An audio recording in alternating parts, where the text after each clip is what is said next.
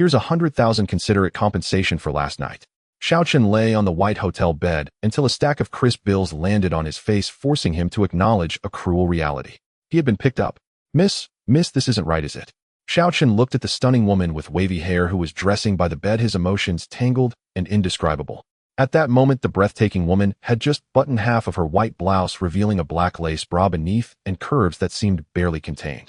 The crimson stain on the white sheets proved that this was her first time. This is your wages for hard labor. What's inappropriate about it? The woman's voice was icy, but the panic at the corners of her eyes betrayed her. Wages? Wait, is money this easy to earn in the city? Xiao Chen was shocked. Didn't the old man say making money down the mountain was hard? Last night was exhausting, but it felt good. 100,000 a day, 3 million a month, over 30 million a year. He sucked in a sharp breath. The old man said he'd come down to enjoy life once Xiao Chen made 100 million. At this rate, he could finish in under 3 years. And if he worked harder every night, wouldn't the old man be able to come down by this time next year? Excited, Xiao Chen's gaze toward the woman grew. I warn you, since you took the money, keep your mouth shut about today. If you dare breathe a word, I will not let you off. I know the rules. Xiao Chen nodded vigorously like a pecking chick. If my family weren't forcing me to take my sister's place to accompany that scumbag, I wouldn't have let you off so cheap. The woman's tone softened, a petulant huff escaping her. After saying that, she grabbed her bag and limped toward the door, one leg faltering. Miss, wait. Just as she was about to leave, Xiao Chen called out suddenly. What? The woman leaned against the wall, turning back to look at Xiao Chen's handsome face on the bed, puzzled. Well, we could go again. This time I'll give you half off, only 50,000. Xiao Chen said with, get out. Blushing at the memory of last night's wildness, the woman slammed the door and left. Xiao Chen rubbed his nose awkwardly. Half off, and she still refused. What's wrong with people? Muttering under his breath, Xiao Chen bounced off the bed energetically. He had important things to do today. After washing up, Xiao Chen pulled a marriage contract from his burlap bag. The cover address read, Xiao Villa No. 67, Bihu Bay. 10 years ago, Lord Xiao Wenxing was gravely ill until the old man saved him with the 9 lives soul-returning needle. Subsequently, they arranged this marriage. The groom was Xiao Chen. The bride was the Qiao family's heiress, Qiao Xuaning, said to be a stunning beauty. Xiao Chen had come down the mountain to fulfill the engagement. Time's running out. Can't keep my wife waiting. After memorizing the address, Xiao Chen stuffed the contract into his bag and left the hotel. He hailed a taxi. So grand. Rich folks are different. 40 minutes later, outside the gates of Bihu Bay Villa compound, Xiao Chen gazed at the luxurious, imposing entrance and couldn't help sighing. Hey, take your junk picking somewhere else. This place isn't for you. Just as Xiao Chen was about to borrow a phone to call the Qiao family, a security guard with a crooked hat poked his head out of the booth, cigarette dangling, and waved him off rudely. Junk picker. Xiao Chen's face darkened, but he still forced a smile. I'm here to see someone. Could I maybe use your phone to make a call? Scram. I've heard that excuse 1,000 times. If you actually knew someone in here, would you be dressed like a country bumpkin? The guard snapped back, then retreated into his booth, grumbling. Xiao Chen was amused despite himself, but he couldn't be bothered to argue with the guard. Just then, a black BMW X5 rolled slowly up, stopped at the gate barrier, and the window lowered to reveal a stunning face. Heavens, what's she doing here? Recognizing the side profile, Xiao Chen froze. Wasn't that the 100,000 little rich woman from this morning? He never expected to bump into her here. Perfect. He could ask her where Villa No. 67, a Qiao residence was. Hey, pretty lady, fancy meeting again. Xiao Chen hurried over, flashing a bright grin. The beauty in the car removed her sunglasses, studied Xiao Chen with a frown, then said coldly, take your flirting elsewhere, or I'll call the cops for harassment. Xiao Chen was stunned.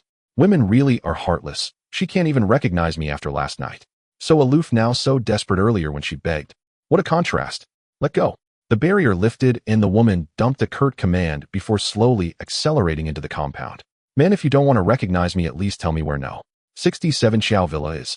Xiao Chen jogged after the car, shouting anxiously. He had to. It's so rare to meet anyone he knows here. Brother, you think you can just hit on any girl here? Look at your status. Hers. A toad lusting after a swan. Give it up. The guard stuck his head out the window, smirking sarcastically at Xiao Chen.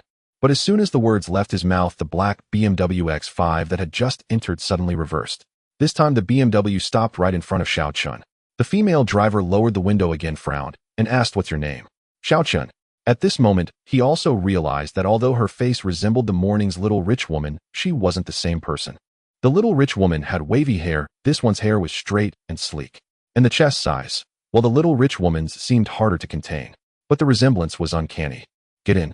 When she heard his name, the woman sighed, and after Xiao Chen entered the car, she floored the accelerator and sped away. Watching the BMW's taillights fade, the guard rushed out of his booth, a gobsmacked look on his face. That actually worked. I don't want to try hard anymore either. In the Chow family villa's living room, over 70-year-old Chow Wenxing sat on the sofa, smiling warmly at Xiao Chen across from him. Beside Chow Wenxing sat the aloof beauty who had driven the BMW X5. Xiao Chen never expected that the cold beauty he met at the entrance was none other than his betrothed Xiao Xiwening. Next to Xiao Xiwening sat a middle-aged couple, her parents Xiao Zhenhai and Bai Liping. Xiao Chen's gaze was fixed intently on Xiao Zhenhai's face. Haha, Xiao Chen, you've had a long journey. How is your master?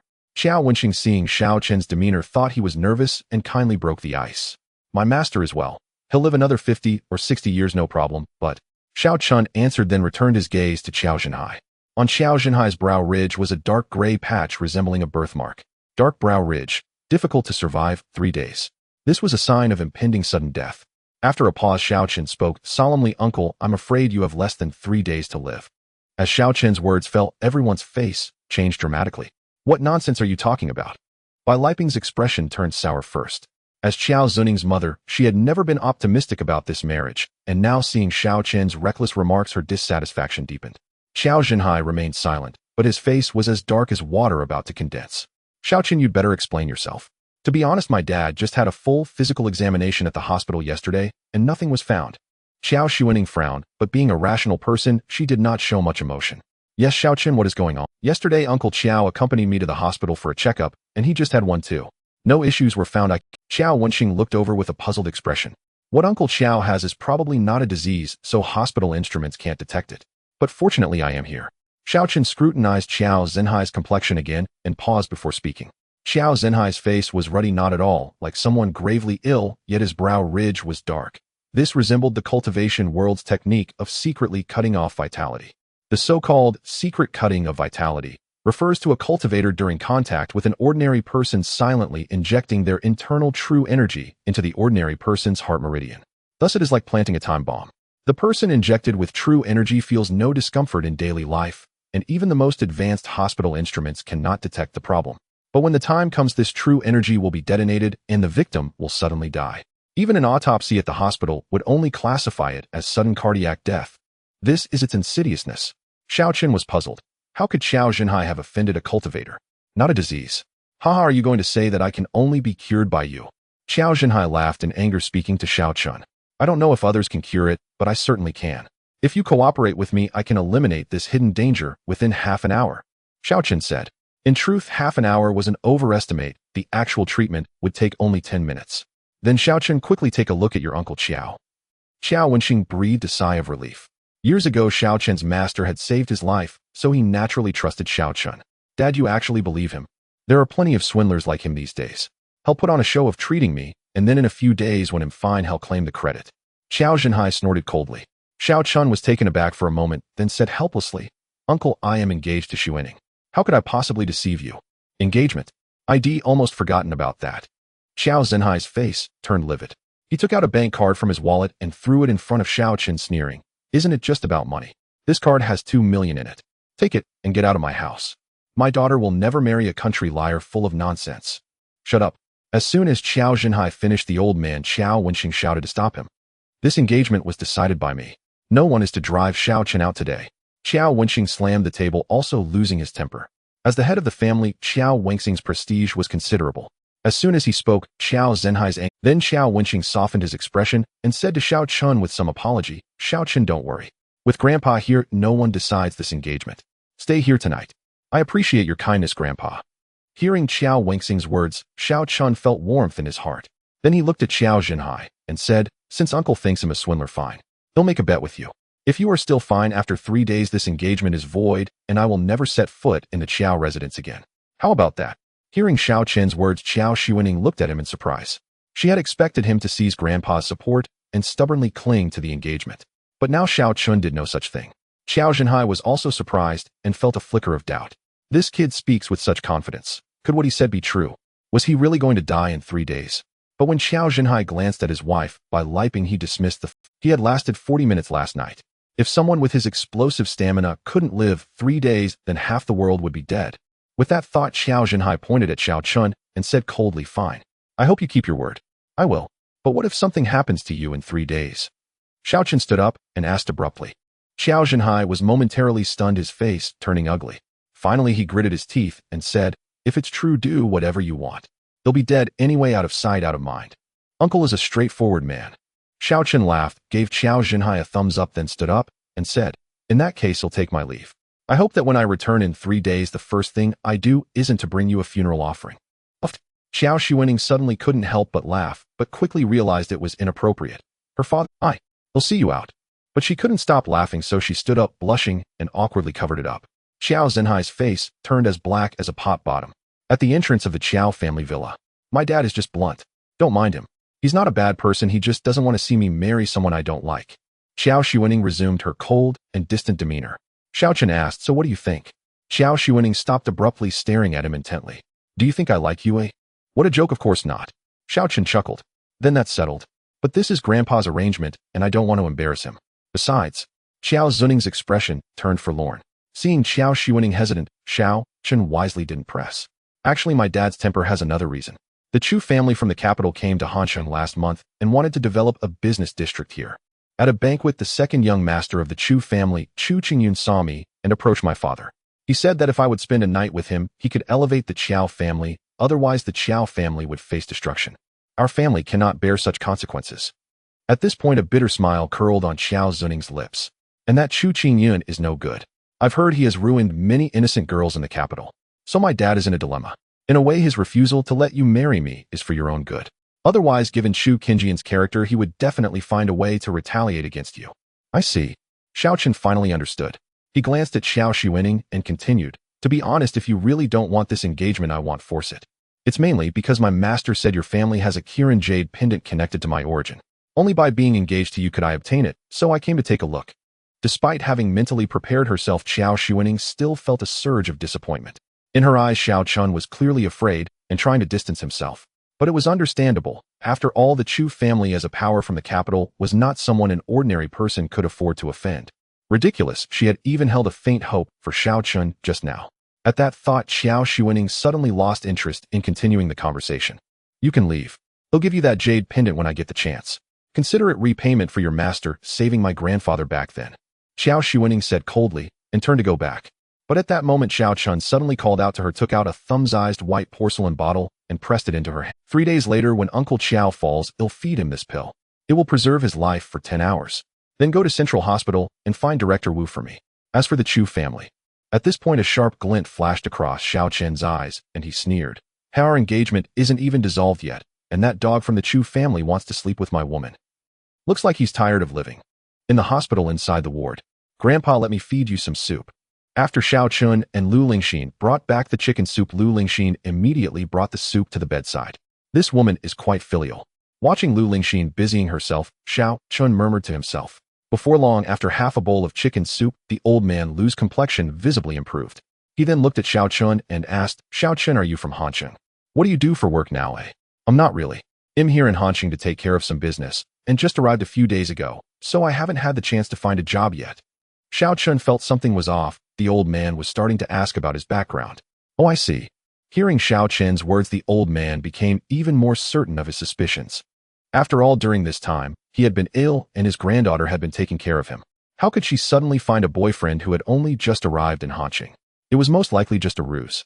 Once the old man confirmed his suspicions, a glint of cunning flashed in his eyes, and he chuckled. "Where are you renting a place?" "If it's far, I'll have Lingxin arrange a car for you." No, Grandpa, I'm staying at a hotel and haven't found a place yet." Xiao Chen quickly declined. Lu Lingxin, who was sipping chicken soup beside them, didn't think much of it, and instead felt that the old man really believed in her and Xiao Chen's relationship. Staying at a hotel is so inconvenient. How about this, come home with Lingxin tonight? We have plenty of him. I'm old and I don't have many years left. The only thing I worry about is my precious granddaughter.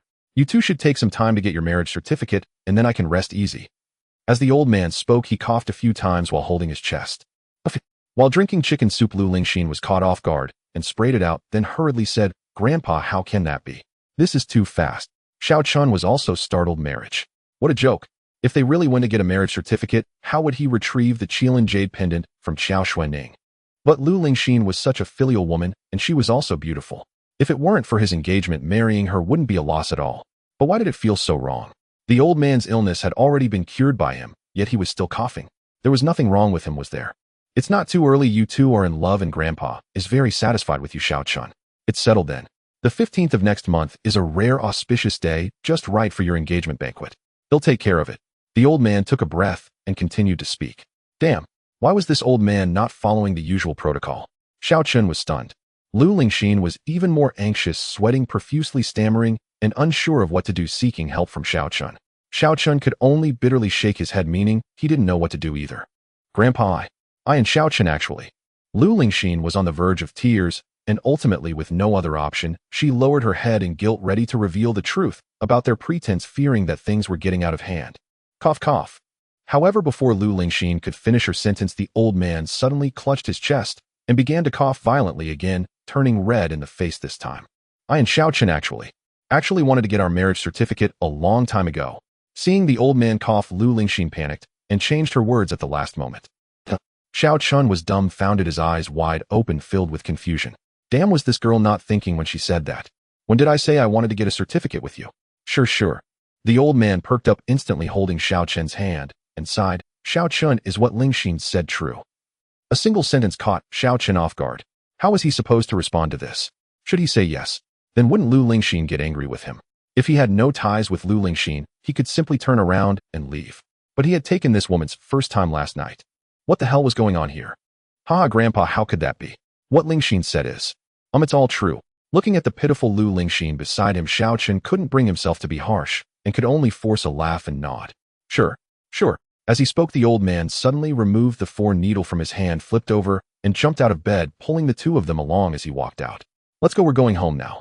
The house hasn't been cleaned, so tonight you can share a room with Lingxin. He'll stay on the 3rd floor.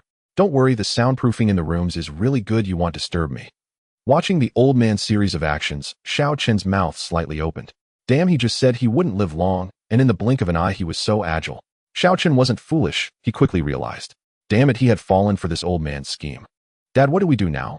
The old man is awake, and it's not going to be easy to deal with Lu Lingxin now. Meanwhile, in a spa house, Lu Tianli and his son Lu Hai were enjoying a massage from the technicians. Lu Hai rubbed his swollen cheek, his expression filled with resentment. I don't believe that the old man can watch her 24 hours a day. As long as we find an opportunity, we can send her to Chu Xiao's bed. At that time, Chu Xiao will definitely appreciate us. Yes, as long as we satisfy Chu Xiao's requirements, our Lu family can soar with the help of the Chu family. Such a good opportunity, and Lu Lingxin, that foolish woman, doesn't know how to cherish it. What's wrong with sleeping with a man for one night? Because of the broken teeth, Lu Hai still spoke with a lisp. At this point, he seemed to remember something and gave a sly smile, looking at Lu Tianli. Dad, Chu Xiao initially wanted that woman Xiao Xuanning. If we can send both sisters to Chu Xiao's bed, how do you think Chu Xiao will reward us? Xiao Xuanning. Upon hearing his son's words, Lu Tianli's expression slightly froze, then his face turned red, his breathing suddenly becoming heavy as he clenched his fists and said, Good idea, my son. If we can really send both Xiao Xuanning and Lu Lingxin to Chu Xiao's bed, how can we not prosper then? But Dad, don't forget about that old man Xiao Wenxing. His means are not simple, and the Qiao family's power in Hansheng is much stronger than our Lu family's. What if he retaliates against us for plotting against his granddaughter? What is there to worry about?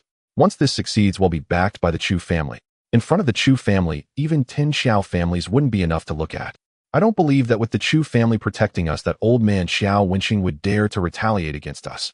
A ruthless glint flashed in Lu Tianli's eyes. Yes, indeed. The old ginger is more pungent. You really think things through, Dad. Hearing his son's flattery, Lu Tianli's vanity was greatly satisfied as he coldly detailed his plan. All we need to do now is wait. Once the sisters are together, we will find an opportunity to send them to Chu Xiao's bed. Lu Tianli and his son's plans were unknown to Xiao-chun and Lu Lingxin. In the afternoon, at the strong insistence of old master Lu, Xiao-chun followed Lu Lingxin to the Lu family's villa in the southern suburbs. Although the Lu family's villa was also a standalone house with a yard, the environment was noticeably inferior compared to the villa area where the Qiao family lived. Lingxin, why don't you take Xiao-chun to familiarize himself with the room and put his luggage in your room? As soon as they arrived home, old master Lu, fearing that Xiao-chun might run away, hurriedly instructed. Grandpa, this isn't appropriate, right? After all, although we are in a boyfriend-girlfriend relationship, we haven't officially married yet. Isn't it inappropriate to live together like this? Lu Lingxin was almost dying of anxiety. Did she really have to live with this guy? What if this guy couldn't control himself? Thinking of last night's craziness and the still somewhat sore sides of her thighs, Lu Lingxin suddenly felt a bit scared. This bastard was as rough as a bull, not understanding how to cherish a woman at all. If they lived together for a few days, wouldn't she be worn out?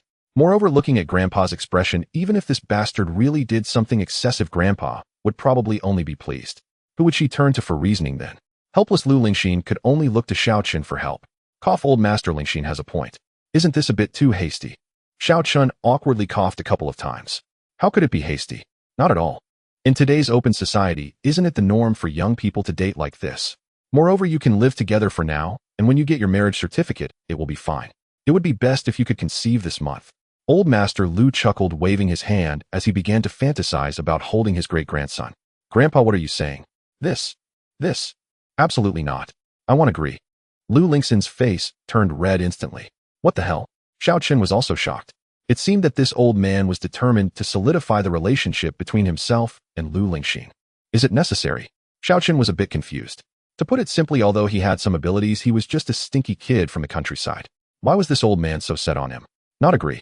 Lingxin, do you want to make Grandpa angry? Oh. Hearing Lu Lingxin's words, old Master Lu's face suddenly turned very ugly, and then he clutched his chest and began to call out. Seeing this scene, Xiao Chen couldn't help but raise his eyebrows a couple of times, then watch the show with a playful expression. With such poor acting, this old man could probably only fool Lu Lingxin. Grandpa, what's wrong? I. Lu Lingxin panicked, and then in her hurry she stomped her foot and blamed Xiao Chen. As long as Xiao Chen agrees, I will have no objections, okay? After saying that, Lu Lingxin shot a warning glance at Xiao Chen. The meaning was clear. She wanted Xiao Chen to refuse so that she could have an excuse to back down. Xiao Chen, if even Lingxin doesn't mind, you won't mind either, right? Old Master Lu looked at Xiao Chen. This old man is quite bad.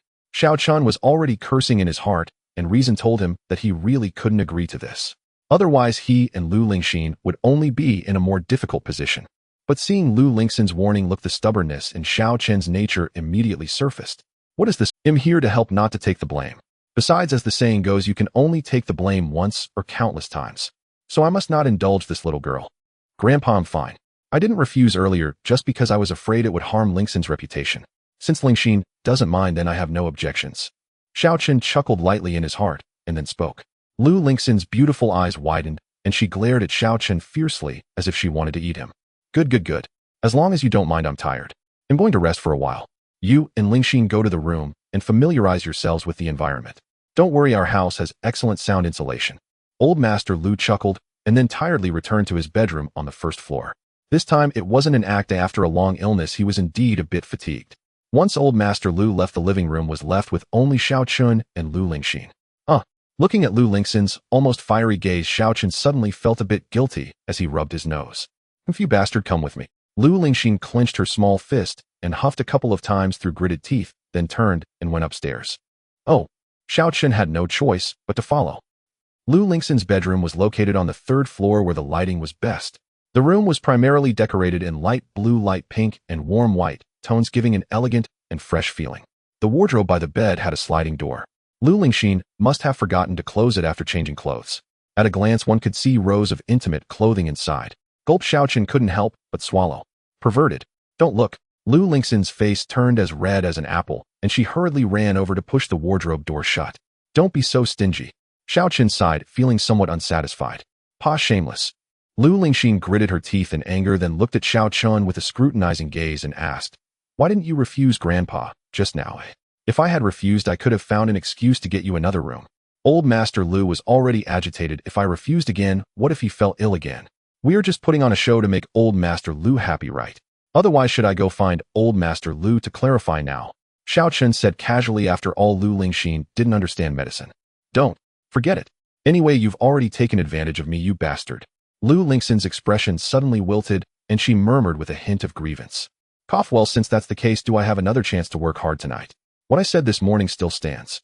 Xiao Chen tentatively asked. What? Lu Lingxin's big watery eyes revealed a touch of confusion. Xiao Chen then held up 5 fingers, 5 times off. Go to hell. Get lost. Lu Lingxin's face, already red, turned even redder as she picked up a pillow and threw it fiercely at Xiao Chen. Damn, are you that unreasonable?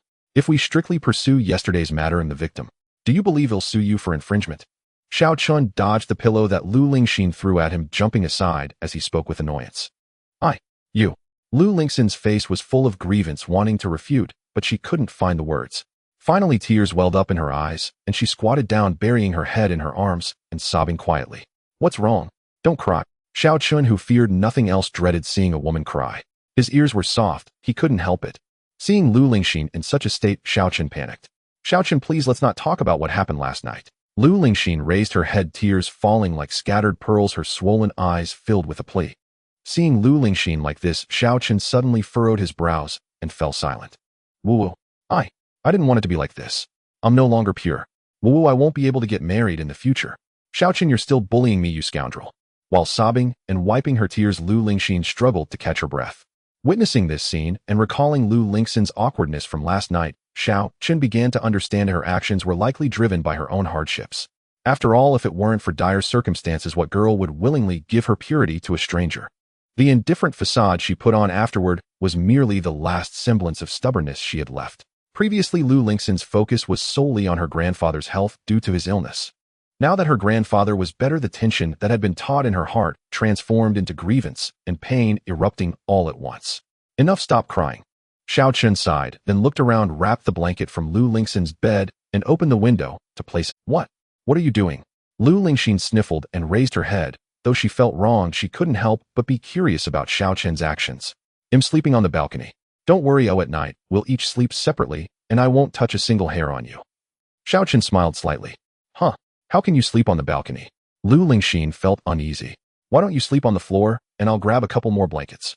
What's the big deal? When I was on the mountain during the cold winter months, my master would hang me from a tree overnight. Xiao Chun said nonchalantly.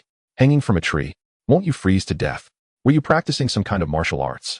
Lu Lingxin's curiosity was completely piqued. Practicing? That old man was peeping at a widow bathing, and when I caught him, he took revenge on me. Xiao Chun said resentfully. Lu Lingxin couldn't help but burst into laughter. You laughed? Hee. Xiao Chun chuckled, then with a serious face said, actually, if you want, I can help you fix that thing of yours. Though I can't guarantee it'll be exactly the same as the original, the other party will definitely not notice when you get married in the future. Lu Lingxin initially looked confused, then realizing what he meant, her face flushed deeply, and she retorted, Pooh, you pervert. Ahem. Xiao Chun touched his nose, realizing that the topic was indeed a bit inappropriate. He quickly changed the subject, saying, how many floors do your uncle and cousin live on? If they come back later and say something inappropriate, I'm afraid I won't be able to hold back from beating them. Haven't you already beaten them? Lu Lingxin rolled her eyes, then continued, don't worry, they both have houses outside and usually won't come here. Oh, that's good. If I accidentally hurt them badly and they become incapacitated, won't your Lu family become extinct? Xiao Chun breathed a sigh of relief and teased. Not really.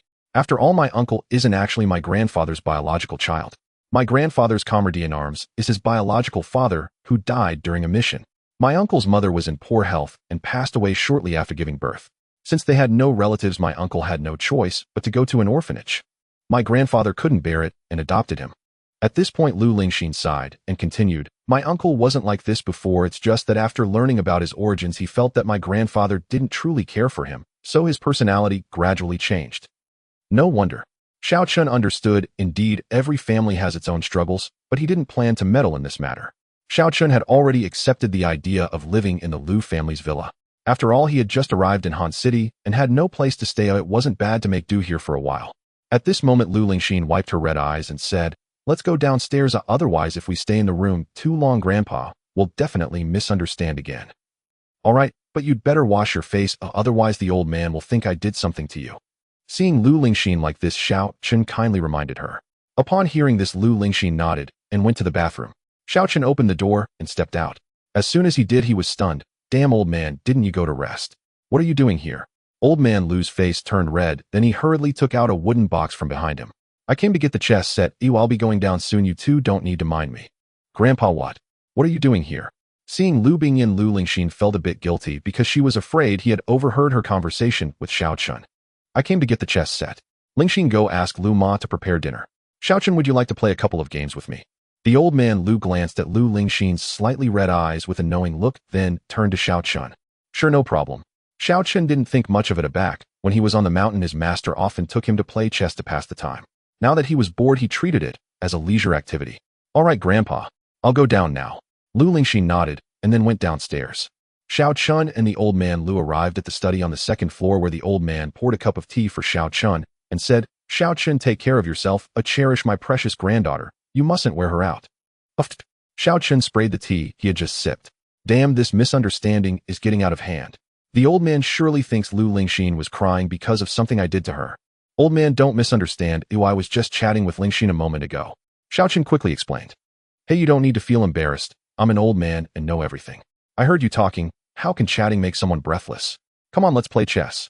Old man Lu chuckled, starting to set up the chessboard. Xiao Chun was speechless, but didn't bother to explain or let the old man think whatever he wanted. The two played chess until evening, when Lu Lingxin came to call them for dinner. Old man Lu shook his head with a bitter smile, saying, I'm getting old and my chess skills have declined a lot. Lu Lingxin was a bit surprised. She knew her grandfather's chess skills well. As for Xiao Chun, he just smiled and remained silent. If it weren't for him deliberately letting the old man, when given the old man's level, he could easily crush ordinary people, it would be impossible to win against him. At this point, Xiao Chun was also hungry, and he didn't hesitate at the dining table, eating heartily. Seeing Xiao Chun's appetite, old man Lu nodded repeatedly, liking him more and more, and asked, Xiao Chun, since you just arrived in Han City, have you thought about looking for a job? Not yet. I'll see for now. Xiao Chun thought for a moment and replied, Good, if you can't find a suitable one, you can help Lingxin manage her stores. She has opened several chain cosmetic shops in the city, and she can't handle it all by herself. Old man Lu said with a smile. Several stores. That's impressive.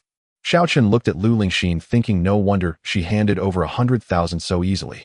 All the goods are supplied by my cousin's company. Without her help, I wouldn't have been able to start. Lu Lingxin explained, then turned to old man Lu, saying, Grandpa, you don't need to worry about Xiao Chun. You know his medical skills. Right. I was confused. How could I forget about this? Old man Lu slapped his head. He had indeed forgotten about Xiao Chun's medical skills. During this time, I have some matters to handle, and I'll also look for some herbs to help the old man's health. Don't worry, Grandpa. If I have time, I'll go check out Lingxin's store. That works, then I won't delay you guys. I rest early tonight. As he spoke, old man Lu winked at Xiao Chun. Xiao Chun. All right, Grandpa, if you feel uncomfortable tonight, make sure to tell me, and Xiao Chun. Lu Lingxin, however, did not notice anything unusual, obediently nodding her head. The next morning, Xiao Chun slowly opened his eyes on the balcony. The time from midnight to dawn was when the spiritual energy in the world was at its most abundant, making it the best time for cultivation. However, the spiritual energy in the city was still far inferior compared to that in the mountains. Sigh, it seems I must retrieve the Qilin Jade pendant to uncover the mystery of my meridian's deficiencies. Feeling the qi flowing through his meridians, Xiao Chun frowned. In the realm of cultivation, there are 6 major realms: body, refinement, qi, training, foundation, establishment, spirit, transformation, void, return, and Tao, integration, each consisting of 3 minor realms. In this era of sparse spiritual energy, breaking through each minor realm was as difficult as climbing to the heavens. Many cultivators spend their entire lives only managing to reach the basic body refinement stage, unable to touch the threshold of qi training. Only by reaching qi training can one truly step into the world of cultivation. Since entering the old man's sect, Xiao Chun's cultivation speed was astonishing, even surprising the old man. According to his estimates, Xiao Chun was likely to reach the foundation establishment realm before turning 20. Xiao Chun did not disappoint, having reached the peak of qi training 3 years ago, yet since then his cultivation had made no progress. After extensive examination, the old man solemnly stated that Xiao Chun's meridians were defective, which was the reason he could not break through to the next realm. As for the specific reason for the meridian defect, even the old man could not clarify, ultimately speculating that it might be related to Xiao Chun's background. This was also why Xiao Chun had to retrieve the Qilin Jade pendant from the Qiao family. Did you really stay on the balcony all night?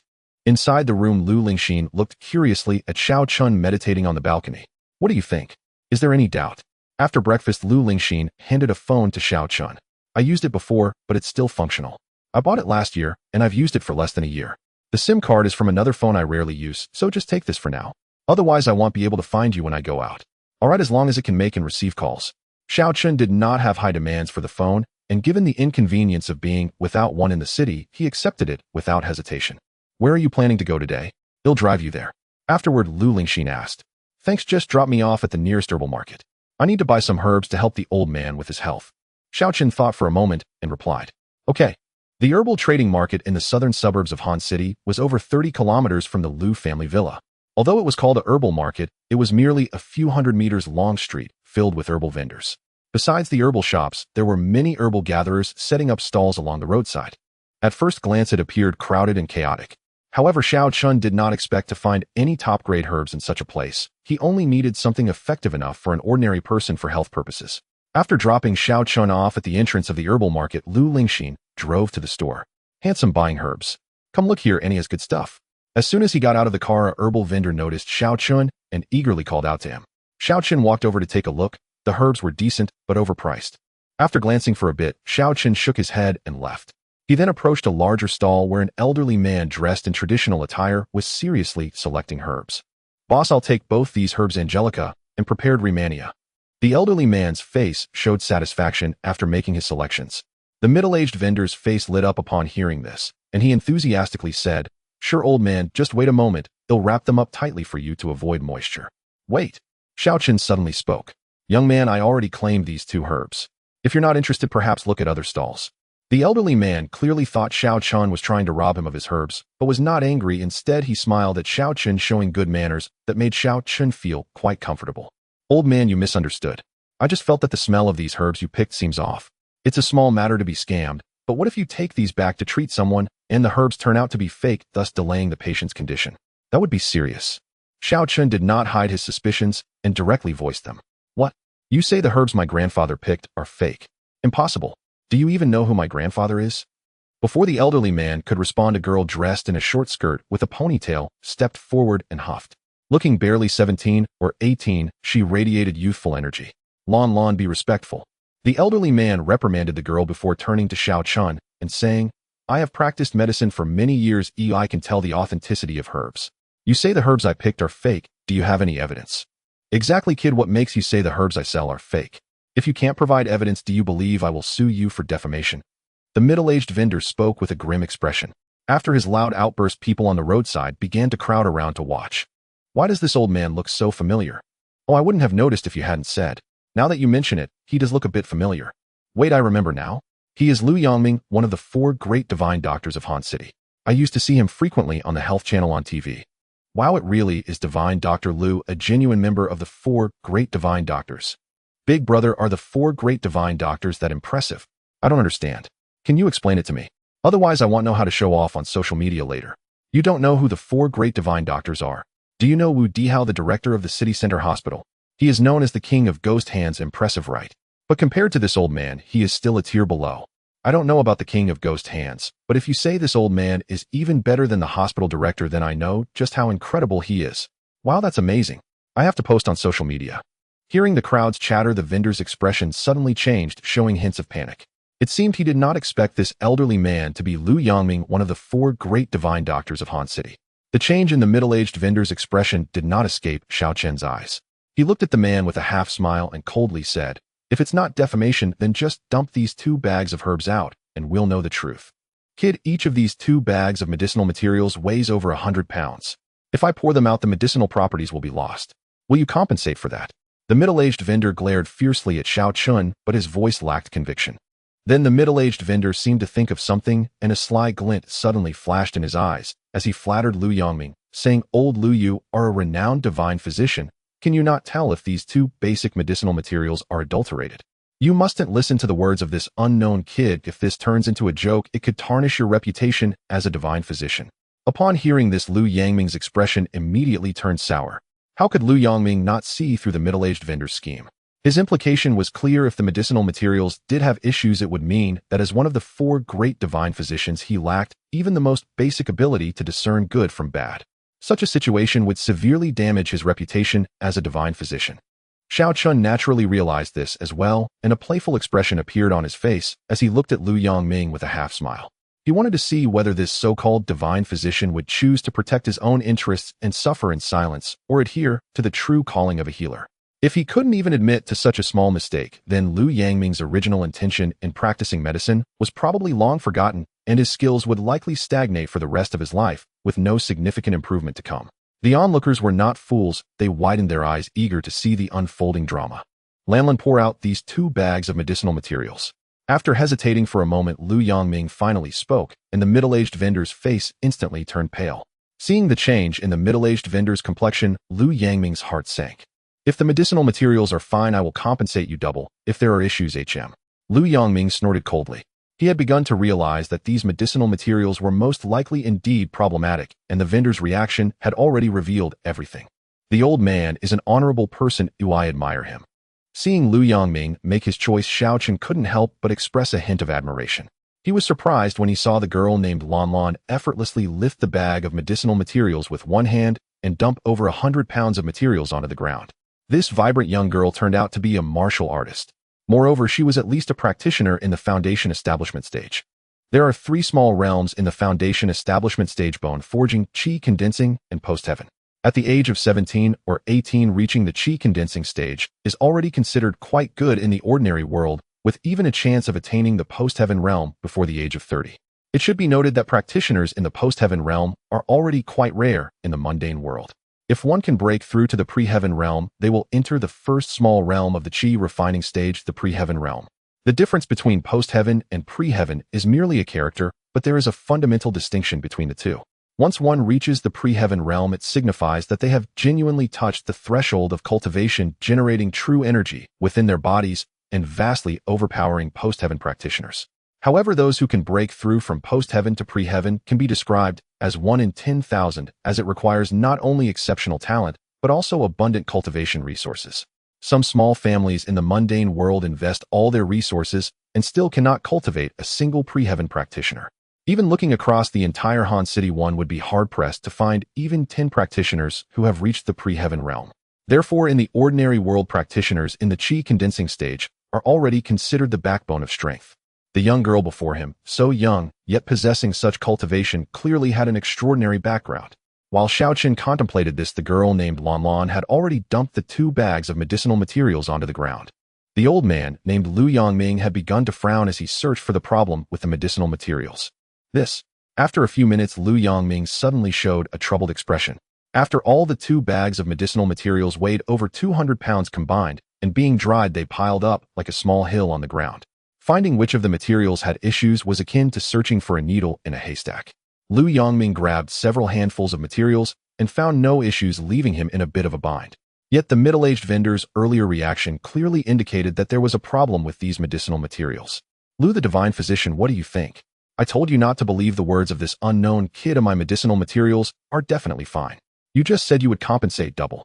Seeing Lu Yongming unable to find any problems, the middle-aged vendor's previous panic diminished significantly, and a smug look appeared in his eyes as he said to Lu Yongming in a mocking tone, If there really are no problems, I will naturally keep my word and compensate you at double the price."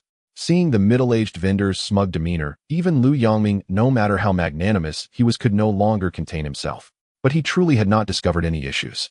"Grandpa, could it be that this guy is deliberately playing with us? Should I teach him a lesson?" The girl named Lon Lon snorted in dissatisfaction, then cracked her knuckles and looked at Xiao Chun. "Little beauty, you are no match for me. Be careful I hit you." Xiao Chun chuckled at her words, waving his hand under the short skirt of the girl, implying he would spank her. "Oh, you scoundrel, dare you to tease me?" The girl couldn't take it anymore, and gritting her teeth was about to make a move when she was stopped by Lu Yongming. "Lanlin, watch your words. Oh, what kind of talk is that for a girl?" Lu Yongming scolded, then turned to Xiao Chun and clasped his hands, saying, "From my observation, these medicinal materials seem fine in terms of properties and moisture content. I wonder what basis you have for claiming they are adulterated. Please enlighten me."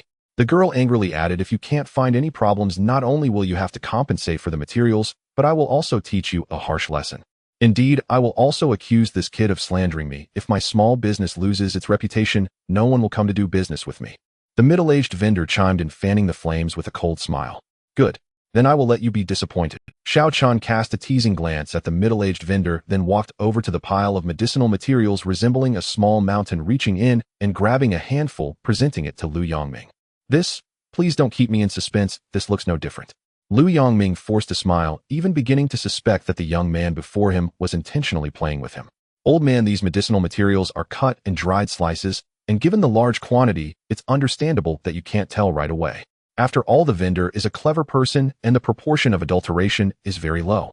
As he spoke, Xiao Chun flicked his hand, pulling out a few slices of medicinal material slightly darker in color, and placing them in Lu Yongming's palm, lightly smiling. "Old man, take a whiff." "Good."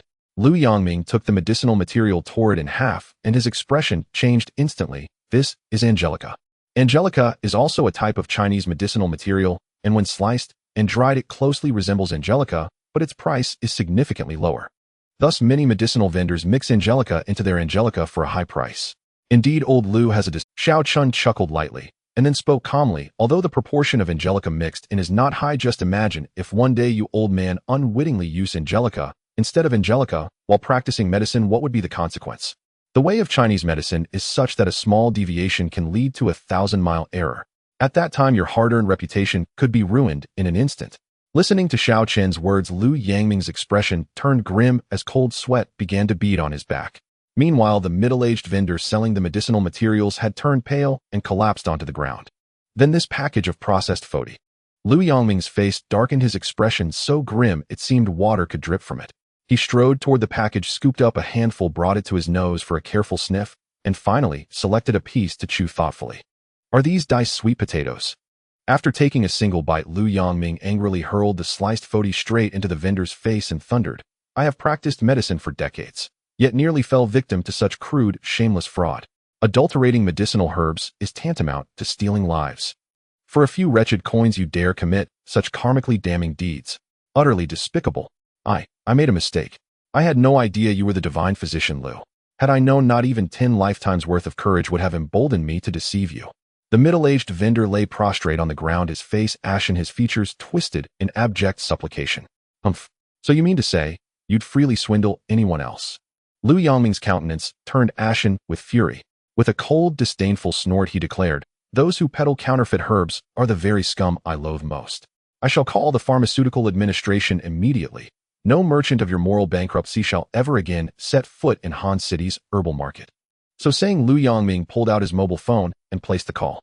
The vendor hung his head, utterly speechless. Within moments, several uniformed officials arrived by car.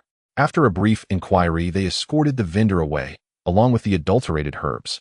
Surrounding vendors watched in stunned silence. A few conscience-stricken hastily packed their stalls and slunk away in disgrace. Many thanks to you, young friend, and my apologies for my own negligence, which nearly led to grave consequences. With a sigh, Lu Yangming clasped his hands in a respectful bow toward Xiao Qin, his gratitude unmistakable. Grandfather, must you go to such lengths? With your mastery of medicine, you'd surely detect such fakes the moment you prepared them. The young woman, named Lanlan, protested, unconvinced.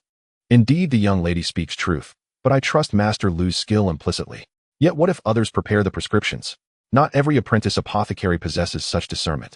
Xiao Qin remained unruffled, offering instead a calm, gentle smile in reply. Your insight is profound, young friend. As the saying goes, 1,000 precautions may still yield one oversight. Humph.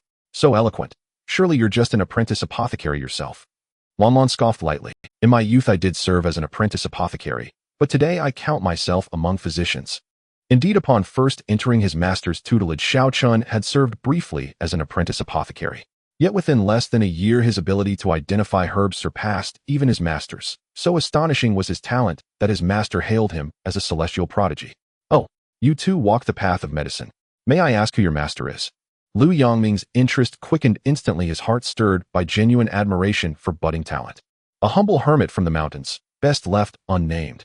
Xiao Qin deflected with an easy laugh. His master had sternly warned him never to reveal his name. Doing so might invite endless peril, perhaps even death. Since you prefer discretion, I shall not press further. Here is my contact information. Should time permit, you are most welcome to visit my Jishitang Hall to exchange insights and refine our art of healing. So saying, Lu Yangming withdrew a business card from his pocket and extended it to Xiao Qin, an unmistakable gesture of mentorship and goodwill. Lu Yangming expected the young man to react with elation, overwhelmed gratitude, perhaps even tears of reverence. Yet Xiao Qin's expression barely shifted. Thank you, elder sir. I'll call you back right away. My name is Xiao, and with that he drew out his phone and dialed the number printed on the card. I have other matters to attend to. Please excuse my early departure. Having done so, Xiao Qin gave a casual wave and turned to leave. Grandfather, what an insufferably arrogant fellow. Across all China, countless physicians line up for the privilege of exchanging knowledge with you. And yet this man offers only a perfunctory thank you before vanishing. How utterly ungrateful. Lanlan huffed, cheeks flushed with indignation. Fate charts its own course. If this youth truly fails to recognize such rare opportunity, then he simply lacks the karmic fortune to receive it. Lu Yangming chuckled softly, utterly unperturbed. After all, offering the card had been but a spontaneous impulse, a passing gesture of benevolence toward promising youth. Of course, should Xiao Qin choose not to cherish the chance, Lu Yangming would lose nothing at all. What Lu Yangming did not know, however, was that Xiao Qin held precisely the same thought in his heart at that very moment. To be granted the honor of exchanging medical wisdom with him, Lu Yangming's ancestors must have lit incense for centuries. After parting ways with Lu Yangming and Lanlan, Xiao Qin entered deeper into the herbal market. Wandering through its alleys, he carefully inspected and selected several high-quality herbs for bodily regulation and nourishment. By the time he completed his rounds, it was nearly noon. Just as Xiao Chun prepared to depart and find somewhere to eat, a commotion erupted near the entrance of a nearby herbal pharmacy. "You filthy bumpkin! Dare you demand 30,000 for this scrap of root? Have you lost your mind? Get out!" A shrill, venomous voice pierced the air, followed instantly by a heavy thud. "Ouch! You, how dare you strike me?" Following the sound, Xiao Chen saw a plainly dressed peasant man shoved violently from the pharmacy.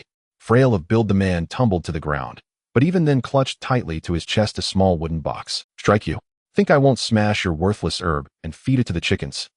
Cursing loudly, the pharmacy owner, a man with a thin clipped mustache and a face sharp with contempt, strode out, stomped over to the fallen man, and kicked the wooden box from his arms with brutal force. "My herb, my precious herb. You needn't buy it, but why treat me so cruelly?"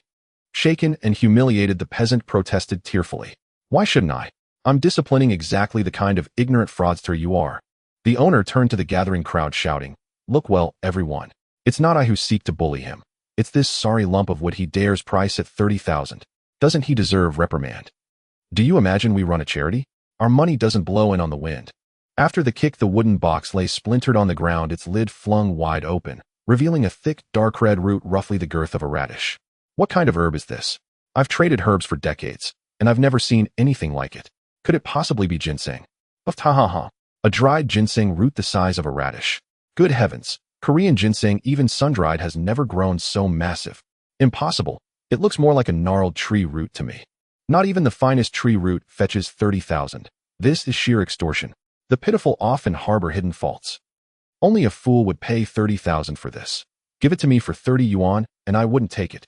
The crowd erupted into chatter, mostly mockery and derision. Hearing their jeers, the peasant grew flustered, his face burning crimson.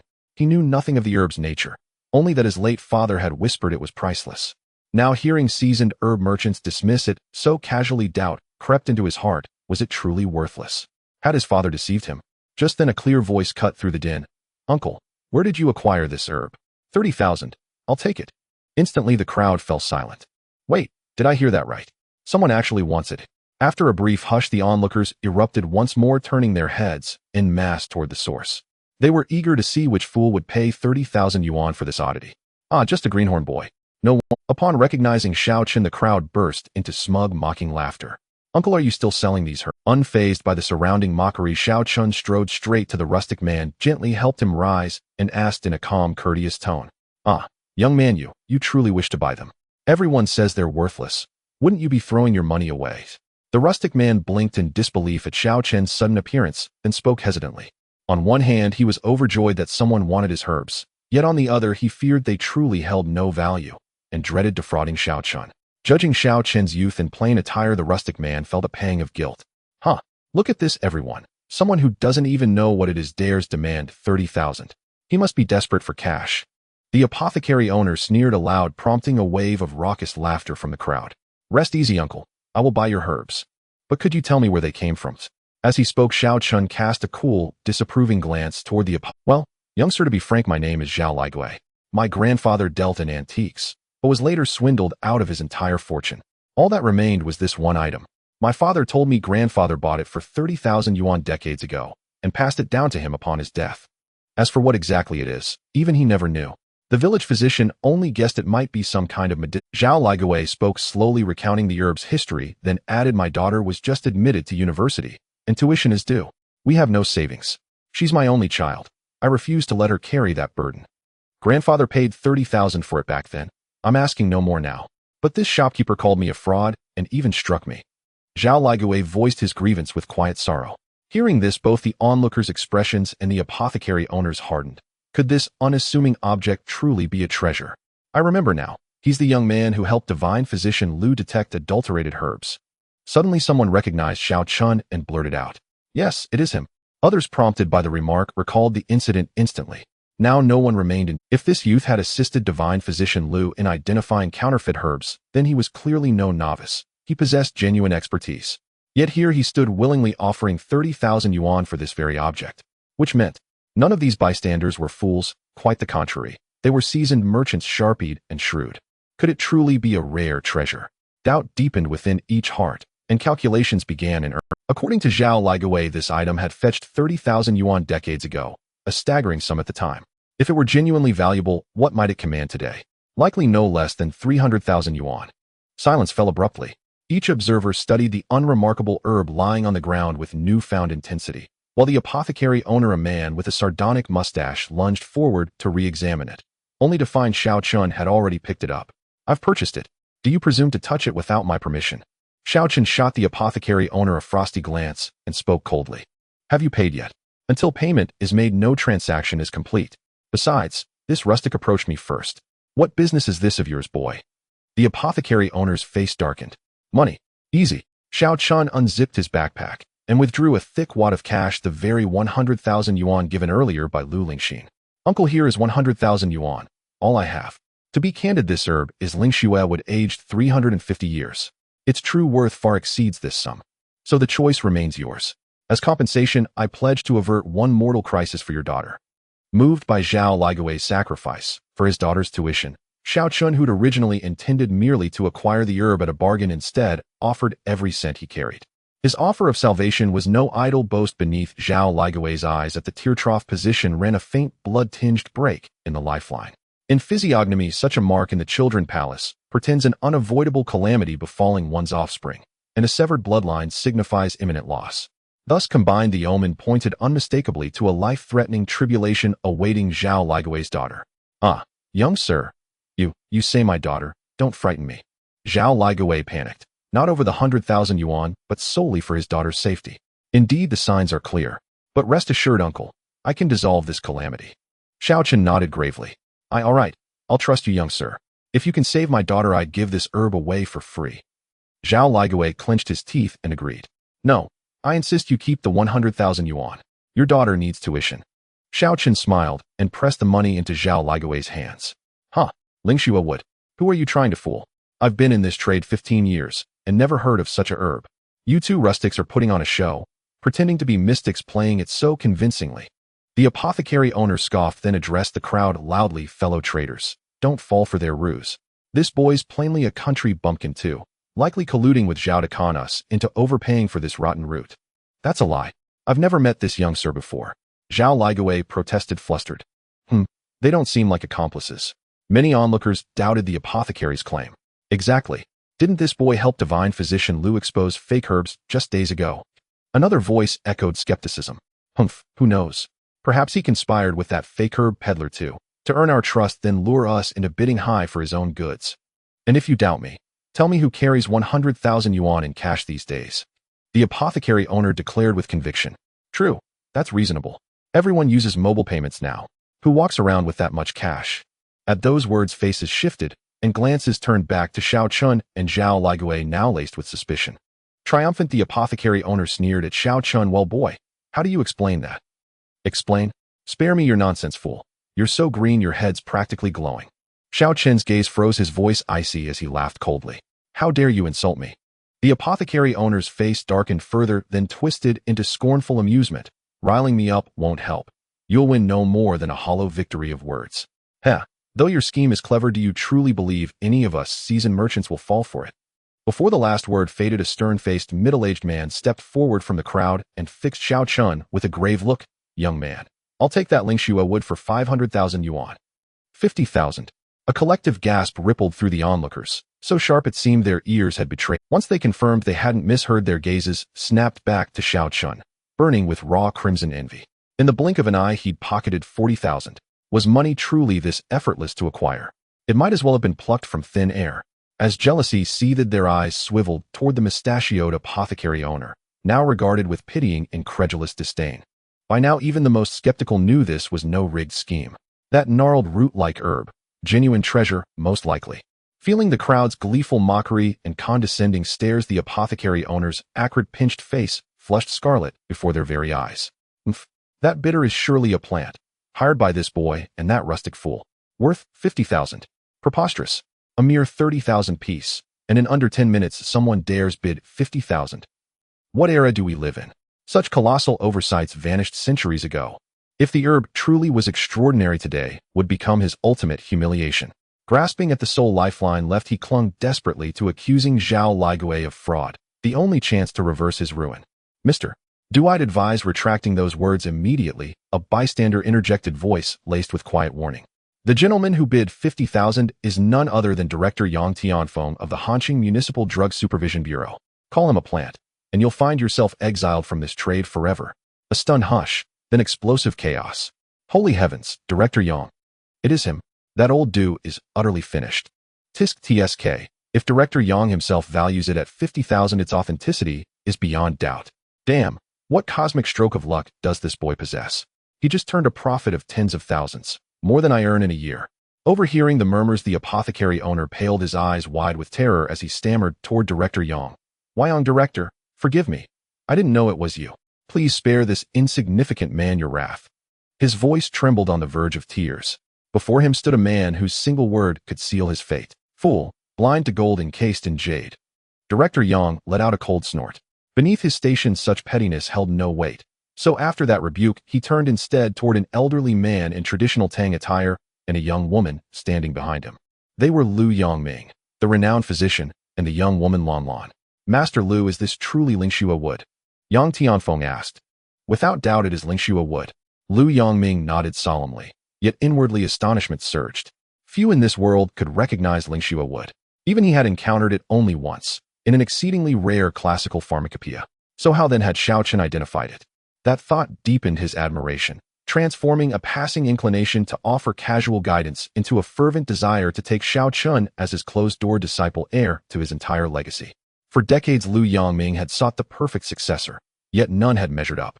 Now Xiao Chen approached the ideal he'd long envisioned. Excellent. Many thanks, Master Lu. Turning back to Xiao Chen, Director Yang spoke with earnest sincerity. Young sir, I offer 50,000. Would you consider selling this Lingxua Wood to me? To Yang Tianfeng, 50,000 was more than generous. After all, Xiao Chen had acquired it for merely 10,000. And judging by his modest appearance, wealth clearly wasn't his birthright. 40,000 profit in an instant, five-fold return. Only a fool would refuse. Thus Yang Tianfeng hadn't even considered rejection. Yet in the next breath, he froze, utterly bewildered. Xiao Chen ignored him entirely, instead fixing a faint knowing smile upon Lu Yongming behind Director Yang and murmuring softly, since Master Lu recognizes its worth, perhaps he'd enlighten Director Yang as to Lingxua Wood's true market value. Ahem. Lu Yongming flushed, clearing his throat awkwardly. At auction this Lingxua Wood would fetch no less than 2 million, possibly exceeding 10 million. What a 2 million. Over 10 million. Damn, it's unbelievable. What kind of divine luck does this kid possess? The apothecary owner's heart lurched, regret coiled like poison in his gut. Too late. His fortune had slipped through his fingers, irretrievable. Hearing Lu Yongming's words, Director Yang's expression tightened. 50,000 was trivial, but 2 million. Even with his authority, hesitation flickered across his face. Then he recalled his daughter's worsening condition and clenched his jaw. Very well. I'll pay 2 million. I'm sorry, I won't sell. Xiao Chen smiled faintly. Silence fell like stone. He refuses? Even at 2 million. Has his wits truly fled? Exactly, 2 million isn't enough. Does he dream of 20 million? Huh. Greed blinds him. The crowd's whispers sharpened Yang Tianfeng's scowl into granite, and even Lu Yongming frowned, troubled by Xiao Chen's audacity. Boy, you're mocking me. Yang Tianfeng's voice dropped heavy with the crushing aura of one long accustomed to command, enough to silence any ordinary man instantly. Yet Xiao Chen remained unruffled. This item belongs to me. Whether I sell it or not is mine alone to decide. Does refusing to part with my own property constitute mockery? There exists no such logic in this world. His words struck like still water, leaving both Director Yang and the crowd speechless. Fine, fine, fine. Yang Tianfeng's laugh was edged with frost as he turned to Zhao Ligui. Brother, you've yet to formally accept the 10,000 from this young man, correct? Which means the transaction remains unsealed. Should you withdraw, I'll raise my offer, 220,000, for this Lingxua Wood. What say you? Xiao Chen's eyes narrowed slightly as he watched Zhao Ligui. Yang Tianfeng was right. If Zhao Ligui chose to renege now, complications would arise. 220,000. This. Zhao Ligui, a simple farmer, had never beheld such wealth. In his village that some guaranteed lifelong security and peace. He stood paralyzed, torn between impossible choices. Watching him, Yang Tianfeng allowed himself a confident, knowing smile, fully aware of the irresistible gravity such as some exerted upon an ordinary soul. No, I won't go back on my word. This young man has already given me 10,000. The herb is his. Whether he sells it or not is his decision alone. It has nothing to do with me. Besides, he's pledged to break the calamity afflicting my daughter. To betray such kindness would be unforgivable. After a long agonized pause, Zhao Ligui gritted his teeth and chose. A gasp swept the assembly. The instant Zhao Ligui spoke, everyone present was stunned. Over 2 million. He would simply relinquish it. No one could fathom it. Yang Tianfeng was even more bewildered. Xiao Chun, however, smiled. Truth be told, Zhao Legi's choice had taken him by surprise. Few people can remain true to themselves in the face of such temptation. Zhao Legi's decision seemed foolish, yet Xiao Chun knew that one day Zhao Ligui would be grateful for what he had done today. If Zhao Ligui were to repent, Xiao Chun would certainly not intervene. He was no saint, though he possessed ability. He only aids those who are fated. Brother, he says your daughter faces a deathly tribulation. Do you really buy into this youngster's theatrics? Yang Tianfeng snorted in anger. I believe him, because the young man is a good person. Zhao Ligui nodded without hesitation. Ha ha ha. If you ask me, he merely seeks to trick you into selling the Lingxua wood at a low price, then wait for a chance to flog it for far more. 2 million will never satisfy him. Mark my words, his greed will bring him ruin one day. Rage filled Yang Tianfeng's eyes, yet there was nothing he could do. You needn't trouble yourself, Director Yang, Xiao Chen said coolly. Xiao Chen, won't you do an old man the courtesy? Although this Lingxua would can on a rare occasion fetch 10 million, such chances are scarce. 2 million is already no small sum. Why not simply pass it to Director Yang? Lu Yangming, unable to bear the discord between Xiao Chun and Yang Tianfeng, spoke to smooth things over. Yang Tianfeng only snorted softly and waited to see how Xiao Chun would respond. Forgive me, old sir. 2 million is not a trivial sum, but my refusal has nothing to do with money. This item serves a vital purpose for me. Please understand. Xiao Chun shook his head and politely declined Lu Yangming's suggestion. He was not lying. The Lingxua wood truly held extraordinary significance for him. The Lingxua wood is fiercely young in its medicinal nature. For mending the damaged meridians within Xiao Chun, it was a rare and precious cure. Thus Xiao Chun would never part with the Lingxua wood, let alone for 2 million, even 20 million or 200 million would not tempt him. But Lu Yangming did not know these facts. He simply judged Xiao Chun ungrateful, a greedy youth despite his tender years. In an instant, all the goodwill he had felt evaporated. Heh, I once admired your medical talent, and even felt inclined to take you as a closed-door disciple, but what a pity, Xiao Chun. So young yet beholden only to money. People like you, however gifted, will seldom achieve greatness. Lu Yangming spoke with palpable disappointment, then added coldly, I retract my earlier invitation for you to come discuss medicine at my Jishir Hall. Xiao Chun, one such as you is unworthy of setting foot in my place of healing. Lu Yangming's words startled everyone anew. So the youth had won the favor of the famed physician Lu. What use is that now? The physician has turned his back. That opportunity has vanished. Indeed, the chance to learn by the famed physician's side. How many have clawed and fought for it? Yet this youth squandered it out of greed, losing the big for the sake of petty gain. Hearing the murmurs, Xiao Chun could not help but laugh and retort irritably to Lu Yangming. Old man, at your age, calling yourself famed physician. You really have a high opinion of yourself. Don't be so vain. Do you think I care to go to your shabby herb hut? To be frank, you're not qualified to take me as, nor are you fit to teach me anything. Do you deserve it? Lu Yangming lost all fondness for Xiao Chun, and Xiao Chun felt the same, deeming the old man blind and wasted years of life. So when he spoke, Xiao Chun's tone was hardly gentle. You, such an arrogant, illegitimate son. You're incorrigible. Lu Yangming was furious, his face flushed as he pointed at Xiao Chun and shook his head in bitter disappointment. You brat, how dare you insult my grandfather? He'll teach you a lesson. The girl named Lan Lan could not restrain herself, though she had long disliked Xiao Chun, and without her grandfather to hold her back this time, she meant to punish him severely. Seizing the moment at last, she stamped in anger, leapt forward, and unleashed a whipping kick at Xiao Chun. Lan Lan, be careful, don't injure him. Lu Yangming did not stop her this time, but cautioned the girl to mind her force. Don't worry, grandfather. He'll at most break his leg. Lan Lan promised outwardly, yet the strength in her kick did not diminish. She already pictured Xiao Chun wailing in pain after her strike. Even among her kin, few of the boys her age could withstand her full power blows. But in the next instant, she heard Xiao Chun laugh softly. Little beauty, why ignore good counsel? Xiao Chun chuckled, made no other visible move, merely tilted his body slightly, and the girl's whipping kick. Then with careless ease, Xiao Chun lifted a hand and caught the girl's ankle. The motion was effortless, as if he had not expended a breath. You? The girl froze speechless for a moment. I told you could not match me, yet you would not listen. Don't blame me for being unkind. Xiao Chun smiled faintly and released her ankle. With her balance upset, the girl tumbled forward into his arms, the two of them pressed tightly together. Startled, the girl and Xiao Chun both froze.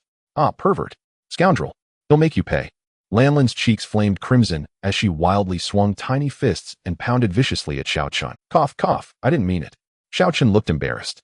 The girl scrambled free, took a few steps back to steady herself, eyes blazing. You filthy lecher, I'll kill you. Lanlin, come back. Lu Yongming frowned and called her off. The angry girl did not see the deeper considerations at play, but Lu Yongming surely did. He knew his granddaughter's strength well, and it was plain she was no match for Xiao Chun. A dreadful thought suddenly surged into Lu Yangming's mind. This young man called Xiao Chun was also a martial artist, at the very least at the Ningjin stage, and he had reached that stage far earlier than Lu Yangming's granddaughter. He might even be a martial artist who had attained the Hotian realm. At the thought, Lu Yangming involuntarily drew a cold breath. Each martial rank is a world apart. The Hotian realm stands utterly distinct from the Ningjin stage. What kind of family or power could have produced such a young Hotian practitioner?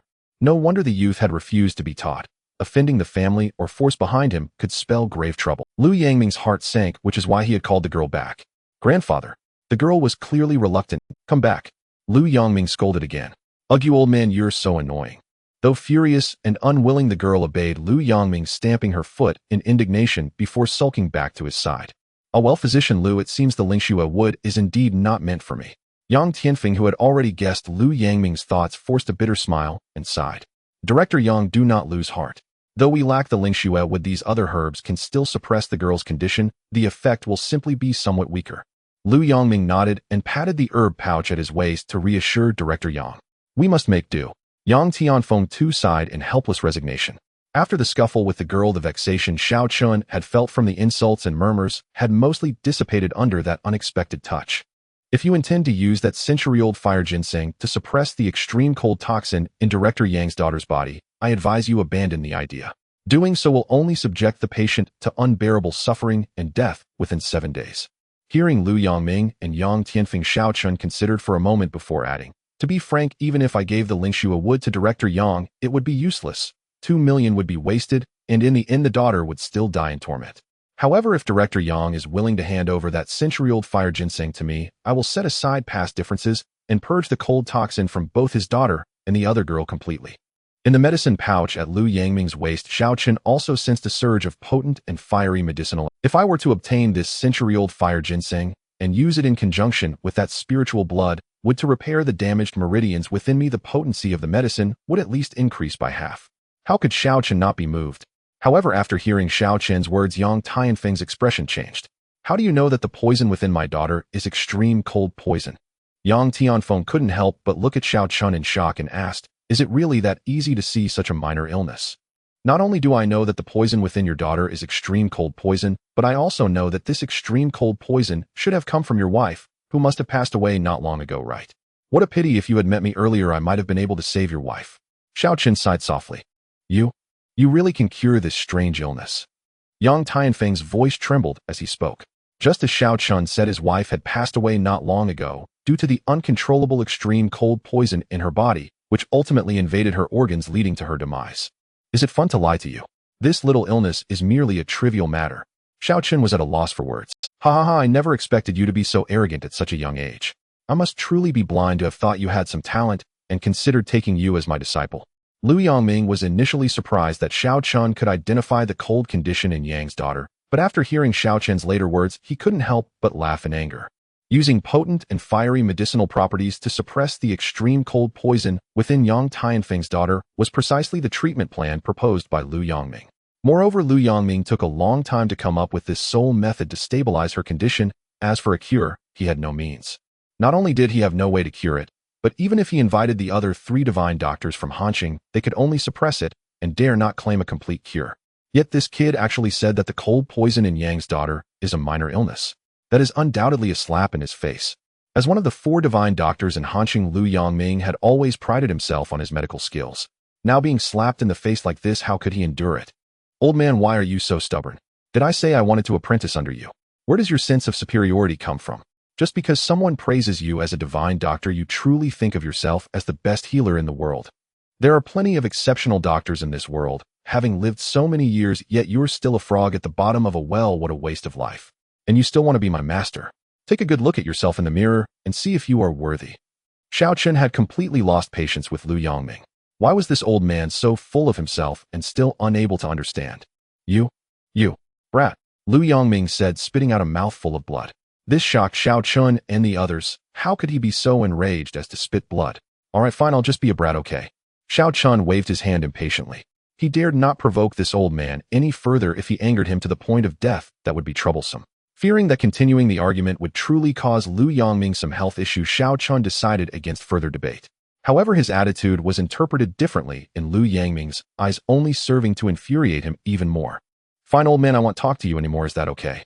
Seeing Lu Yangming's expression, Xiao Chun compromised and turned to Yang Tianfeng. Director Yang, I've said what I needed to say, but it's up to you whether you believe it or not. Director Yang, in my opinion, this kid is just trying to deceive you into obtaining this century-old fire ginseng. If you believe what this kid says, then I, the old man, will no longer know you and do not come to me for treatment in the future. Fuming, Lu Yangming put on a cold face, forcing Yang Tianfeng to choose. Listening to Lu Yangming's words, Yang Tianfeng felt a bit troubled. After hesitating for a long time, he smiled lightly and said, "Of course I trust divine Dr. Lu. In my view, this kid is also a fraud." Me, a fraud? Xiao Chun was dumbfounded. What is wrong with this person's mind? Humph, kid, I admit I was indeed tempted just now, almost fell for your trick, but unfortunately you inadvertently let it slip. Yang Tianfeng snorted coldly. I let it slip? How would I know? You just said you could completely eliminate the cold poison from my daughter and me, right? Yang Tianfeng spoke. Yes, I said that. Xiao Chun nodded. However, the one with the cold poison is my daughter. I am perfectly fine without any issues. Yet you claim I also have cold poison in me. Isn't that nonsense? Yang Tianfeng looked at Xiao Chun with a mocking expression. I really don't know how you became a director with that brain of yours. Xiao Chun was at a loss for words. Just as he was about to explain something, he lost interest and said, forget it, good words are hard to persuade a dead ghost. As previously mentioned, Xiao Chun was not a busybody. If it weren't for that piece of century-old fire ginseng, he wouldn't bother with such words. Since the other party didn't believe him, so be it. Although he wanted that century-old fire ginseng, it wasn't an absolute necessity. For now, being able to obtain the spiritual blood was already satisfying. 3 years have passed, he was not in a hurry at this moment.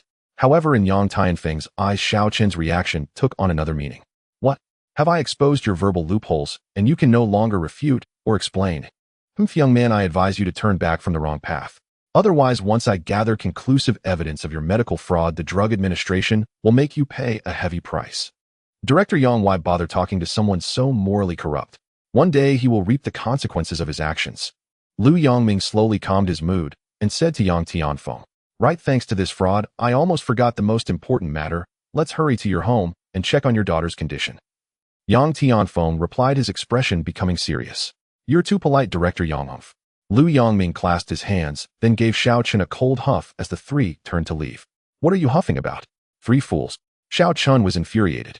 The 3 figures preparing to leave stumbled in anger at his words, but ultimately chose not to engage further, leaving with grim faces, as treating Yang Tianfeng's daughter was a priority. Nevertheless, despite this, Xiao Chun's image had already deteriorated to an extreme in the minds of the 3. This enmity was thoroughly established. Tisk offending Dr. Lu and Director Yang, this kid probably won't be able to survive in Hanqing anymore. Indeed, still too young, acting too impulsively. The onlookers, seeing that there was no more excitement to watch, began to disperse, as they still had business to ding ding ding. Just as the crowd started to disperse, Xiao Chun's phone suddenly rang, displaying lovely beautiful girl as the caller ID. Who is this? So narcissistic. Should I answer? After all, this is the phone used by Lu Lingxin before. If it's her looking for Lu Lingxin, that would be awkward. After hesitating for a moment, Xiao Chun swiped the answer key on the screen. Xiao Chun, where are you? Lu Lingxin's voice came through as the call connected. Cough cough, I'm still at the herbal market. What's up? Xiao Chun awkwardly rubbed his nose, thinking that it turns out to be the little rich girl. She really is quite cute. However, this little rich girl seems fierce on the surface, but unexpectedly has a softer side. Otherwise she wouldn't have saved this nickname for herself. It's likely that Lu Lingxin forgot to change it when she gave me her phone. I changed some display stands for cosmetics in my shop, and I can't manage it alone. Can you come help me? In return, I'll treat you to lunch, okay? Lu Lingxin sounded a bit troubled over the phone, as she had ordered a batch of display racks for her shop, but they turned out to be heavier than expected, and she couldn't set them up by herself. Originally, she wanted to hire a few workers at a high price, but after contacting them, the earliest they could come was 3 p.m. With things piled up, she wouldn't be able to do business in the meantime. In desperation, she had no choice but to seek help from Xiao Chun. Alright, send me your location, I'll take a taxi over, but you have to reimburse me for the fare. Xiao Chun readily agreed. After buying the herbs, he didn't have much money left. If you really are stingy. Lu Lingxin said angrily before hanging up. This girl has such a temper. If I get the chance, I definitely have to teach her a lesson. Xiao Chun, confused by the scolding, mumbled for a while. Then looking at Zhao Ligui, he thought for a moment and turned to the gloating mustached pharmacy owner beside him, saying, "Boss, do you have a spare one?" "No, even if I have, I won't lend it to you." The pharmacy owner wasn't friendly to Xiao Chun. Not only had this kid ruined his fortune, but he also insulted him. Thus the pharmacy owner flatly refused Xiao Chun. But before he could finish his words, he saw Xiao Chun walk to the counter and directly grab a piece of yellow paper used for wrapping herbs. "Kid, are you daring to take something from my pharmacy without permission? You are breaking the law. Do you believe I will report you?" The mustached pharmacy owner suddenly became animated, jumping up and approaching with a cold smile, but before he finished speaking, the scene before him choked his words in his throat. Xiao Chun folded the yellow paper in half, tore it into 5 cm wide strips, and then astonishingly bit his finger to draw a peculiar rune with his fingertips' blood on the yellow paper. The moment the last stroke of the rune was completed, a flash of golden light flickered across the yellow paper. "What the hell? You. A ghost?" The pharmacy owner was dumbfounded, rubbing his eyes repeatedly, pointing at Xiao Chun, but too scared to speak. "Ghost? Hee, with this rune am not afraid of any ghost." Xiao Chun chuckled lightly, then folded the yellow paper into a triangle and handed it to Zhao Ligui outside, saying, "Uncle Zhao, take this evil-repelling talisman back and be sure to have your daughter carry it with her. If you encounter any unsolvable situations, just call me." Saying this, Xiao Chun wrote down his phone number and handed it to Zhao Ligui. "Okay, I will definitely have Yuru carry it. Young man, thank you so much." Zhao Ligui was full of gratitude. If it weren't for Xiao Chun, he probably wouldn't even get 30,000 yuan. He realized that these bosses in the herbal market are quite unscrupulous. Even if they recognized that his herbs were treasures from the start, they would still drive the price down. Therefore, he felt no dissatisfaction with selling it for 100,000 a day and was sincerely thankful to Xiao. As for how much the herbs were actually worth, Zhao Ligui had come to terms with it. He was a person who knew how to be content, especially since if anything happened to his daughter, no amount of money could bring her back. "You're welcome. Alright, I have things to do, so I'll take my leave." Xiao Chun bid farewell to Zhao Ligui and then looked at the pharmacy owner, who still hadn't reacted, and said with sympathy, "Thanks for the paper. I advise you to get checked for congenital infertility at the hospital. With today's medical technology, there might still be a chance of treatment." "Shut your mouth. I have both sons and daughters." The pharmacy owner, named Du Yuanji, couldn't help but start cursing upon hearing Xiao Chun's words. After all, as a man who could endure being spoken to like that. But halfway through his words, seeing Xiao Chun's half-smile expression, he suddenly realized something, and his words abruptly stopped. "You wait, if I find out you are tricking me, I will definitely deal with you." Du Yuanji spat out a fierce remark, and then took out his phone to call his wife. The phone rang for a long time, but no one answered. Du Yuanji's expression turned incredibly grim, and after trying again, the phone finally connected after ringing for more than 10 seconds. "Honey, do you have something to discuss?" "Nothing, I'll be home later. Don't wait for me for dinner." Du Yuanji coldly dropped this line and hung up. In the past, Du Yuanji had encountered similar situations when calling. His wife did have a habit of doing yoga and running, otherwise her figure wouldn't be so well maintained. So he had never thought too much about it before. But after Xiao Chun's remarks today, his suspicions were thoroughly aroused. "Kid, wait for me. If you are playing me, you'll regret it." After hanging up the phone, Du Yuanji shot Xiao Chun a resentful glare and grabbed his car keys to lock the shop. Watching Du Yuanji's black Audi A6 roar out of the herbal market, Xiao Chun couldn't help but sigh. How thrilling. Afterwards, saying goodbye to Zhao Ligui, Xiao Chun exited the herbal market and hailed a taxi at the roadside, heading towards the address Lu Lingxin sent. Lu Lingxin's store is located in the city center. Looking at the distance, it would take over 40 minutes to get there. Bored in the taxi, Xiao Chun fiddled with the phone. Although he had used phones on the mountain before, those old models were no match for the smart one Lu Lingxin gave him. By a strange twist of fate, Xiao Chun opened the photo album on the phone, which was filled with pictures of food gatherings and landscapes. However, at the very bottom of the album, there was a locked album. Xiao Chun didn't think much and tried entering the lock screen password, and then he accessed it directly. "Why are there so many videos?" Xiao Chun muttered randomly, selecting one among the hundreds of videos. "Young man, what did you see that surprised you so much that you almost drooled?" The taxi driver asked with concern. "It's nothing, brother. Can you pass me some tissues?" Xiao Chun said awkwardly. "Haha, it's nothing, just watching a live stream." Xiao Chun chuckled, then adjusted his phone to a short video app where a heavily made-up woman was dancing in black. "How, what's so interesting about that? I'm already tired of it," the driver said with a look of disappointment, feeling a bit envious. Young people are good, they can drool over such videos. Unlike himself, who had to deal with his wife's sarcasm every night. Who understands the troubles of a middle-aged man? After wiping away the drool, Xiao Chun put his phone away as he dared not look again. Damn it, that woman Lu Lingxin really drives me crazy. Why does she film such things? 40 minutes later, the taxi stopped in front of a cosmetics store called Lingmei. Through the glass door of the store, Xiao Chun could clearly see Lu Lingxin sitting at the counter board, and playing with her phone. Little rich lady, come out and pay the fare. Xiao Chen got out of the car and shouted inside. Only then did Lu Lingxin come out with a speechless expression, dissatisfied, and said to Xiao Chen, "Didn't I give you 100,000 the day before yesterday? Did you spend it all so quickly?" "Yes. That amount of money is only enough to buy some medicine," Xiao Chen replied sincerely. The driver beside him was stunned. "What the hell, 100,000? Having a bad temper is good. Living off others. Young man, you are really impressive. You can still look so good while living off someone else." After collecting the fare, the taxi driver gave Xiao Chen a thumbs up, filled with envy. "What do you mean by that?" Upon hearing the taxi driver's words, Lu Lingxin immediately became unhappy and questioned him fiercely. "Wow, a tigress. Brother, you'd better take care of yourself." The taxi driver saw the situation and gave Xiao Chen a sympathetic look, then muttered a sentence before shrinking his neck and speeding away.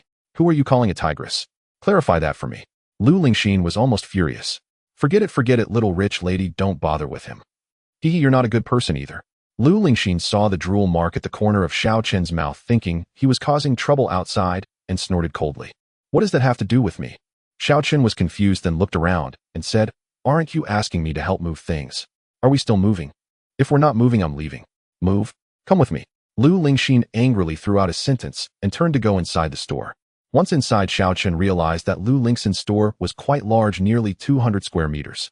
Besides Lu Lingxin, there were several young female staff, all decent looking, but compared to Lu Lingxin, they seemed a bit ordinary. At this moment, the female staff watched Xiao Chen and Lu Lingxin bickering, unable to stifle their giggles. It was clear that Lu Lingxin treated them well on ordinary days. "Just these? They all need to be assembled." Soon Lu Lingxin pointed at the unassembled shelves on the floor and said, "All right, leave it to me." Xiao Chen smiled wryly, thinking that this was the first time a woman had made him do manual labor. As Xiao Chen effortlessly lifted the heavy elm boards weighing over 100 pounds, the female staff nearby were stunned, whispering among themselves while watching Xiao Chen. "Heavens, this man is incredibly strong.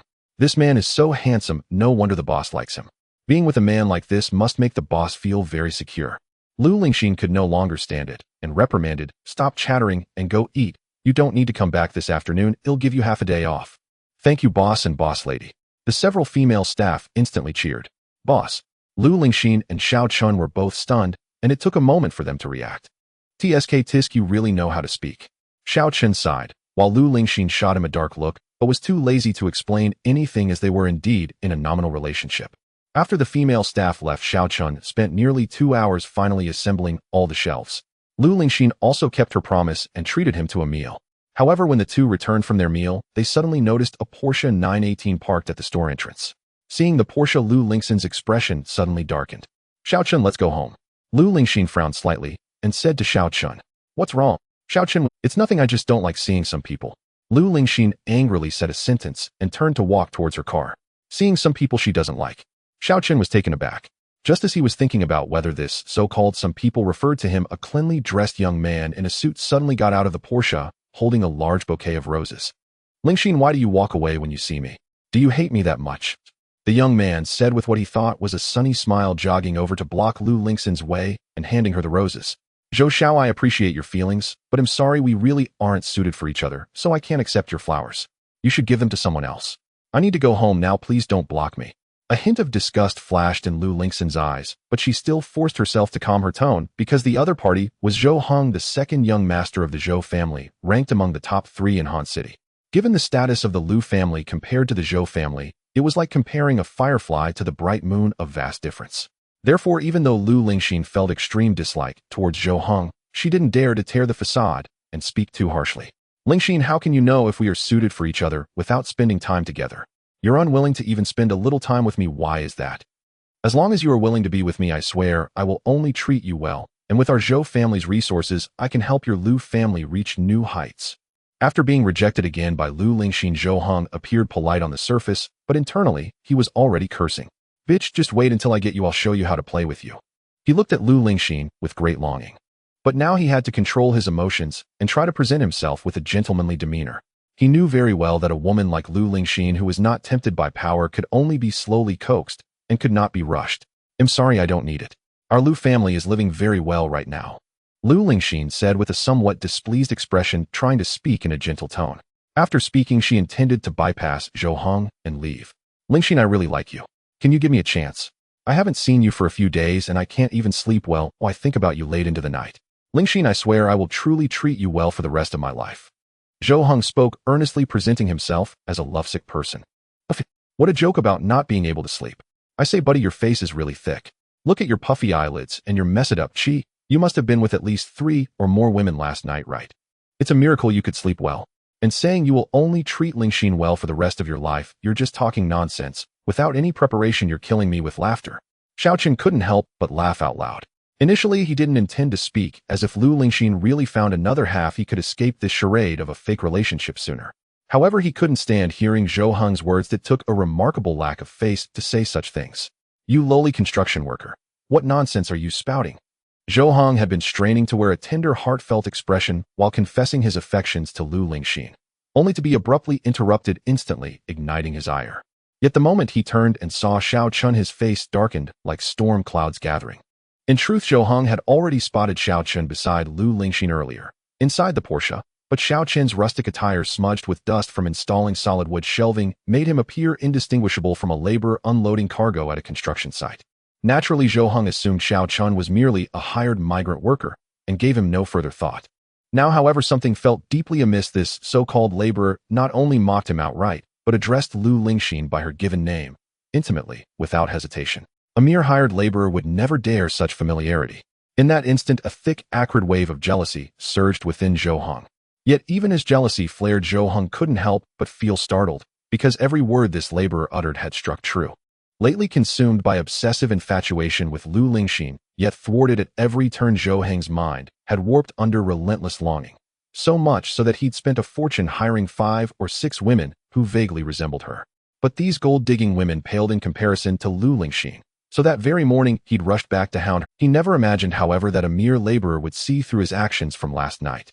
Lingxin, where on earth did you find this laborer? He has no manners whatsoever. Is your name something he, a mere worker, can casually utter? Shall I teach him a lesson for you? Having rebuked Xiao Chen, Zhou Heng pivoted back toward Lu Lingxin, puffed out his chest, and offered his words with practiced solicitude. Master Zhou wishes to discipline him for me. Hearing those words, Lu Lingxin's eyes narrowed slightly, her gaze flickering with mischievous cunning. Xiao Chen, watching from the side, felt his eyelid twitch, an ominous premonition stirring within him. Indeed, Lingxin, don't forget, I've trained in Sanda. Zhou Heng declared with smug pride. Though his constitution was frail, he'd once possessed a foundation in martial training, abandoning it only when perseverance failed him. Even so, he remained utterly confident he could subdue a laborer without effort. Very well, Master Zhou. If you truly discipline this laborer for me, I'll agree to become your girlfriend. Lu Lingxin winked playfully at Xiao Chun, then grinned slyly. Truly. Zhou Heng's eyes blazed like twin lanterns. He nearly leapt with exhilaration. Truly. Lu Lingxin nodded firmly. Very well, Lingxin. Just watch closely. Having secured her affirmation, Zhou Heng erupted into euphoria. He set the roses down, rolled up his sleeves, and advanced toward Xiao Chun with a cold, predatory smile. Boy, you have only yourself to blame for your ill fortune. Rest assured, after I cripple you, I'll generously cover your medical expenses. With that, his fist shot forward, aimed straight for Xiao Chen's cheek. Lu Lingxin, standing nearby, widened her eyes in eager anticipation. She'd witnessed Xiao Chen's prowess firsthand at the hospital, and held not a shred of concern for his ability to withstand Zhou Heng. That precisely was why she dared make such a bold promise moments earlier. Yet Xiao Chen bristled. So this scheming woman intends to use me as her amusement. Fine. After shooting Lu Lingxin a venomous glare, Xiao Chun felt Zhou Heng's limp, feeble punch approaching. And instead of dodging, he let momentum carry him backward, collapsing onto the ground with a hand clutched to his forehead, wailing in exaggerated agony. Ouch! Ouch! My head! His cries were punctuated by groans, so convincing that any bystander would swear he'd suffered grievous injury. The spectacle left both Lu Lingxin and Zhou Heng utterly dumbfounded. Zhou Heng stared incredulously at his own fist, his certainty in himself suddenly crumbling. What in the world? Am I truly that formidable? He collapsed before my fist even landed. And, wait, wasn't I aiming for his face? Why is he clutching his forehead? Zhou Heng wasn't foolish. He quickly grasped the truth. Gazing down at Xiao Chen sprawled on the ground, he found himself inexplicably charmed. Damn it. I've met bootlickers before, but never one so silent, so seamless, so satisfying. Instinctively, he concluded Xiao Chun was deliberately performing this act to curry favor with him and impress Lu Lingxin. Without thinking, Zhou Heng crouched beside him, slapped his shoulder heartily, and slipped a bank card into Xiao Chen's pocket, then whispered gratefully, "Damn, brother. You've earned my loyalty. 30,000 yuan is already on the card. Oh, another 20,000 awaits upon success." This time Xiao Chun was left utterly bewildered. What on earth is happening? I staged this to provoke Lingxin, as Zhou Heng lost his mind. 30,000 yuan. Truly, foolish and flush with cash. Lu Lingxin, watching nearby, felt her eyes blaze with fury. She understood perfectly Xiao Chun was staging this as retribution against her. What now? She'd spoken the vow aloud, agreed to become Zhou Heng's girlfriend if he disciplined Xiao Chun. Seeing Lu Lingxin flustered and adrift, Zhou Heng beamed with delight. He snatched up the roses and scurried back to present them to her. Lingxin, may I claim you as my girlfriend now? I. Lu Lingxin stood frozen, trapped between obligation and escape. Lingxin, you wouldn't renege on your word, would you? Zhou Heng's expression hardened. If she were mocking him, he'd have ample justification to pressure the Lu family, and then she'd have no choice but to yield. Xiao Chun, what on earth is wrong with you? You're trembling like a leaf. Master Zhou hasn't even struck you, yet you fainted from dizziness. Fearing she might inadvertently give Zhou Heng rhetorical leverage, Lu Lingxin seized the moment, feigning bashfulness and rushing to help Xiao Chun rise from the ground. Zhou Heng. Xiao Chun's lips twitched, ready to protest, until he met Lu Lingxin's murderous glare and fell silent. The scene left Zhou Heng utterly stunned. He glanced from Xiao Chun to Lu Lingxin, then stammered, "You, the two of you. My apologies, Master Zhou. I neglected to mention earlier Xiao Chun is my boyfriend. We live together, and my grandfather has already tacitly approved our cohabitation." Lu Lingxin offered a faint apologetic smile, her cheeks delicately flushed, lending her an irresistible charm. Zhou Heng, however, felt as though lightning had struck him. The woman he'd pursued relentlessly, unattainable, elusive, already had a boyfriend, and they lived together. Even worse, her boyfriend was nothing but a laborer. Are you two conspiring to humiliate me? Recalling their earlier banter, their easy intimacy, Zhou Heng's face contorted with venomous rage. She was the woman I longed for day and night. And now, she stood beside him, this laborer. A shame unlike any he'd ever known rose sudden and suffocating within his chest. Zhou Heng could accept that there were women he could never win over. To him, the more elusive a woman was, the more fiercely her unattainability ignited his burning desire to conquer. But he could not tolerate the humiliation of being mocked by the very woman he pursued, alongside another man. In haunching, anyone daring to mock Zhou Heng met only one fate: death. Young Master Zhou, please don't speak rashly. I've never mocked you. Lu Lingxin hurriedly defended herself. Moments earlier, she had merely intended to provoke Xiao Chun, to unsettle him, even disgust him. As for this man who by sheer twist of fate had claimed her virginity, she harbored a complex, ambivalent sentiment. Perhaps it was resentment, that he'd gotten something so precious so easily, and thus a quiet, simmering grievance had taken root in her heart. Hence, at the first opportunity, she sought to make Xiao Chun suffer, even just a little. Yet he proved stubborn beyond expectation, refusing to play by any script, and the situation spiraled into irreparable chaos. Now Lu Lingxin secretly regretted her impulsive act. Then how do you explain what just happened? Zhou, I spoke no falsehood, young Master Zhou. Though Xiao Chun is my boyfriend, should you defeat him, truly best him in fair combat, and humiliate him soundly, I swear I shall honor my word. Calm now. Lu Lingxin enunciated each word deliberately. Then she added, but not as just now. Just now, young Master Zhou, you didn't even touch him before he collapsed. Did you truly think I wouldn't notice? How then could I possibly uphold our agreement? If anything, it's you who's mocking me. Zhou Heng's expression darkened, shifting between fury and disbelief. Yet he found himself speechless, for indeed, he had never laid a hand on Xiao Chun. Fine. This time I'll strike him properly. No tricks, no pretense. And if you still refuse to abide by our terms after that, let's see how you intend to face the consequences. After a moment's hesitation, Zhou Heng let out a cold laugh and turned directly to Xiao Chun.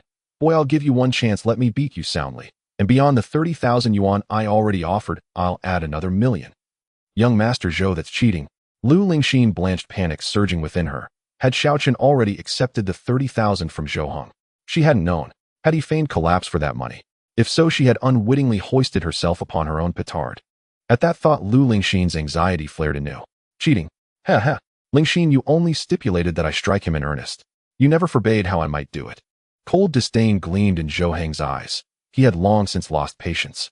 In his estimation, Xiao Chun's shabby attire marked him unmistakably as a penniless nobody. His association with Lu Lingxin could only be transactional. And having already accepted 30,000 yuan, the boy would surely find 1 million irresistible. Zhou Heng thought so, and Lu Lingxin feared it too. After all, she had known Xiao Chun for barely 2 days. A man who sold his integrity for 10,000 yuan. What principles could he possibly hold? 1 million yuan.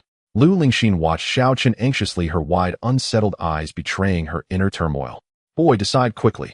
Isn't money precisely why you're with Lu Lingxin? What could the Liu family possibly offer? I've already given you 30,000, and we'll pay another million afterward. A single beating yields 1.3 million yuan. What more is there to hesitate over? Zhou Heng fixed Xiao Chun with a gaze laced with contempt and impatience. To him, the boy's silence was mere posturing, a hollow display of false pride. Inevitably, he would yield. Young Master Zhou. Xiao Chun flashed an impossibly radiant smile. So you agree. Then stop dawdling. Stand still and take your beating like a man. Zhou Heng snorted irritated. Agree. Agree to what? And when exactly did you give me 30,000? That claim is baseless. I haven't 30 coins, let alone 30,000 yuan on my person. Speak carelessly again, and I'll call the authorities. Xiao Chun wore an expression of pure innocence. Damn it, you're deliberately taunting me. It's right there, in your shirt pocket. Zhou Heng roared, convinced his ears had betrayed him. Look for yourself. Where is it? Xiao Chun shrugged off his jacket and emptied every pocket, utterly bare. Son of a bitch, filthy dog. You dare mock me. I'll kill you. In that instant, Zhou Heng finally grasped the truth. Whether Lu Lingxin had deceived him remained uncertain, but this laborer standing before him had been mocking him from beginning to end. Enraged beyond reason, Zhou Heng snapped, his face contorting with fury as he yanked a folding knife from his waist and lunged at Xiao Chun. Blade in hand, backed by years of Sanda training, he saw no reason why this construction worker would dare. Yet in the next breath, Zhou Heng caught only a blur, then felt his wrist seized in an iron grip. A sharp crack, bones snapping, and searing agony tore through him. He screamed, the knife clattering to the ground. Such foul language. You clearly need proper correction. Xiao Chen's eyes narrowed slightly as he delivered a stinging slap across Zhou Heng's face, then drove a powerful kick that sent him flying backward. You'll pay for this. Zhou Heng spat blood, teeth scattered across the pavement, just like Lu Hai before him, before collapsing into unconsciousness, his threat left unfinished. Tisk tsk, fainted already. Pathetic. Not even as tough as Lu Hai. Xiao Chen shook his head, mildly disappointed. Lu Lingxin, little heiress, let's go. Next time spare me such pranks. Xiao Chen said softly. Ooh, yes. Lu Lingxin nodded blankly, following him into the car. Only after the engine roared to life and they pulled onto the road did she turn toward him, guilt heavy in her voice. Xiao Chun, I'm sorry. I shouldn't have acted so recklessly. You struck Zhou Heng. Now the Zhou family will surely seek vengeance. I'm so sorry, it's all my fault. Only now, reflecting on the confrontation, did she fully grasp the gravity of her misstep. Enough. This isn't your fault. Even had you stayed silent, the outcome would have been the same. So long as we remain connected, even loosely, Zhou Heng having pursued you relentlessly would inevitably target me. And given my temperament, do you truly believe I'd endure it? The result, therefore, was inevitable. Xiao Chun bore Lu Lingxin no ill will, not least because Zhou Heng was thoroughly despicable. A beating, merely justice served. As for the Zhou family's retaliation, he dismissed it entirely. Frankly, if they wished to die, they were welcome to try. I won't do it again. Lu Lingxin lifted her gaze, her eyes glistening, rims faintly reddened by remorse. Gazing upon her exquisite face, Xiao Chun sighed inwardly. A beauty truly is calamity. Though occasionally willful, her sincerity in owning her mistakes was undeniable. How then could one remain angry? Xiao Chun, Zhou Heng claimed you accepted 30,000 yuan from him. Is that true? Lu Lingxin asked, lips pouting, tears welling in her crimson-rimmed eyes. That. Xiao Chun flipped his palm upward, and there, as if conjured from thin air, lay a bank card, the very one Zhou Heng had handed him. He recounted the incident to her in full. When she heard how Zhou Heng had mistaken Xiao Chen's collapse for sycophantic flattery, Lu Lingxin suddenly burst into laughter. Xiao Chun, you're terrible. Well, what do we do with this card? Xiao Chun chuckled, unable to suppress his amusement. Toss it. Zhou Heng isn't truly foolish. He won't gift money freely. He'll freeze the account the moment he wakes. Even if you withdraw before the freeze, transaction records will lead him straight to you. And if he declares the card stolen, with the Zhou family's influence, they'll bury you under charges. No river, however deep or yellow, could wash away that stain. Lu Lingxin rolled down the window and tossed the card out without hesitation. A gentle breeze slipped through the open window, lifting strands of her hair, framing her already ethereal face with an almost otherworldly grace. As if fearing her gesture might offend him, Lu Lingxin gently bit her lower lip and spoke with quiet solemnity. Xiao Chun, I know you've just arrived in Hanqing. Money may be scarce for you now, but as a man you must earn your way by your own strength. Otherwise, I'll lose all respect for you. Her cheeks flushed faintly as she uttered the final words, warmth blooming within her chest, unbidden and tender. Hearing her, Xiao Chen's heart warmed. A faint, genuine smile curved his lips. This woman, she's not quite as foolish as she seems. As Xiao Chun and Lu Lingxin were driving home, the atmosphere at the home of Yang Tianfeng, the director of the Drug Administration, was rather tense. I'm so cold. On the second floor of the Yang family home, a girl no older than 13 or 14 lay on the bed, pale and unconscious, her face contorted in pain as she murmured continuously. It was summer, yet the girl was covered with 3 thick blankets, and the air conditioning was blowing warm air. Still, her body trembled constantly, and she kept shouting that she was cold. The girl was Yang Tianfeng's daughter, Yang Jingyi. "Dr. Lu, please save my daughter. She has been unconscious for 2 whole days." Seeing his daughter's painful expression, Yang Tianfeng felt as if his heart was being ripped apart. Rest assured, Director Yang, with the addition of the century-old fire ginseng, the cold poison within Miss Yang can certainly be suppressed. At least it won't flare up again for 3 years. Lu Yangming felt a bit more assured when he checked Yang Jingyi's pulse, which was similar to what he had expected. "Thank you, Dr. Lu. As long as you can suppress the cold poison in my daughter, the Yang family will undoubtedly reward you handsomely," Yang Tianfeng said, relieved and full of gratitude. "You are being too polite, Director Yang. We have known each other for many years. There is no need for such formalities." Lu Yangming waved his hand and then called downstairs, "Lanlan, the medicine is almost ready. Please bring it up." Coming. Soon the young girl Lanlan brought a bowl of slightly reddish medicinal soup upstairs. "Director Yang, please feed it to Miss Yang," Lu Yangming said. Yang Tianfeng, not daring to hesitate, quickly took the medicine after testing its temperature and fed it to his daughter with a small spoon bit by bit. Before long, the entire bowl of medicinal soup was consumed by Yang Jingyi. "It's working." After administering the medicine, Yang Tianfeng spoke excitedly, for he noticed his daughter's previously pale face had gained a bit of color, and she was no longer shouting that she was cold. "Grandpa, that's amazing." Seeing this, the nearby girl Lanlan also exclaimed excitedly, "Hee, after I use the needle one more time, Miss Yang should wake up." Lu Yangming stroked his beard, feeling a weight lifted off his heart. "Thank you, Dr. Lu.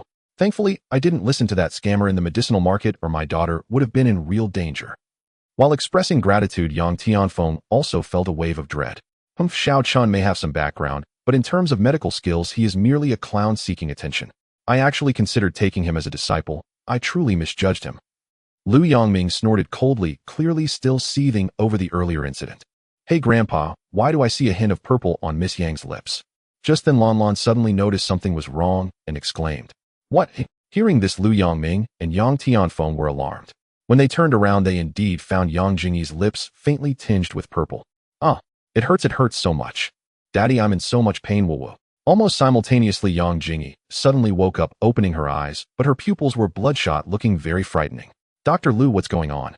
Yang Tianfeng was panic-stricken, feeling weak all over. How could this happen? It shouldn't be like this. Director Yang, please don't panic. Let me use the needle and take a look." Lu Yangming's face turned grim as he hurriedly took out his silver needles and began to prick. However, following the insertion of the silver needles, Yang Jingyi only remained quiet for a few seconds before she began to cry out in pain. "Daddy, I feel so uncomfortable." "Well," before she could finish her sentence, she suddenly opened her mouth and spewed a mouthful of blood. This terrified everyone present. "Lu Yangming, what have you done to my daughter?" Yang Tianfeng, frightened out of his wits, shouted at Lu Yangming. It's impossible. Why did Miss Yang's cold poison flare up after consuming the century-old fire ginseng? How could it invade her lungs in such a short time? The pulse shows signs of imminent death." Lu Yangming was also panicking, his hands trembling as he held the needle, his complexion ashen. When he checked Yang Jingyi's pulse, chills ran down his spine, for according to the pulse's indications, if this continued, Yang Jingyi would inevitably die within 7 days. "What should we do now? Didn't you say you could suppress the cold poison in Jingyi's body?" "Lu Yangming, if you don't provide me with an explanation for this matter, don't blame me for disregarding our years of friendship. Even if you have the Su family behind you, I will exhaust all the resources of the Yang family to seek justice." Yang Tianfeng was nearly driven mad, shouting at Lu Yangming without holding back. "Director Yang, please watch your words.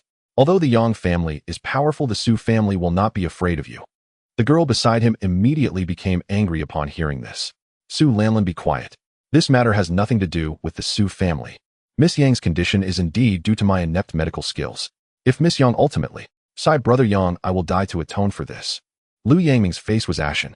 "Lu Yangming, what use is your life to me? I only have this one daughter." Yang Tianfeng was somewhat calmer, now collapsing onto the ground and pointing at Lu Yangming while crying heartily. Seeing Yang Tianfeng react this way, Lu Yangming felt uneasy, but he had no idea how to address Yang Jingyi's current symptoms. Just then a figure suddenly flashed through Lu Yangming's mind.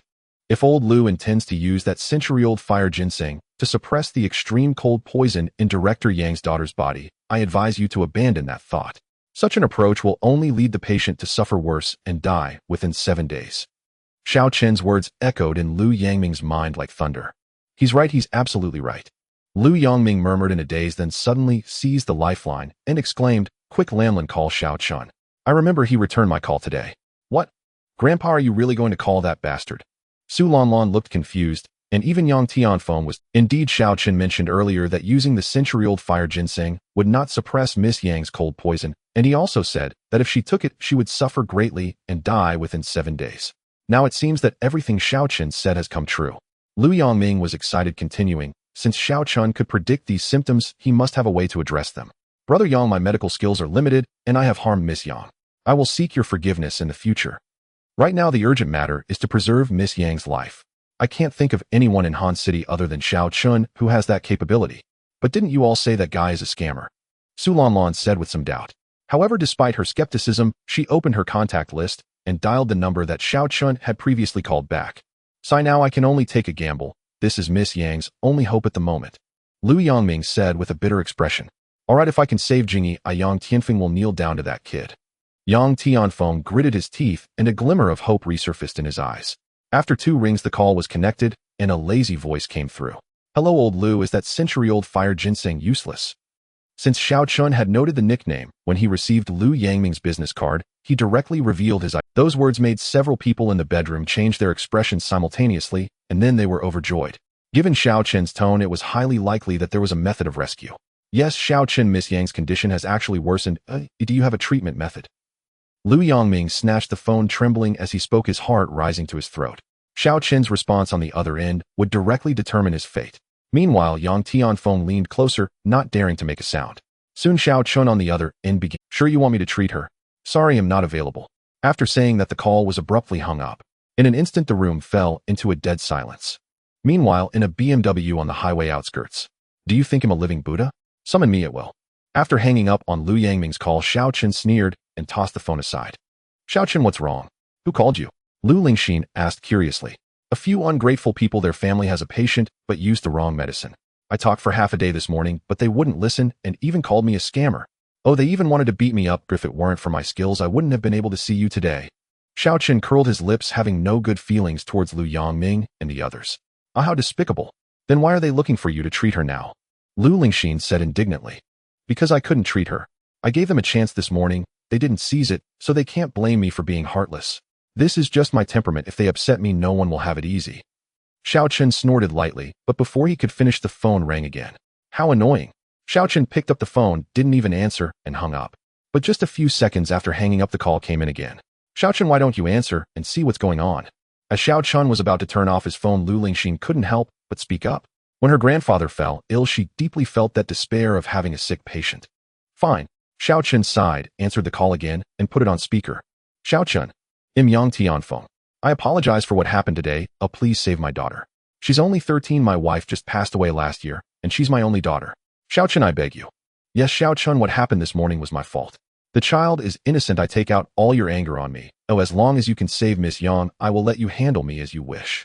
You bastard, if you can cure Miss Yang's illness, I won't hold you accountable for the incident today where you slapped my butt." "Damn it." Xiao Chen quickly covered the phone and hung up, but it was too late. Lu Lingxin hit the brakes angrily and glared at Xiao Chen. "Xiao Chen, is this the person who hit you?" Lu Lingxin said through gritted teeth. "Little rich girl, are you? Don't forget our relationship. You won't really have feelings for me, will you?" Xiao Chen awkwardly touched his nose and then looked at Lu Lingxin with a teasing expression. "Pooh, stop being so self-important. I just can't stand your demeanor." Lu Lingxin's pretty face suddenly turned red to her neck, her heart in a tangle. "Damn it, Lu Lingxin, why does it matter to you if he flirts with other girls? Why are you so angry?" The more Lu Lingxin thought about it, the more confused she became. She understood all this reasoning, but she just felt uncomfortable earlier, and she couldn't even explain to herself why. "Xiao Chun, don't misunderstand.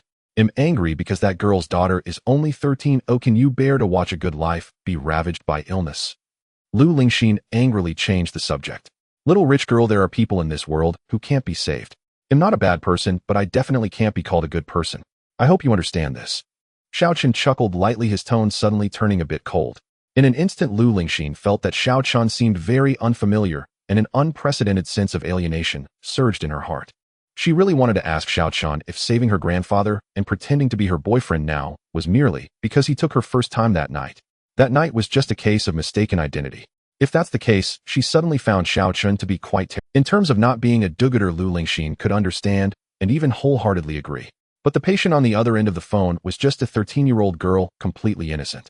In this situation, to stand by and do nothing is no longer a matter of medical ethics, but of personal character. Just when Lu Lingxin was secretly hesitating about whether to draw a line with Xiaochun, he suddenly took out his phone again and dialed back Lu Yangming's number angrily. "Old Lu, I've really had it with you all. Whether it's reasonable or not, it's all on you. Fine, I'll treat this illness. Send me the address quickly. You have silver needles, right? Use the silver needle to prick the patient's juke point 3 fingers deep. Before I get there, be sure not to move the patient again, otherwise not even the King of Heaven could save her." Watching Xiaochun angrily hang up the phone, Lu Lingxin was stunned for a moment, then pouted and couldn't help but smile. Sharp-tongued, soft-hearted. Soon the address was sent over. After glancing at the address, Lu Lingxin was taken aback. Peace Road. No. Those who live on Peace Road are either families with official backgrounds, retired bigwigs from the political world, or those who still have influence in the system. Otherwise, they wouldn't qualify to live on Peace Road. Who were the people? Xiaochun just cursed it on the phone. Lu Lingxin was surprised, but wisely didn't ask further. Instead, she turned the car around and sped towards the address on Xiaochun's phone. At No. 13, Hepping Road, in the bedroom on the second floor of the Yang family. "Grandpa, has that bastard said he would come?" Su Lanlan asked curiously as she saw Lu Yangming hang up the phone with some excitement. Beside him, Yang Tianfeng also looked at Lu Yangming nervously. "Xiaochun has agreed to come and treat Miss Yang and is on his way now." Lu Yangming breathed a sigh of relief and said, "That's great. As long as he can save Jingyi, I will definitely apologize to him properly." Yang Tianfeng was equally excited. "Cut it out, Grandpa." Director Yang, don't get too excited too soon. What if that bastard is just a blowhard? Su Lanlan couldn't help but mutter. It's a gamble, really. If Xiaochun is coming, it means he must have some genuine skills, otherwise there would be no way he would agree to our request. After all, if he has no real ability, wouldn't coming here be a humiliation? Who would be that foolish? Lu Yangming sighed. Yes, after all, we were at fault first. Even if Xiaochun can't save Jingyi just for this intention, I should apologize to him. Recalling the earlier events at the herbal market, Yang Tianfeng felt a bit guilty. However, just now on the phone, Xiaochun mentioned something that I'm not quite sure about. "Yang, you should make the decision." As he spoke, Lu Yangming suddenly hesitated. "What is it?" Yang Tianfeng asked, puzzled. "Xiaochun asked me to use a silver needle to pierce the juke acupoint on Miss Yang, inserting it 3 inches deep. However, given Miss Yang's current condition, this acupoint is essentially a death point. If I don't pierce this acupoint, she could live for at least another 7 days. But once pierced, I can't guarantee how long she will last." Lu Yangming forced a wry smile. As one of Han City's 4 great healers, he couldn't comprehend the intention behind the needle technique Xiaochun proposed. "Dr. Lu, just do as Xiaochun says. I am prepared for the worst." Yang Tianfeng looked at his daughter, who lay on the bed with purple lips and a painful expression, gritting his teeth and making a decision. "All right." Seeing Yang Tianfeng agree, Lu Yangming no longer hesitated. He gently lifted the clothing from Yang Jingyi's abdomen and inserted the silver needle into the juke acupoint above her navel. After the needle was inserted, Lu Yangming and Yang Tianfeng both could not help but hold their breath. Yang Tianfeng dared not look at his daughter, even once fearing that with this needle, she might directly pass away. It worked. Suddenly, Lu Yangming exclaimed with delight. "Hey, how strange. Grandpa, didn't you say this acupoint was a death point? Why has the purplish color on Yang Mimi's face receded after the silver needle was inserted? And she's no longer crying out in pain." Su Lanlan said in astonishment. "This? I don't understand either. Perhaps it is indeed as Xiaochun said. After so many years of practicing medicine, I am still a frog at the bottom of the well. It's utterly laughable." Unable to answer Su Lanlan's confusion, Lu Yangming could only give a complex smile, realizing that he himself did not understand. Yang Tianfeng turned to follow the sound, and indeed saw that his daughter's complexion had returned to normal. Moreover, the daughter, who had been crying out in pain, was now peacefully asleep. I will wait for Xiaochun at the door." Upon seeing this scene, Yang Tianfeng could no longer control himself and rushed out the door. Half an hour later, a red sedan slowly approached and stopped at the entrance of No. 13 courtyard. Lu Lingxin looked at the seemingly ordinary courtyard gate and was once again astonished. Could it really be Hepping Road No. 13? On the way here, she was still wondering if the address was a mere coincidence. Yet upon seeing the 2 guards in uniforms at the entrance, Lu Lingxin could no longer doubt. The so-called No. 13 courtyard does not mean there are many large courtyards on this Hepping Road, but rather that on this road there is only this one large courtyard named No. 13 courtyard. Inside the courtyard there are many different residential areas that appear ordinary, but those who know the truth are well aware of the caliber of the individuals living here. As soon as Lu Lingxin parked the car, the two guards at the entrance swiftly approached to block her vehicle. At that critical moment, Yang Tianfeng hurriedly ran over, and upon seeing Xiao Chun in the passenger seat, his expression changed drastically. He quickly spoke to the two guards who then allowed them to pass. This place is not simple. Xiao Chun narrowed his eyes slightly in the car. He could tell that the two guards at the entrance possessed the strength of the condensing chi stage. The older one with a scar on the corner of his eye exuded an exceptionally thick aura, clearly at least at the later stage of condensing chi, likely to enter the acquired realm in a few years. Furthermore, judging by the killing intent emanating from these two guards, it was evident that they had blood on their hands. Xiao Chun, what happened this morning was my fault. Please save my daughter. The Yang family will surely reward you handsomely. After parking the car, once Xiao Chun and Lu Lingxin got out, Yang Tianfeng could no longer hold back tears welling in his eyes. Director Yang, please don't rush. Let me first check Miss Yang's condition. Xiao Chun waved his hand and said helplessly, all right, follow me. Yang Tianfeng quickly nodded in response, wiping his eyes and leading the way. Lu Lingxin was even more shocked. The director? How could the esteemed director plead with Xiao Chun in such a humble tone for medical treatment? Moreover, considering his age, it was likely that his family's background was not simple. After all, just based on the identity of the director, it would be somewhat difficult to reside in No. 13 Courtyard. It was said that those living here were all retired old-timers from Han City and even the provincial capital. Lu Lingxin's heart was unsettled, yet she felt it inappropriate to ask more questions at that moment, so she silently followed behind Xiao Chun, her expression tense, her palms sweaty. On the contrary, Xiao Chun casually looked around as he walked, appearing quite curious. Old Lu, I didn't expect to see you again so soon. This time you're not going to shout and demand to take me as your disciple, are you? After arriving at the second floor of Yang Tianfeng's home, Xiao Chun joked. Lu Yangming smiled, awkwardly opening his mouth to speak, but unsure of what to say. From the moment she entered, Lu Lingxin was continuously sizing up Lu Yangming with great curiosity. She felt that this elderly man in a tang suit looked incredibly familiar, as if she had seen him somewhere. Hey, you arrogant bastard, what are you being so smug about? If you can't cure Miss Yang's illness, just wait until I deal with you. Su Lanlan said, angrily shaking her little fist. A little beauty, if you want to teach me a lesson, that's fine, but if you can't win, you can't call me a rogue anymore. Xiao Chun raised his eyebrows, and as soon as he finished speaking, Lu Lingxin pinched him on the waist from behind, causing Xiao Chun to grimace, but unable to express his anger. On the other side, Su Lanlan exploded in rage. I want to kill you. Lanlan, don't be rude. Lu Yangming hurriedly reprimanded. Grandpa, I get angry just looking at this guy. I can't take it anymore. If he can't cure Miss Yang's illness, I will go home and call all 23 of my cousins over to deal with him. Su Lanlan gritted her teeth. What the hell? 23 cousins. Xiao Chun was stunned. Who would dare to marry this girl? Nonsense. Lu Yangming chided lightly, then turned to Xiao Chun and said with a dry smile, Xiao Chun, don't take Lanlan to heart. Hurry and check on Miss Yang's condition. Just as you said, after I used 100-year-old fire ginseng to prescribe medicine for Miss Yang, her condition not only failed to stabilize, but instead showed signs of worsening. What is going on? Old Master Lu, I told you it wouldn't work, yet you refuse to believe me. Convinced now?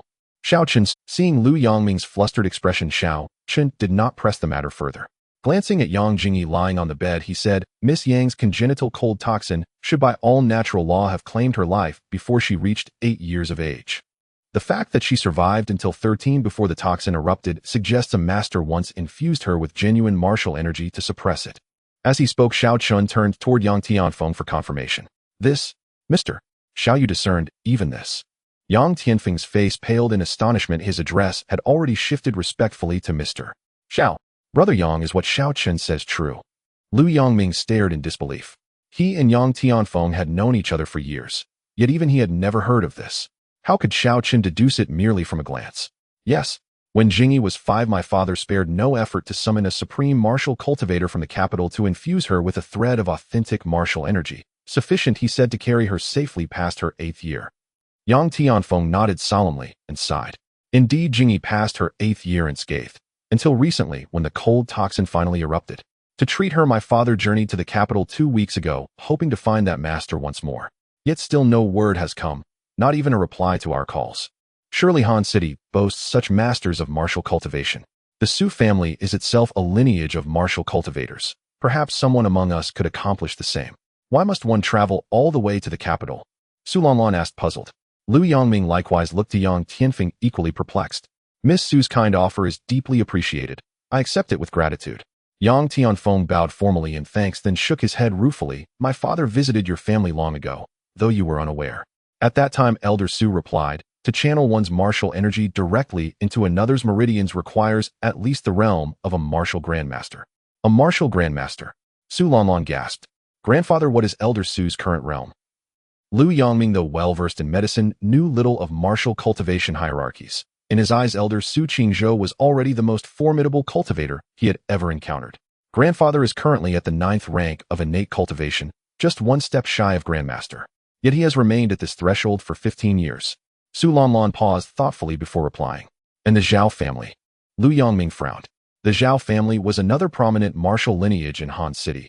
Comparable in strength to the Su family, yet embroiled in deep-seated enmity with them, their rivalry burned like fire against ice. Elder Zhao Nangong also stands at the 9th rank of innate cultivation, but attained it 2 years after my grandfather. In open combat, neither side holds decisive advantage, thus despite constant minor clashes, they have never fully shattered their fragile truce. Su Lanlan explained. Indeed, Miss Su speaks truth. The Su and Zhao families strongest among Han City's martial lineages possess no grandmaster between them. Hence my father had no choice but to seek aid in the capital. Yang Tianfeng nodded, sighing helplessly. Meanwhile, Xiao Chun mused inwardly, are secular martial families truly so weak? To command such authority in Han City, at merely the 9th rank of innate cultivation, then a mere flick of my finger would topple every martial house here. Innate cultivation, the first minor stage upon entering the Qi refinement realm, follows the foundational body tempering realm. The latter comprises 3 stages: bone forging, Qi condensation, and postnatal. The Qi refinement realm in turn unfolds across 3 stages: innate cultivation grandmaster and supreme grandmaster. Unlike the body tempering realm, entry into the Qi refinement realm marks the true beginning of the Taoist path. Thus, every minor stage within each major realm is further divided into 9 ranks. Only upon transcending the 9th rank, achieving the unity of 9-fold perfection, may one ascend to the next minor stage. Its difficulty is beyond imagination, hence the extreme rarity of cultivators beyond the innate. Hey, you over there muttering to yourself again. Su Lanlan frowned, clearly annoyed. Oh, nothing much. I merely meant, even if Elder Yang secures a grandmaster from the capital, it would be futile. Given the virulence of Miss Yang's cold toxin, now the mere martial energy of a grandmaster can no longer contain it. Humph, mere grandmaster. How arrogant. Su Lanlan rolled her eyes. Yang Tianfeng offered an awkward smile. Though he too found Xiao Chen's words audacious, he assumed the young man simply underestimated the weight behind the title grandmaster. Moreover, as he awaited Xiao Chen's treatment for his daughter, he had no intention of offending his guest. Little beauty, you'll learn soon enough whether I'm arrogant or not. Xiao Chen, unperturbed, returned to the matter at hand, gesturing toward Yang Jingyi. For years, under the suppression of martial energy, this cold toxin dwelled in Miss Yang's meridians in a delicate equilibrium. Even after symptoms emerged, the toxin did not erupt violently. Instead, it seeped slowly, insidiously into her 5 vital organs and 6 bowels. And the century-old fire ginseng I administered, its extreme yang properties once absorbed by Miss Yang, provoked the toxin, shattering that equilibrium and triggering its sudden violent eruption. Is that correct, Xiao Chun? Lu Yongming flushed, suddenly animated. Not bad, old Master Lu. Your medical studies haven't been wasted these years. Xiao Chen nodded approvingly, as if commending a promising junior disciple. Strangely, Lu Yongming felt no anger, only a profound, almost transcendent satisfaction, as if having glimpsed the Tao at dawn, he could die content at dusk. Given the severity of Miss Yang's condition now, Xiao Chun, can you truly alleviate it? Alas, it's all my fault. If only I hadn't, her condition would never have worsened. Lu Yongming spoke with deep remorse. Yes, Mr. Xiao, can you truly ease my daughter's suffering? Yang Tianfeng echoed, curiosity rekindled. Alleviate? Xiao Chun blinked, bewildered. Is there some difficulty? Of course, Xiao Chun. Does that mean it's hopeless? Didn't you say on the phone? Seeing Xiao Chen's reaction, both Yang Tianfeng and Lu Yongming felt their hearts lurch into their throats. I never said alleviate on the phone. Tell me, Director Yang, do you not wish for your daughter's cold toxin to be eradicated entirely? Alleviation is possible, but why settle for less? Xiao Chen looked genuinely puzzled. Eradicated? At his first word, Yang Tianfeng and Lu Yongming froze, half their hope extinguished. Yet at the second, both cried out in unison, stunned into silence. They even wondered if their ears had deceived them. When comprehension finally struck, Yang Tianfeng burst into ecstatic speech, then dropped to his knees with a heavy thud. Mr. Xiao, please, eradicate my daughter's toxin completely. I, Yang Tianfeng, beg your forgiveness for my morning's insolence. I will prostrate myself before you. And without hesitation, Yang Tianfeng began lowering his forehead toward the floor. Enough. Spare me the kowtowing and apologies, as saving her comes first. Xiao Chun lifted Yang Tianfeng from the ground with a single motion, then eyed the silver needles in Yang Jingyi, and with a curl of disdain, told Lu Yangming, "Old Lu, your Hui Ming needle ranked 15th on the divine needles list is actually capable of suppressing this cold poison, yet your timing and technique are woefully inadequate. You could discern the needle technique I used." Lu Yangming's face drained of color, astonishment plain as he stared at Xiao Chun. He had not expected his method to be recognized at a glance. Although the Hui Ming needle only occupies the 15th position on the divine needles roster, its 32 forms had been fully comprehended by Lu Yangming. Wu Dihao's Xian Yuan 13 needles ranked 10th on the divine needles list, yet Wu Dihao had only learned the opening sequences and possessed an incomplete set. In terms of medical skill and therapeutic effect, he was far inferior to Lu Yangming, who had mastered the entire Hui Ming needle technique. That was why Lu Yangming could be counted among Han Sheng's 4 divine physicians, while Wu Dihao did not yet. Is it difficult? Xiao Chun continued. Your execution grows unmistakably clumsy in the latter stages. Some needles are not inserted to the required depths. With such sloppiness, what result can you expect? Xiao Chun gave a light laugh, stripped every silver needle from Yang Jingyi with a flick of his hand, and said, "Old Lu, fetch a fresh set of sterile silver needles. It'll show you what a truly flawless Hui Ming needle looks like." As every silver needle was withdrawn, Yang Jingyi's face contorted in renewed pain, and her lips reverted to a bluish purple. Very well. Without further ceremony, Lu Yangming produced a packet of brand-new disposable silver needles from his cloth satchel. Being single-use, they required no sterilization and were exceedingly convenient. As he handed the needles to Xiao Chun, Lu Yangming felt doubt and indignation churn within him. By Xiao Chun's youthful appearance, how could he possibly perform the most perfect rendition of the Hui Ming needle? What followed, however, made Lu Yangming cry out in astonishment, using qi to guide the needles. "Xiao Chun, are you a martial artist of the Xiantian realm?" "What? Xiantian realm?" Yang Tianfeng and Su Lanlin's faces shifted at the revelation. Around the silver needles in Xiao Chun's hand, a faint translucent current of qi swirled, cloaking each pin. The spontaneous generation of true qi within the body is the most unmistakable hallmark of the Xiantian realm. This scoundrel, impossible. The one most thunderstruck by the scene was Su Lanlan. For someone of Su Lanlan's age to have reached the Ningjin stage already marked her as one of the most outstanding members of Han Sheng's younger generation, and she had always prided herself on her prowess in the martial path. Yet the man before her, scarcely older, claimed the stature of a Xiantian. How could Su Lanlan accept that? To think she had earlier vowed to teach Xiao Chun a lesson, in that moment, she wished the earth would open and swallow her. It should be noted that her grandfather Su Qingzhou, though he occupies the pinnacle of 9th grade Xiantian, is nonetheless simply Xiantian at root. This man then stood on the same plane as her grandfather. He was an unfathomable prodigy. Mr. Xiao is astonishing, so young and already a Xiantian realm practitioner. Han Sheng would be hard-pressed to find a second like him. This morning we even suspected Mr. Xiao of being a charlatan. Oh, what folly that was. Yang Tianfeng exclaimed, equal parts shock and contrition in his voice. Yang Tianfeng's astonishment was tinged with remorse, and an undercurrent of elation. The stronger Xiao Chun proved to be the greater the chance he could heal his daughter. Where once he had harbored doubts about Xiao Chun's ability to cure his child, he now placed well over 80% confidence in Xiao Chun's skill. Alas, I have been blind, Lu Yangming sighed, smiling wryly. Riding on the renown of being one of the 4 divine physicians made me arrogant. As Xiao Chun said, what difference am I from a frog at the bottom of a well? 4 divine physicians. Surname Lu. You are Lu Yangming, physician Lu. Lu Lingxin, who knew little of the martial path, nevertheless recognized the grand reputation of Lu Yangming. Who then was this Xiao Chun? First connected to City Central Hospital Director Wu Dihao, and now Director Yang and physician Lu. Each of those names alone was someone the Lu family would seek to ingratiate themselves with.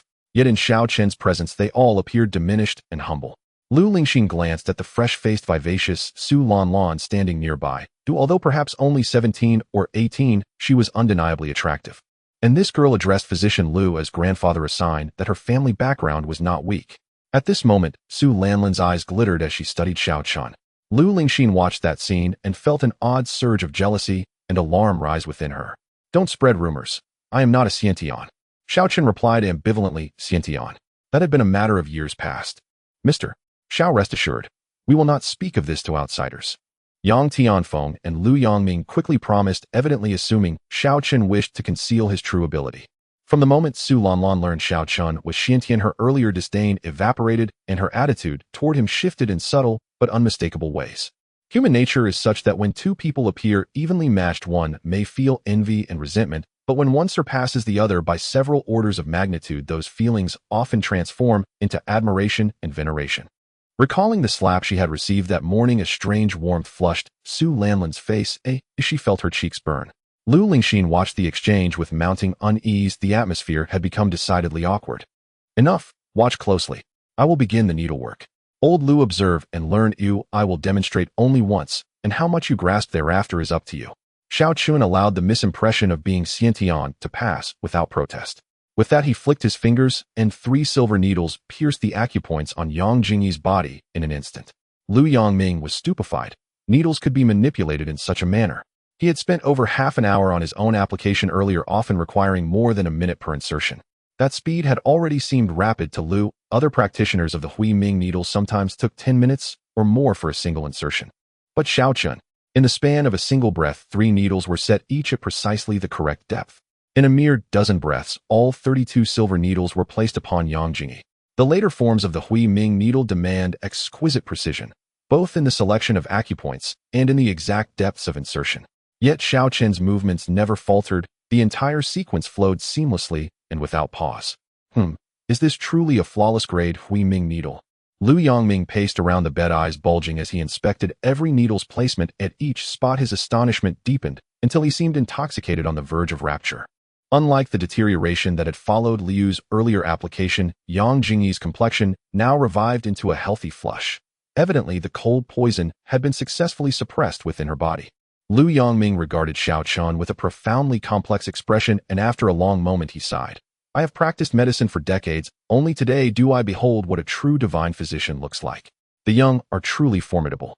Divine physician Lu, to what degree has Xiao Chen's medical skill risen? Yang Tianfeng, ignorant of medical arts, asked with puzzlement as he saw Lu Yongming beside him, absorbed in observation. Xiao Chen's medical art. Although I cannot fully fathom it, I can say with certainty it would befit my master. How laughable that I once considered taking him as a disciple. What an utter disgrace. Lu Yongming gave a self-mocking smile. Hearing his words, Yang Tianfeng and the others were once more astonished. What a perverse fellow. Su Lanlan bit her lip lightly and murmured to herself, curiosity about Xiao Chun growing that much. Lu Lingxin, for some reason, only wanted to pull Xiao Chun and leave at once. Director Yang, go fetch a basin of hot water. The cold toxin in Miss Yang's body has been suppressed. I will now force it out completely. Xiao Chun paid no heed to the others' chatter and addressed Yang Tianfeng. All right, bring the hot water now. I'll fetch it. Hearing that he would force the toxin from the girl's body, Yang Tianfeng became excited and dared not delay. He hurried downstairs at once. Xiao Chun and the others waited in the room.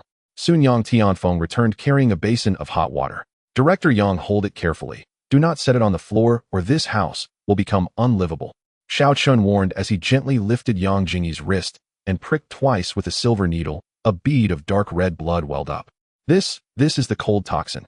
They asked in bewilderment. Of course not. Xiao Chun smiled. Then his fingers struck the acupoints corresponding to Yang Jingyi's internal organs with a speed that stole their breath. Finally, Xiao Chun poured a thread of true qi into Yang Jingyi's body. In an instant, the bead of blood at her wrist changed color, becoming pale blue, and it exhaled a chill. Miss Yang has harbored this cold toxin for years. It cannot be expelled all at once, or it will harm her fundamental yuanqi and shorten her lifespan, Xiao Chun explained. He then looked to Su Lanlan. Young beauty, please fetch more hot water and take turns with Director Yang. Isn't there already hot water? Su Lanlan pouted. The earlier arrogance had vanished from her tone as she asked in genuine puzzlement. Before Xiao Chun could answer, Yang Tianfeng, still carrying the basin, grimaced and said, Mr. Xiao, it's so cold. His remark made everyone suddenly realize something was amiss. After the pale blue bead of blood fell into the basin, the water that had been steaming hot chilled in an instant. When the blood dripped into the basin again, ice began to form visibly within the water. So this is the cold toxin. It is so vicious. Impossible to imagine the suffering Miss Yang must have endured all these years. Lu Yongming sighed with emotion. Yang Tianfeng's eyes reddened. Oh, as a father, he could not bear it. Young beauty, if you don't want Director Yang's hands frozen, stay here and keep him company. Xiao Chun teased. If his hands freeze, that's his problem. He even threatened to come settle accounts with us before. Su Lanlan snorted indignantly. Well, Mr. Xiao, I'm fine. I can endure it. Don't trouble Miss, Su Yang Tianfeng said awkwardly, attempting a smile. I hope you can keep that stubborn mouth when the time comes. Xiao Chun chuckled. Lanlan, aren't you going? Do you expect, or shall we send Xiao Chun's girlfriend? Lu Yongming barked, his face darkening. All right, I'll go. Why are you so fierce, you old coot? How do you know this pretty sister is that bastard's girlfriend? Umph. Su Lanlan shot back, glaring. She glanced at Lu Lingxin with a huff. Lu Lingxin's cheeks flushed as she smiled politely at Su Lanlan and said, "Little sister, how could Xiao Chen have offended you? I'll teach him a lesson for you tonight." Well said. Those words revealed all the subtle stirrings of a woman's heart. Thank you, sister. You have to keep an eye on that bastard. These men love young girls the most. Su Lanlan returned Lu Lingxin a brilliant smile, then hummed and went downstairs to fetch hot water. Lu Lingxin simmered with annoyance. She was only 20, yet Su Lanlan's veiled mockery had implied she was old, and she could not retort. After all, the other girl was only 17 or 18. Xiao Chun and Lu Yongming looked on, confused, uncertain what to make of it. A few minutes later, when Su Lanlan returned with another basin of hot water, Yang Tianfeng was near collapse, trembling all over.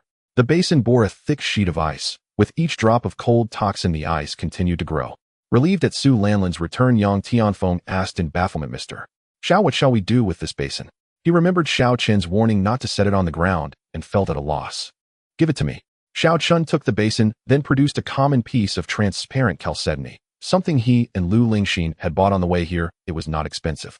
He poured his true qi into the chalcedony, and they watched as the stone absorbed the pale blue cold like a sponge, drawing breath, taking the chill from the basin's ice. "What is that?" Lu Yongming asked. "This cold toxin is highly invasive. If left on the floor, its chill will seep into the boards and crawl up the walls, turning this house into an ice cavern all year long. Thus, the best solution is to enshrine it within the chalcedony. Worn on the body, it cools the blood and increases longevity, an invaluable treasure for those whose blood runs hot. Then why not use the chalcedony to absorb the toxin directly? Why dilute it in water first?" Lu Yongming asked again. "The toxin is ferocious. Direct absorption would shatter the chalcedony's structure. It cannot withstand the raw cold. Diluting it in water first disperses the force, and only then can the chalcedony safely take it in," Xiao Chen explained. "Brilliant. Today I have truly opened my eyes." Lu Yongming touched his beard, admiration burning in his gaze as he looked at the chalcedony in Xiao Chen's hand. "Old man, don't get any ideas about my chalcedony. If you truly want it, you may buy it. 100,000 each," Xiao Chen snorted, reading Lu Yongming's intent. "Fine, I'll buy it." To Xiao Chen's surprise, Lu Yongming did not even blink before agreeing. Good heavens, had Xiao Chen underpriced it? Seeing Lu Yongming buy without hesitation, Xiao Chen immediately felt regret. Having witnessed Xiao Chen's skill, Lu no longer doubted his words. Longevity alone justified such a price. Who would not wish to live a little longer? Moreover, Xiao Chen smiled and looked at Su Lanlan. If cultivators wear it long term, it greatly reduces the chance of going astray in cultivation, helping one maintain a tranquil mind. "That bastard, I want some 2 5 pieces." Su Lanlan's eyes lit up as she was indeed tempted. "Sorry, I don't have that many. If I sell to you, I'll have to double the price." 200,000 each, Xiao Chen said, holding up 2 fingers. "What? You're bullying me. Why is it 200,000 just because you sell to me?" Su Lanlan huffed in a fluster. "Call me a bastard, and I'll double the price again. 400,000 each." Xiao Chen curled his mouth and showed 4 fingers. "I'll just you wait."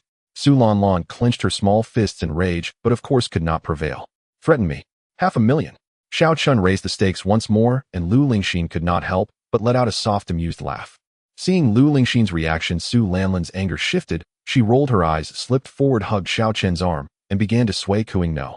Xiao Chen gidged, "Chin. All right, I'm scared of you. 5 it is." Unable to withstand the murderous gaze of Lu Lingxin beside him, Xiao Chen reluctantly pulled out the 5 spirit stones, pleading for mercy. "Thank you, Brother Chun, but what's the price?" Su Lanlan grinned mischievously. 200,000. Xiao Chen gritted his teeth. "Oh, brother. Shut up, don't shout. Isn't 100,000 enough?" Feeling the painful grip of Lu Lingxin on his waist, Xiao Chen was nearly paralyzed. "Thank you, Brother Chen Mua." However, Su Lanlan was relentless, pressing her lips directly onto Xiao Chen's cheek.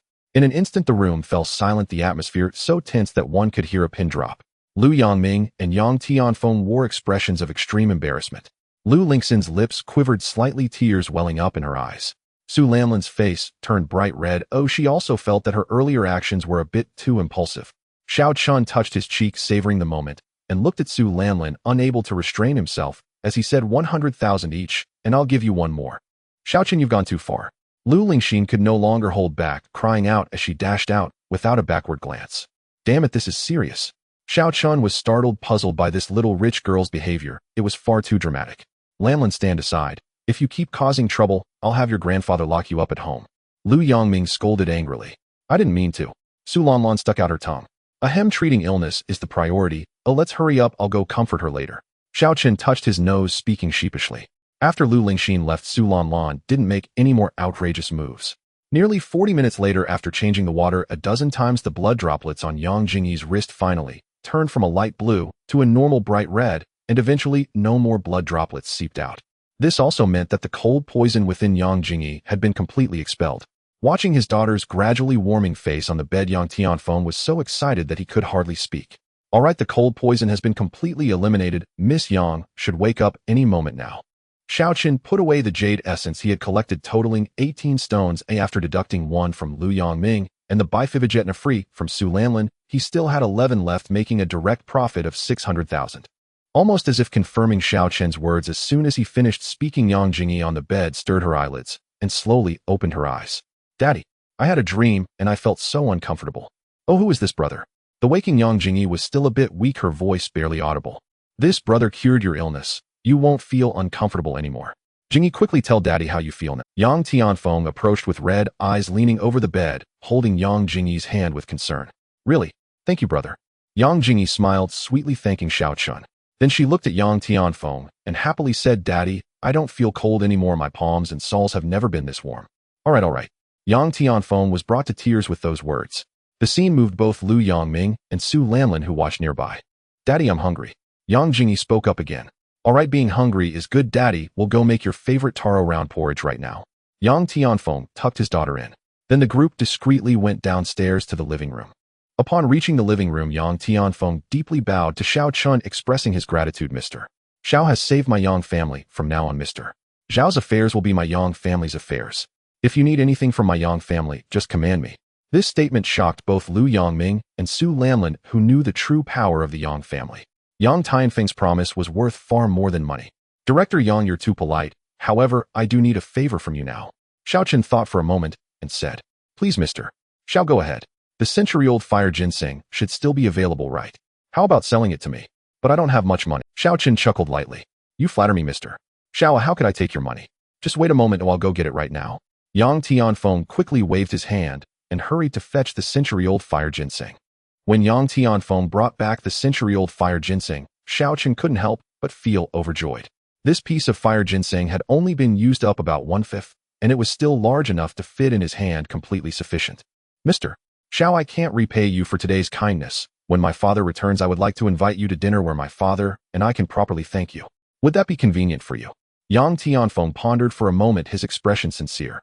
Sure, Lu Lao has my phone number. Oh, just call me when the time comes. Xiaoqin naturally agreed. Yang Tianfeng was overjoyed and then looked at Lu Yangming. I also invite Dr. Lu and Miss Su to join us. Upon hearing this, Lu Yangming and Su Lanlan did not refuse.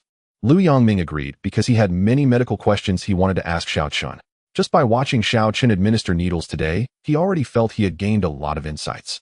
He believed that if he could communicate with Xiaoqin more often, his medical skills would undoubtedly improve. As for Su Lanlan, she simply wanted to join the fun.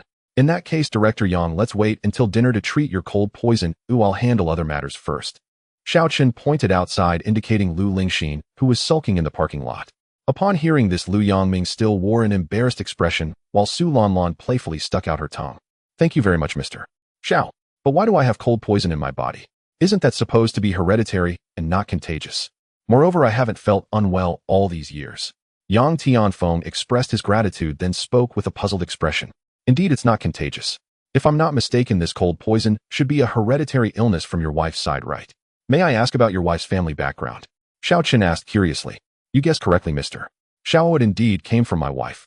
Yang Tianfeng nodded, then sighed and shook his head with a bitter smile. But I don't really know my wife's family background. You don't even know? Xiaoqin and the others were surprised and spoke simultaneously. That's right, my wife and I met during a mountain trip when we were young. At that time, she was very peculiar, dressed in ancient robes, seemingly unaware of the mundane world. Later, we developed feelings for each other as we spent time together and subsequently married. Yang Tianfeng sighed and continued, my father and I have also asked her about her background, but she has always refused to tell us. After so many years together, all we know is that she comes from the Jiang family. Nothing else is clear. The Jiang family. I haven't heard of any notable family with the surname Jiang. Lu Yangming felt puzzled. Xiaoqin hesitated for a moment, a faint suspicion forming in his mind. Although the cold poison isn't contagious, Director Yang, after so many years when you and your wife were intimate, the cold poison within her could invade your body, accumulating over time. Although the amount isn't large, it has still affected your health. After thinking for a moment, Xiao Chun looked at Yang Tianfeng. "Pa, you rogue." Saying such an indirect thing made Su Lanlan's cheeks burn out. Unable to help her racing heart, she lightly spat. Xiao Chun rolled his eyes and ignored the girl, continuing to ask Yang Tianfeng, "Haven't you felt your limbs occasionally growing cold and feeling weak, especially at night? Indeed, could this be due to the cold poison? I always thought it was because my wife and I were lacking in restraint, leading to a depletion of my health." Yang Tianfeng's face flushed. "Director Yang, you're overthinking. Your health is actually quite good. At the rate you and your wife are intimate, it doesn't reach a level of health depletion. The reason for your condition is merely the cold poison causing trouble. It's not a big issue for you now, but in a few years it might become problematic. I'll help you expel the cold poison from your body later. For now, I'll take my leave." After Xiao Chun finished speaking, he waved his hand and bid farewell to the others. Although the little rich girl was throwing a puzzling tantrum, he still had to pacify her, since he was living in the Liu family now. "All right, thank you very much, Mr. Xiao." Yang Tianfeng expressed immense gratitude. Liu Yangming naturally cupped his hands in respect, while Su Lanlan slyly noted Xiao Chen's phone number in her phone. On the other side, within a dental hospital.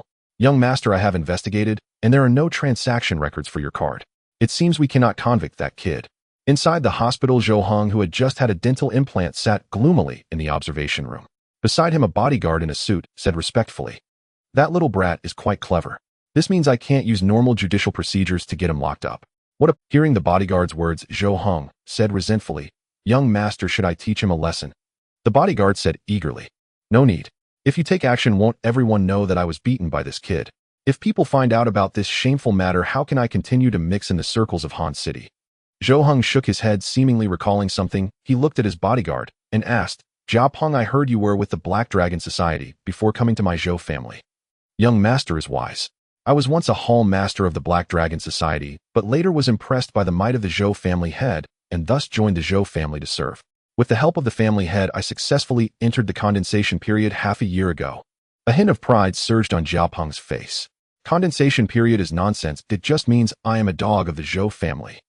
Moreover, you joined my Zhou family because you were greedy for some debt from the Black Dragon Society, and later you were hunted down by the 4 great kings of the Black Dragon Society. You had no choice but to rely on my Zhou family, right?" Zhou Hong scoffed with a mocking smile. "You were also impressed by my father's might. Don't pretend I know exactly what he is like." Jia Peng's face turned awkward and uncomfortable as Zhou Hong brought up these disgraceful matters. He felt somewhat uneasy inside. However, he certainly dared not refute him on the surface and could only flatteringly smile. Nothing can escape young master's eyes. Enough flattery. I have a serious task for you." Zhou Hong coldly snorted, his expression turning serious. "Does the Black Dragon Society still have contact? Be honest, don't hide anything." Zhou Hong asked. I haven't been in touch much over the years, but I know where their hall is." "Does young master want me to connect you with them?" "Not bad. Doesn't the Black Dragon Society take on any job? You go talk to their leader or the 4 great kings about how much it would cost to take out that country bumpkin named Xiao Chun. By the way, that bumpkin has some skills, but he's not that impressive. Even though I haven't practiced Taekwondo for many years, I can still exchange a few moves with him." Zhou Hong pondered and said, "Young master, this can be done, but I can't say anything about the price. The leader of the Black Dragon Society, Feng Tianlong, has been a postnatal martial artist for several years, now much stronger than me. The 4 great kings under him were already at the late condensation stage back then, and after so many years they would definitely have become stronger. If you want them to handle this matter for you personally, the price will definitely not be low." Jia Peng hesitated for a moment and briefly explained the situation. "Having strength is good. I wouldn't look for them if they didn't have strength. You tell them that this young master is willing to pay 2 million for that kid's life. By the way, make sure to record a video before taking him out. The more brutal, the better. As long as I'm satisfied, I will add another million afterward, but you must guarantee that I won't be traced back to this matter." Zhou Hong gritted his teeth and made up his mind. 2 million. Jia Peng was taken aback. "What's wrong? Is that too little?" Zhou Hong was displeased. No, young master, 2 million can buy the life of a refining period martial artist. That kid is just an ordinary person. This money is more than enough. Young master, rest assured, I will definitely take care of this matter for you." Jia Peng patted his chest confidently. Although he had conflicts with the Black Dragon Society, they would definitely not refuse a money-making job, and he could also pocket a share from those 2 million. "Good, go now, and I will transfer 2 million to your card shortly." Only then did Zhou Hong nod with satisfaction, though he felt a bit pained. 2 million was already a significant portion of his spending money for several months. This time, he was truly spending heavily to take revenge on that country bumpkin Xiao Chun. "All right, young master, wait for my good news," Jia Peng said, then turned and left. In the center of Han City, there was an old street waiting for demolition. Unlike the bustling crowds of other parts of the city center, this street was noticeably less crowded. After receiving the money, Jiao Peng took a taxi here and stopped in front of a shop called Tianlong Labor Services. Although the Black Dragon Society owned countless casinos and KTVs, its headquarters was located on this old. 5 years ago, after Feng Tianlong learned through special channels that this street was to be demolished, he bought all the shops on this street at an extremely low price. For those shop owners who were unwilling to sell, Feng Tianlong naturally used many underhanded means. In the end, these owners had no choice but to swallow their anger and make concessions. Now, 5 years later, the demolition project of this street has already been included in the project book of the relevant departments and will start construction at the latest next year. Once construction begins, Feng Tianlong will receive a large sum of compensation. It can be said that this old street is now Feng Tianlong's most valued asset, so it is reasonable that the headquarters is located here. However, this has also led to the business on this street being neglected, and gradually it became desolate. Jiao Peng got out of the taxi and looked at the scene before him with emotion, recalling that he was once one of those overseeing the place. "Kid, who are you? What are you doing here?" Inside the roll-up door of Tianlong Labor Services, several tattooed strong men were playing cards while smoking. One of them glared at Jiao Peng and asked fiercely, "I'm here to discuss a business deal with Boss Feng. Is he here?" Despite having the Zhou family backing him, Jiao Peng still tried to keep a low profile. He knew very well that these people were ruthless killers. Just as Jiao Peng finished speaking, a young man with dyed red hair walked out of a bedroom on the first floor of the shop, while a seductive woman covered in tattoos was tidying her clothes on the bed behind him. "Oh, I thought who it was. Isn't this old Jia? How bold of you to come looking for Brother Long. Aren't you afraid he will cripple you on the spot?"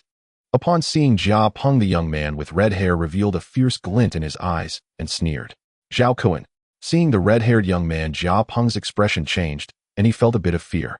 The red-haired youth named Zhao Kuan seemed young, but was quite powerful, being one of the 4 great kings of the Black Dragon Society, nicknamed Bloodstinger, known for being extremely vicious and lecherous. Years ago, Jiao Peng almost got killed by this person after he swallowed the Black Dragon Society's money. It was said that he was a member of the Zhao family, a martial arts family in Han City, and was expelled from the family for having an affair with his cousin. Zhao Kuan then relied on his strength to join the Black Dragon Society and became one of its 4 great. Of course, there is another rumor that Zhao Kuan was outwardly expelled by the Zhao family, but in reality, they wanted to use this opportunity to infiltrate the Black Dragon Society and gain some say in the underground forces of Han City. In Jiao Peng's view, the second explanation seemed more reliable. He had received news from the Zhou family that Zhao Kuan was not only a scion of the martial arts family Zhao from Hancheng, but also the illegitimate son of Zhao Nongguang, the head of the Zhao family, and a certain top performer from a nightclub. Zhao Nongguang, having a son late in life, was not a good person to begin with. How could he possibly cast his own son out of the house just because of an affair with his sister-in-law? Thus, even though Jiao Peng now had the backing of the Zhou family and had broken through to the condensation stage, he still felt an overwhelming sense of dread when facing Zhao Kuan. "Jiao Peng, what are you? How dare you call my name directly? Are you looking to die?" Hearing Jiao Peng address him by name, Zhao Kuan's expression turned cold. With a vicious glare at Jiao Peng, he pulled out a dagger from behind and rushed towards Jiao Peng, the dagger mercilessly aimed at his throat. "Zhao Kuan, how dare you?" Jiao Peng was horrified, his nerves taut to the limit. With all his strength, he stepped back just in time to evade the fatal blow. Even so, a line of blood appeared on his neck. "To think you could dodge my casual strike, not bad. Your strength seems to have improved, unlike back then, when you were like a dog completely toyed with by me. However, old Jia, don't think that just because you work for the Zhou family as a dog for the Black Dragon Society that I won't dare touch you. If I really wanted to kill you, the Zhou family wouldn't dare make a sound." Surprised that his casual strike was evaded, Zhao Kuan's expression shifted to one of mockery as he looked at Jiao Peng, his words dripping with coldness. "I came to discuss business with Boss Feng.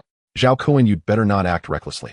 Jiao Peng felt a surge of cold sweat as he was well aware that if things escalated, he would not survive Zhao Kuan's attack. "Discuss business? You think you're worthy? You're just a dog for the Zhou family. Even if you reach the condensation stage, you're still just a dog in the condensation stage." Zhao Kuan chuckled mockingly. "You?" Jiao Peng's anger surged, but he dared not lash out. A few years ago, Zhao Kuan was already at the condensation stage, and now that he too was at the condensation stage, he realized that even with all his effort, he still couldn't evade Zhao Kuan's casual strike. Zhao Kuan had likely entered the postnatal realm. After all, Zhao Kuan had the Zhao family, one of the 2 major martial arts families in Hanqing, backing him. Yet even so, Jiao Peng felt a chill run down his spine. A postnatal realm person in their 20s. Originally, after entering the condensation stage, Jiao Peng had felt a twinge of pride, but at this moment, he only felt a scorching heat on his face. Indeed, even if he reached the condensation stage, he was still just a dog in the condensation stage. No matter how unwilling he was, what could he do? The gap between people cannot always be bridged by effort. You're right, Brother Cohen. I am just a dog. However, I do have a business worth 1,500,000 this time, just to kill a person, and he's just an ordinary person. The Black Dragon Society could easily handle this. I believe Boss Feng would be interested. Thinking of this, Jia Peng felt a myriad of grievances in his heart, but he had no choice but to force a Then Jia Peng stepped forward and handed a card with 200,000 to Zhao Cohen, smiling. Please inform Boss Feng about this. This 200,000 is your reward for your hard work, Brother Cohen. Although Jia Peng wished for Zhao Cohen to die on the spot, given the current situation, if he couldn't get past Zhao Cohen, he would likely never see Feng Tianlong, thus failing the task Zhou Hong had assigned him. As the saying goes, money can make the devil push the millstone. After Zhao Cohen accepted the money, his previously fierce expression softened considerably, yet he still coldly remarked, "This little amount of money is hardly worth anything." Just as Jia Peng wondered if he had given too little, Zhao Cohen suddenly patted his shoulder and spoke again. "Forget it. Although what you did back then was a bit embarrassing, we are old acquaintances. For the sake of that, I'll take you to meet Boss Feng. However, I can't guarantee Boss Feng's attitude." Zhao Cohen casually tucked the card into his pocket. Although he was Zhao Nangwang's illegitimate son and received considerable resources from the Zhao family, each month martial arts cultivation was extremely costly, leaving him with little left over after expenses. Moreover, since he had a penchant for women, the little money he had was hardly enough for that. Otherwise, he wouldn't have resorted to seeking relief with the Black Dragon Society's designated transport in a room. Jia Peng's 200,000 also alleviated his urgent financial need. Therefore, no matter how much Zhao Kun looked down on Jia Peng after seeing the 200,000, he still pretended to be friendly and granted Jia Peng's request. The other strong men, seeing the bank card in Zhao Kun's hand, could only express their envy, but they dared not say anything more. "All right, I'll speak to Boss Feng. Thank you, Brother Cohen." Jia Peng felt relieved seeing Zhao Kun relent and immediately smiled. "Let's go, come on up." Zhao Kun then led the way to the second floor. Unlike the first floor, the second floor of the shops was decorated extravagantly. Due to the merging of all the shops, the entire corridor on the second floor appeared lengthy, with well-equipped gaming cafes, bars, KTVs, and other entertainment facilities on both sides. Jia Peng followed Zhao Kun to the central living area. At this moment, 4 men were sitting on leather sofas playing mahjong, each accompanied by a woman giving them a massage. "Old third, are you done so quickly?" Upon seeing Zhao Kun, the leader of the mahjong players, a bald man with a scar, teased him. "Boss Feng, I've brought a familiar face." Zhao Kun grinned and pointed to Jia Peng behind him. "Jia, the dog dares to come back. Just because the Zhou family paid for your life doesn't mean I will forgive you for embezzling the goods." Seeing Jia Peng, the bald man with a scar grinned viciously. "Speak, what do you want? If you're not satisfactory, you'll leave a leg here today." The bald man was none other than Feng Tianlong, the leader of the Black Dragon Society. Due to the impending demolition of this street, Feng Tianlong had been in a good mood recently.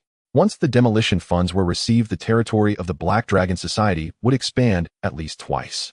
"Boss Feng, let's not mention the past. I'm here mainly to ask if you're interested in a business deal." Jia Peng knew he had to be cautious on the Black Dragon Society's turf because they would do anything. "Oh, are you here for a debt collection or a killing? Tell me." Feng Tianlong immediately perked up at the mention, as the Black Dragon Society's main income sources were these types of jobs. Killing. Seeing this, Jia Peng felt a weight lift off his shoulders and proceeded to relay Zhou Hong's instructions. 1,500,000. A country bumpkin from outside. Are you sure this Xiao Chan is an ordinary person? After hearing Jia Peng's words, Feng Tianlong and the others thought they had misheard. Indeed, he is undoubtedly an ordinary person. He might have some skills, but he is absolutely not a martial artist. Jia Peng thought for a moment and said with strong certainty, "That makes sense. If even Zhou Xiao can handle a few moves, how could he possibly be a martial artist? All right, the Black Dragon Society will take this job." Feng Tianlong was clearly intrigued. An ordinary person, especially from the countryside, killing such a person would not only be effortless, but also come with no trouble. 1,500,000 was practically free money. Hey, race 1 million as a deposit, the remaining 50,000 can be paid later. Moreover, Zhou Xiao mentioned that if you can record a video of Xiao Chun being tortured to death, he will add an extra 80,000 as a reward. The only requirement is that this matter must not trace back to him. Jia Peng took out another card and placed it on the table in front of Feng Tianlong. "Zhou Xiao is generous. You should know how the Black Dragon Society operates. For the sake of this business deal, I'll let the matter of you embezzling the goods slide for now." Feng Tianlong snorted coldly, picked up the bank card, and tossed it into a drawer. He then looked at Zhao Kun and the others. "You guys find someone and get the job done. The remaining payment can be split as usual. Big brother, I might as well go myself. Oh, I've been getting bored lately and could use a little excitement." Just as Feng Tianlong finished speaking, a burly man beside the mahjong table spoke up. Old Fourth, are you looking to take this opportunity to pick up women? Alright, if you want to go ahead. Just remember to keep your eyes peeled when choosing women. You can pick any ordinary married woman, but don't touch the wrong person or you'll bring trouble to the Black Dragon Society. Feng Tianlong half instructed, half joked. Meanwhile, Jia Peng was overjoyed because this burly man was none other than Pang Li, ranked 4th among the 4 great warriors of the Black Dragon Society, nicknamed the Diamond Ape, with a robust physique and considerable strength. With one of the 4 great warriors of the Black Dragon Society handling this, it was a sure thing. Jia Peng had already thought about how to raise the price when he returned. With one of the 4 great warriors personally taking action, this Xiao Chun would definitely meet a gruesome end. So is it unreasonable to charge a higher price? At this moment, Xiao Chun was still unaware that he had caught the attention of the Black Dragon Society. Hey little rich girl, why did you come out here by yourself? What are you angry about? After leaving Yang Tianfeng's house, Xiao Chun took a turn and finally found Lu Lingxin with red eyes in the parking lot. If you still know to look for me. I thought you were going to honeymoon with your Su family sister. Seeing Xiao Chun, Lu Lingxin coldly huffed. You aren't really jealous, are you? Let me remind you again, we are just pretending to be a couple, and you can't meddle in my private matters even though I have nothing with that girl from the Su family. Xiao Chun rubbed his nose, then suddenly became serious, looking at Lu Lingxin and asking, little rich girl, you don't really like me, do you? Me? Like you? Xiao Chen, you are too narcissistic. Even in my next life, I could never like you. Hearing Xiao Chen's words, Lu Lingxin exploded like a furious kitten, gritting her teeth. That's good then, that's good. Xiao Chun breathed a sigh of relief, but still puzzled, he said. If that's the case, why were you angry just now? Was I angry at you? I was angry at that little demon from the Su family of. That little demon is clearly provoking me, and even though we are pretending, I am still your girlfriend in name, and you didn't stand up for me. Don't I have any pride? Look at her smug expression. Lu Lingxin grew angrier as she spoke, then turned around, opened the car door, sat inside, and started the vehicle. What the heck, how am I supposed to go back if you leave? Xiao Chun was stunned. Go back however you want, even if you want to die. Lu Lingxin angrily threw out a sentence, stepped on the gas, and drove away, leaving Xiao Chun standing there with a face full of frustration. However, at the same time, he felt relieved. He was truly afraid that Lu Lingxin would develop feelings for him, which would complicate things. Looks like I can only take a taxi now. Seeing Lu Lingxin's car disappear from view, Xiao Chun sighed and gave a helpless smile. Then he exited the gate of Courtyard 13 and stood by the roadside waiting for a taxi to pass. But he didn't know if it was due to the peculiar circumstances of Courtyard 13, but there were hardly any people on this road, let alone taxis. Just as Xiao Chun hesitated about whether to ask Yang Tianfeng for a ride home, a sudden engine sound came from the entrance of Courtyard 13. Turning around, he saw a red Ferrari speeding out. At first, Xiao Chun didn't pay much attention as he hardly recognized anyone who could drive such an expensive car out of Courtyard 13. However, unexpectedly, the red Ferrari suddenly slammed to a halt right in front of him, and a youthful and beautiful face poked out from inside. Xiao Chun Gij. Su Lanlan smiled at Xiao Chun. No, I mean miss, so you should call me a jerk instead. I'm not used to this. Seeing it was Su Lanlan, Xiao Chun felt a headache coming on. Who cares what you think? I just want to call you that. Xiao Chun Gij, what are you doing standing here? Where's that sister? Su Lanlan looked around puzzled. What are you asking?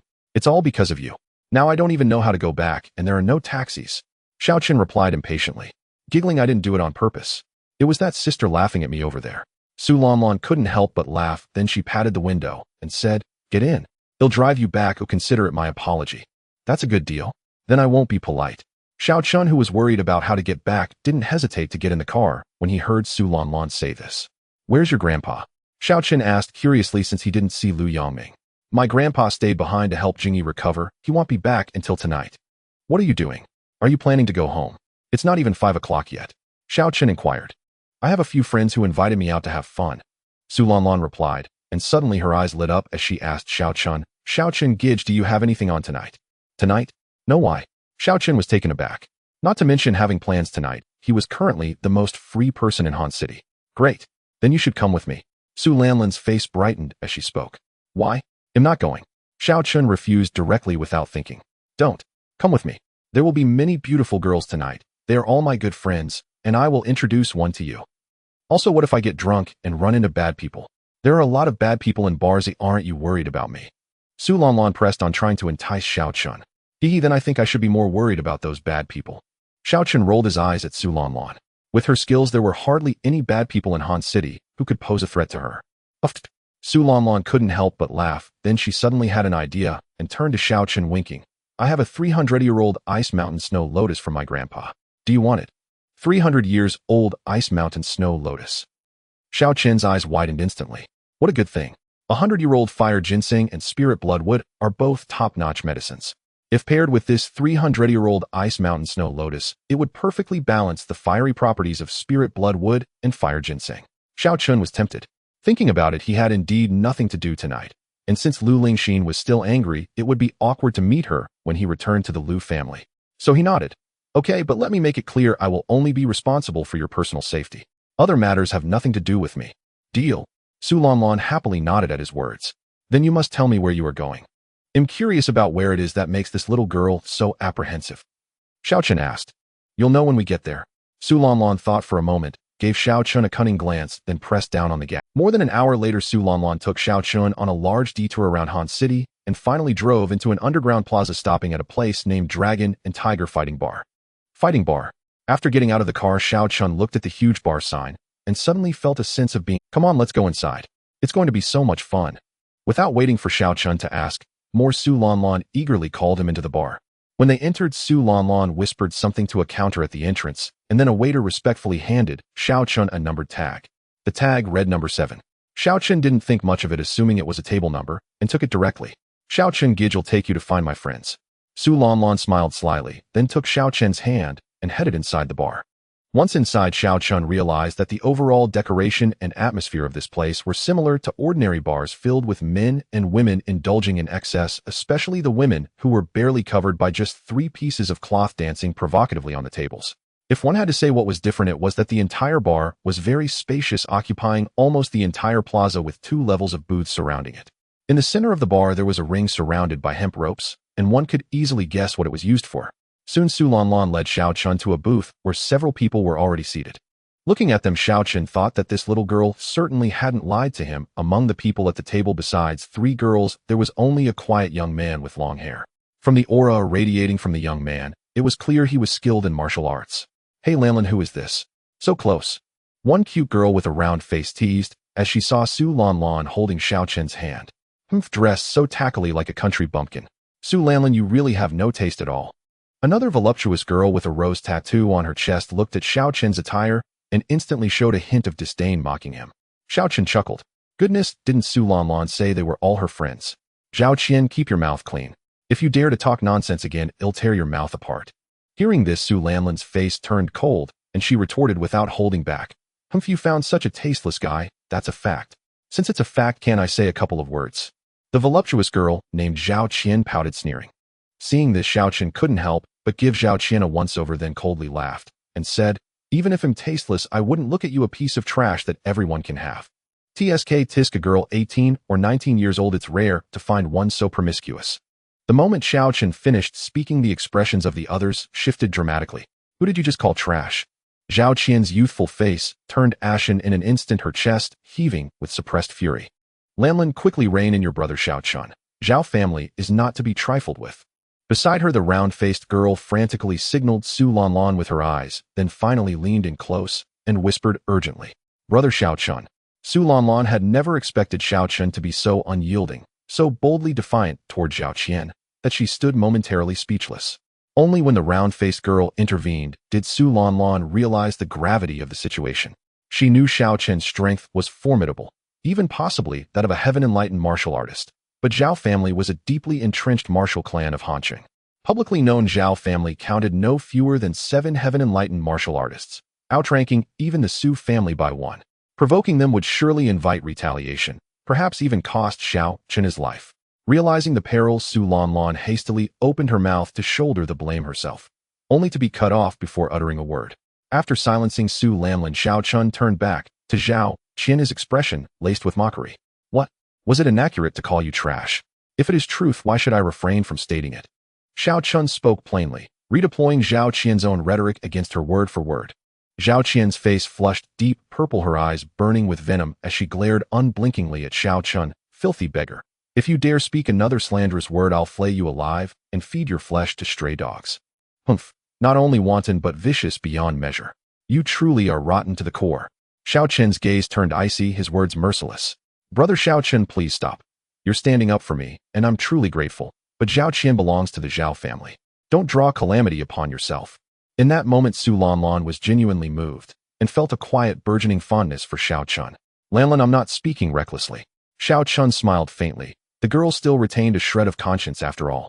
Then pointing directly at Zhao Qian, he said, within her body, I sensed the residual essence of at least 3 different men. Judging by the intensity and freshness of this chi, her encounters with them occurred no more than 24 hours ago, and without any protective measures. Though Xiao Qian's phrasing was veiled, none present were fools. His meaning struck them instantly. Su Lanlan and the round-faced girl exchanged stunned, wide-eyed glances, both riveted on Zhao Qian. Another girl, short-haired, bespectacled, and composed, merely frowned faintly at Zhao Qian, yet the round-faced girl, ever more animated, blushed crimson and stammered, Qian, you wouldn't possibly have. Nonsense. This rustic is spouting lies. I'll kill him. Furious beyond reason, Zhao Qian lunged forward with a slap, only to have her wrist seized midair by Su Lanlan, who shoved her hard. Zhao Qian tumbled backward onto the sofa. Su Lanlan, what do you think you're doing? This has nothing to do with you. This bumpkin has sullied my reputation. I must punish him. Zhao Qian glared at Su Lanlan with undisguised hatred, but she was merely bone-forging realm, utterly outmatched by Su Lanlan's condensed chi realm. How can it not concern me? Brother Xiao Chen came here with me, and he speaks no falsehood. His medical mastery is such that even my grandfather bows in deference. Su Lanlan retorted with unwavering confidence. What? Lanlan, you mean his art surpasses even divine physician Lu? The round-faced girl gaped, disbelief etched across her features. Impossible. Zhao Qian scoffed coldly. Meanwhile, the short-haired, bespectacled girl cast Xiao Chun a startled, searching glance. Why impossible? This very afternoon, Brother Xiao Chun eradicated the frost venom poisoning within Yang family's younger daughter. You know how incurable that ailment was, don't you? Su Lanlan, eager to dispel doubt, added with a playful grin, if you don't believe me, call and ask for your Ha ha. Zhao Qian, we've long heard whispers of your family's licentious private affairs. Today's spectacle confirms their truthfulness indeed. Both the round-faced girl and the bespectacled girl fell silent, yet their silence spoke volumes. If Su Lanlan dared speak thus, she must possess irrefutable grounds. But since when had Hanqing acquired such a prodigious physician, and one so astonishingly young? They could not fathom it. Yet one truth became unmistakable: Xiao Qian's accusations against Zhao Qian were almost certainly true. At that realization, though outwardly impassive, they instinctively distanced themselves from Zhao Qian inwardly. Su Lanlan, silence. Sensing the shifting glances around her, Zhao Qian lost all composure, seething as she spat at Su Lanlan. If you step aside and let me discipline this rustic, this remains solely between him and me.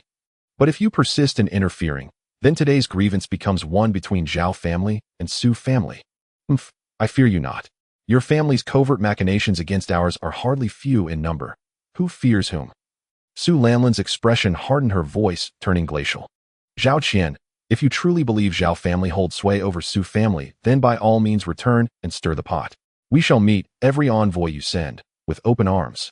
Nearby, Xiao Chun watched Su Lanlan with quiet admiration, her image now indelibly etched in his mind with newfound esteem. This young lady, utterly fearless. Even had Su Lanlan held back Zhao Qian, a mere speck of dust, could not withstand even a single finger of his. Yet she still shielded him fiercely, even elevating the conflict to the level of interclan enmity. Wild-spirited she may be, but her integrity was beyond reproach. Enough, Zhao Qian. Have you forgotten why we came here today? If you truly wish to settle scores with Xiao Chun, the arena awaits you later. Why provoke a scene now? You may find it shameful, but I certainly do. At that moment, the short-haired, bespectacled girl, whose demeanor seemed oddly mature for her appearance, spoke crisply.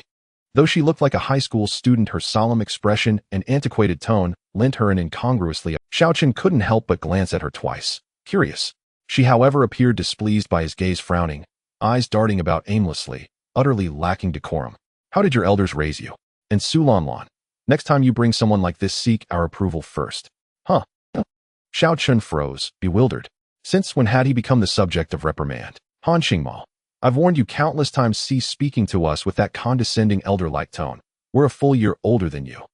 This time Zhao Qian and Su Lanlan aligned in perfect unison, both voicing protest at once. The round-faced girl stifled laughter behind her hand. Age matters little, yet you constantly touch and grope without restraint. A proper young lady ought not behave so. Unfazed by their objections, Han Qingmao, the bespectacled girl, maintained her stern, elderly cadence, addressing them as if they were wayward juniors. Fine, we surrender to you. Su Lanlan sighed, sinking into her seat with exasperation. Oomph. Your entire Han family is a pack of old-fashioned pedants, and you're merely their miniature replica. Zhao Qian scoffed dismissively, clearly as powerless to counter Han Qingma as Su Lanlan was. Xiao Qian suddenly broke into a mischievous grin, striding across to sit directly opposite Han Qingma, then leaning in until his face hovered barely 10 centimeters from hers, staring at her silent and unblinking. Vulgar. Impolite. At first, Han Qingma managed stoic composure, even managing 2 sharp scolding rebukes. But after Xiao Chun sustained that posture, unwavering, unblinking, for over 10 seconds, she faltered. Adjusting her black-rimmed glasses to mask her flustered gaze, she stammered, "What do you intend?" Xiao Chen chuckled softly, leaning in closer, still nodding with quiet emphasis, "I do." Huh. Han Qingma blinked, confused, her lips parting slightly, her glasses sliding down to the tip of her nose as she gazed at him, bewildered. Almost instantly, comprehension dawned, and her cheeks flushed scarlet, deepening rapidly until they glowed as if saturated with blood. Xiao Chen grinned. This girl was simply delightful, utterly endearingly awkward. Xiao Chen spoke so softly that Su Lanlan and the others nearby heard nothing of his exchange with Han Qingma. Good heavens, Lanlan, did I just imagine it? Qingma actually blushed. Xiao Chun must be extraordinary. A round-faced girl seated beside Su Lanlan tugged her arm in astonishment. I think she really did blush. Su Lanlan stared blankly, stunned, before slowly regaining her composure from the surreal sight before her.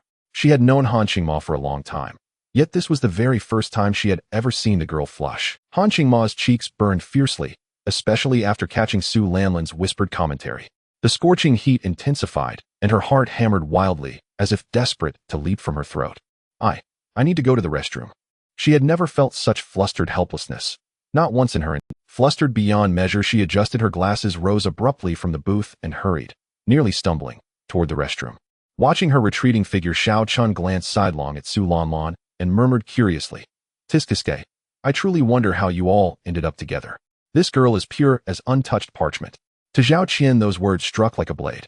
"Filthy beggar, just wait and see how long your arrogance lasts. On the arena floor, I'll have your limbs shattered, then chain you by the neck like a hound, bound to serve the Zhao family as a gatekeeper. Since you've got such a sharp tongue, I hope you'll bark just as loudly when guarding our gates." Zhao Qian's face darkened, livid enough to drip ink. "The Zhao family, is it? Fine, I'll wait." Upon hearing this, Xiao Qian's eyes narrowed, slightly glinting with cold, quiet menace. He had initially chosen not to hold grudges, granting leniency merely because Zhao Qian was young. Yet her venomous words forced him to confront an unsettling truth. Malice bears no relation to age. If Zhao Qian chose to provoke him, he would let her, but if she dared cross him, he would erase the Zhao family from Hansheng without hesitation. Ha. Just how long do you think your arrogance will last? Humiliated before so many, Zhao Qian seethed, inwardly yearning to tear Xiao Chen limb from limb. In her eyes, his bravado was nothing more than a desperate ploy to win Su Lanlan's favor. She was utterly confident he'd weep. Not even a sob would escape him when facing her wrath. After all, she bore the weight of the Zhao family behind her. "Zhao Qian, do you truly believe I'm invisible?" Su Lanlan remained steadfastly loyal, standing unflinchingly in Xiao Chen's defense. "Oh, come now, enough. Lanlan Qian, let's stop bickering. Didn't we agree earlier? All matters settle on the arena floor."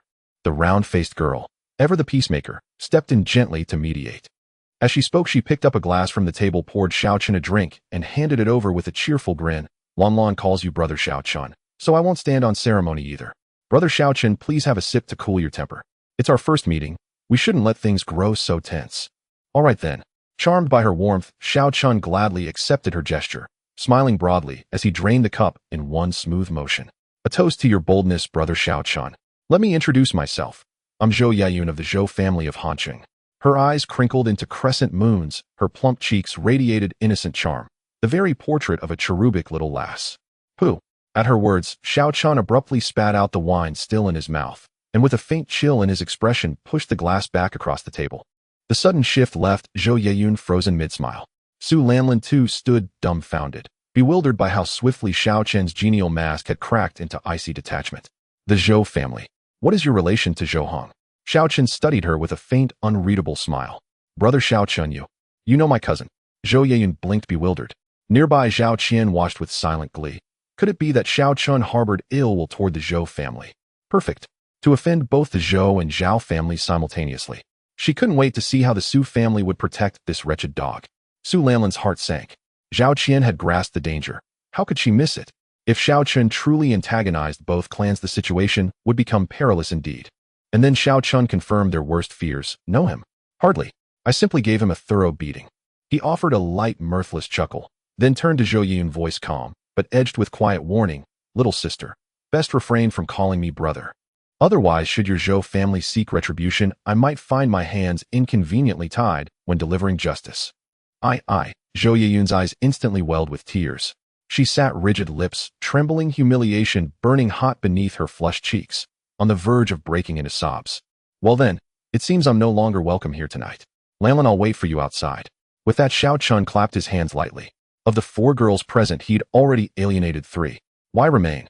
Were it not for the 300-year-old glacier snow lotus Su Lanlan had promised him, he'd have walked out already. Without waiting for Su Lanlan's reply, he rose and strode toward the exit. But after only a few steps, a bartender stepped forward, blocking his path with polite deference. Sir, where are you headed? Outside. Anything wrong?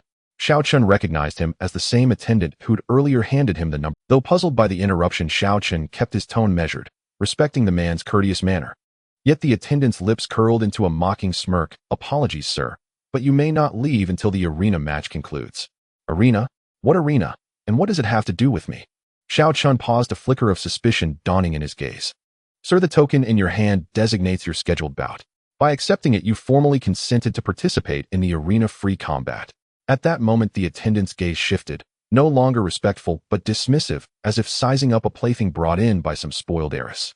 During his time working here, he'd seen it all: wealthy young mistresses luring penniless suitors under false pretenses, then coercing them into challenges they knew nothing about.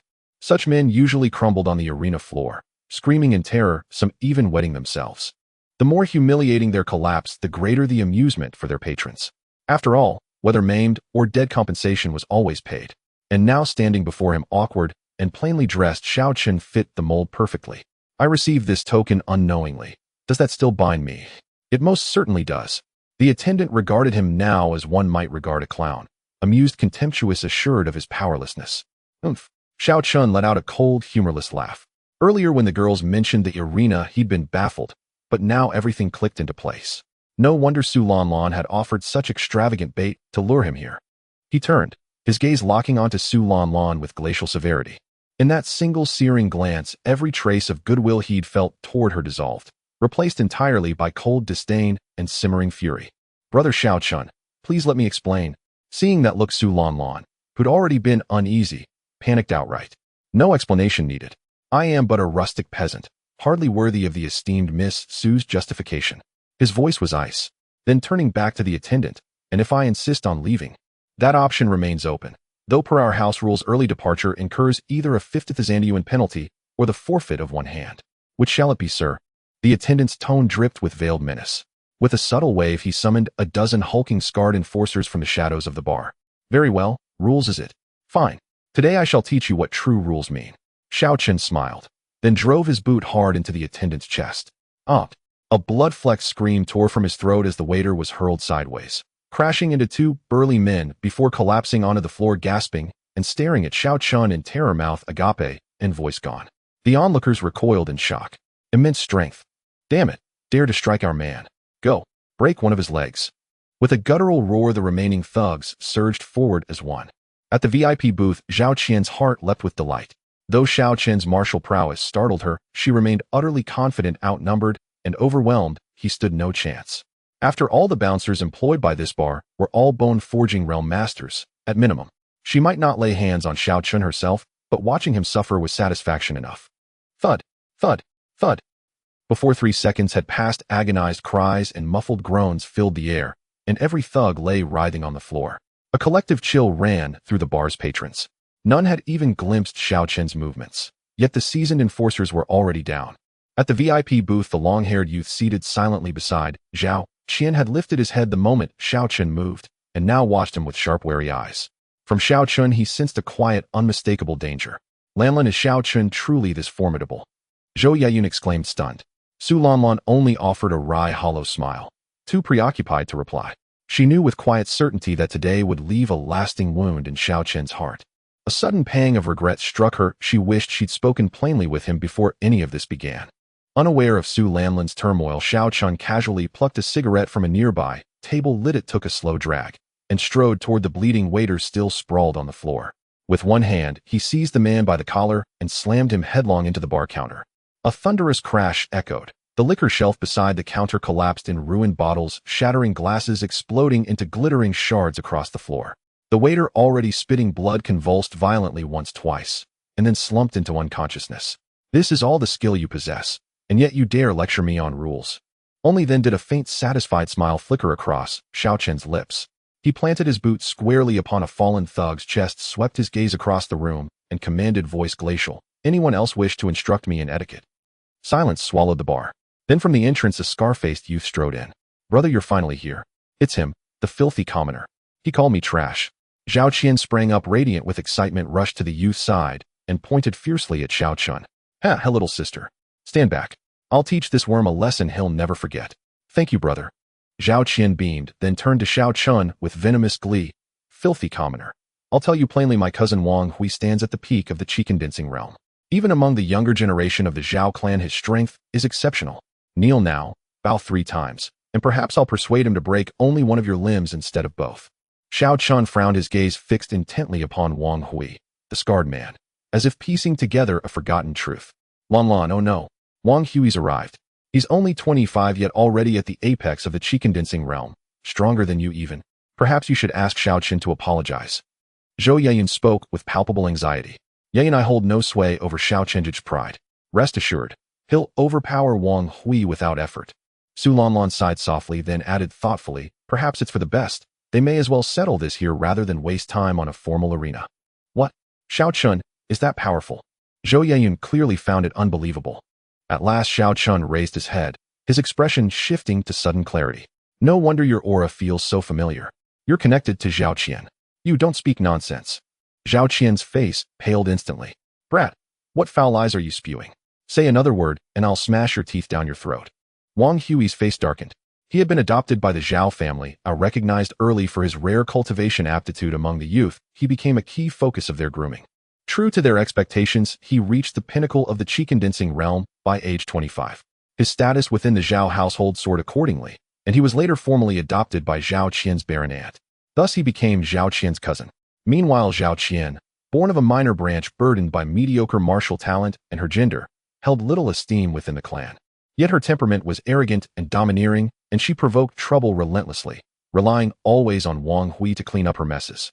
Her youthful beauty and charm made Wang Hui more than willing to indulge her, until inevitably they grew entangled.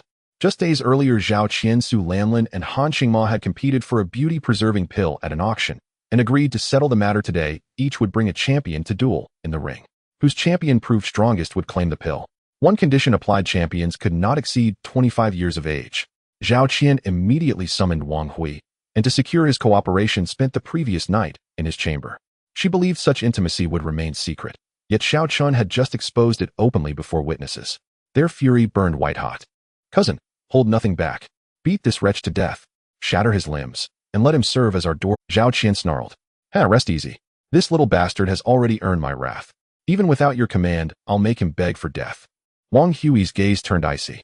With a coarse grip on Zhao Qian's hip, he lunged toward Xiao Chun's snarling dive. Just before reaching Xiao Chun, he launched himself skyward, fists clenched, bronze-hued knuckles blazing, and drove a devastating punch downward, speed far surpassing that of the earlier thugs. "So handsome, cousin." Zhao Qian thrilled, her excitement sharpened by the telltale coppery hue blooming across his skin, the unmistakable mark of a chi-condensing realm apex master. Such power commanded respect, even within the Zhao clan. "You wish me dead? Where does such audacity spring from? Were I you, I'd blush to utter those words, lest I shame myself." Xiao Chen scoffed, flicked his cigarette aside, and milliseconds before Wang Hui's fist struck, seized the man's wrist in an iron grip, halting the blow midair. "Impossible." Wang Hui's eyes widened in disbelief. How could this youth deflect his full-force strike so effortlessly? Postnatal realm. A chilling suspicion pierced his mind, and with it a wave of primal dread. His voice cracked in raw panic. You're a postnatal realm cultivator. A postnatal realm master at barely 20. Preposterous. Guess for yourself, Xiao Chen replied, voice laced with quiet mockery. But he granted no time for answers. With a faint, unsettling smile, he tightened his grip and hurled Wang Hui crashing to the floor. A sickening crack split the air. Wang Hui's wrist bent at a grotesque 90-degree angle.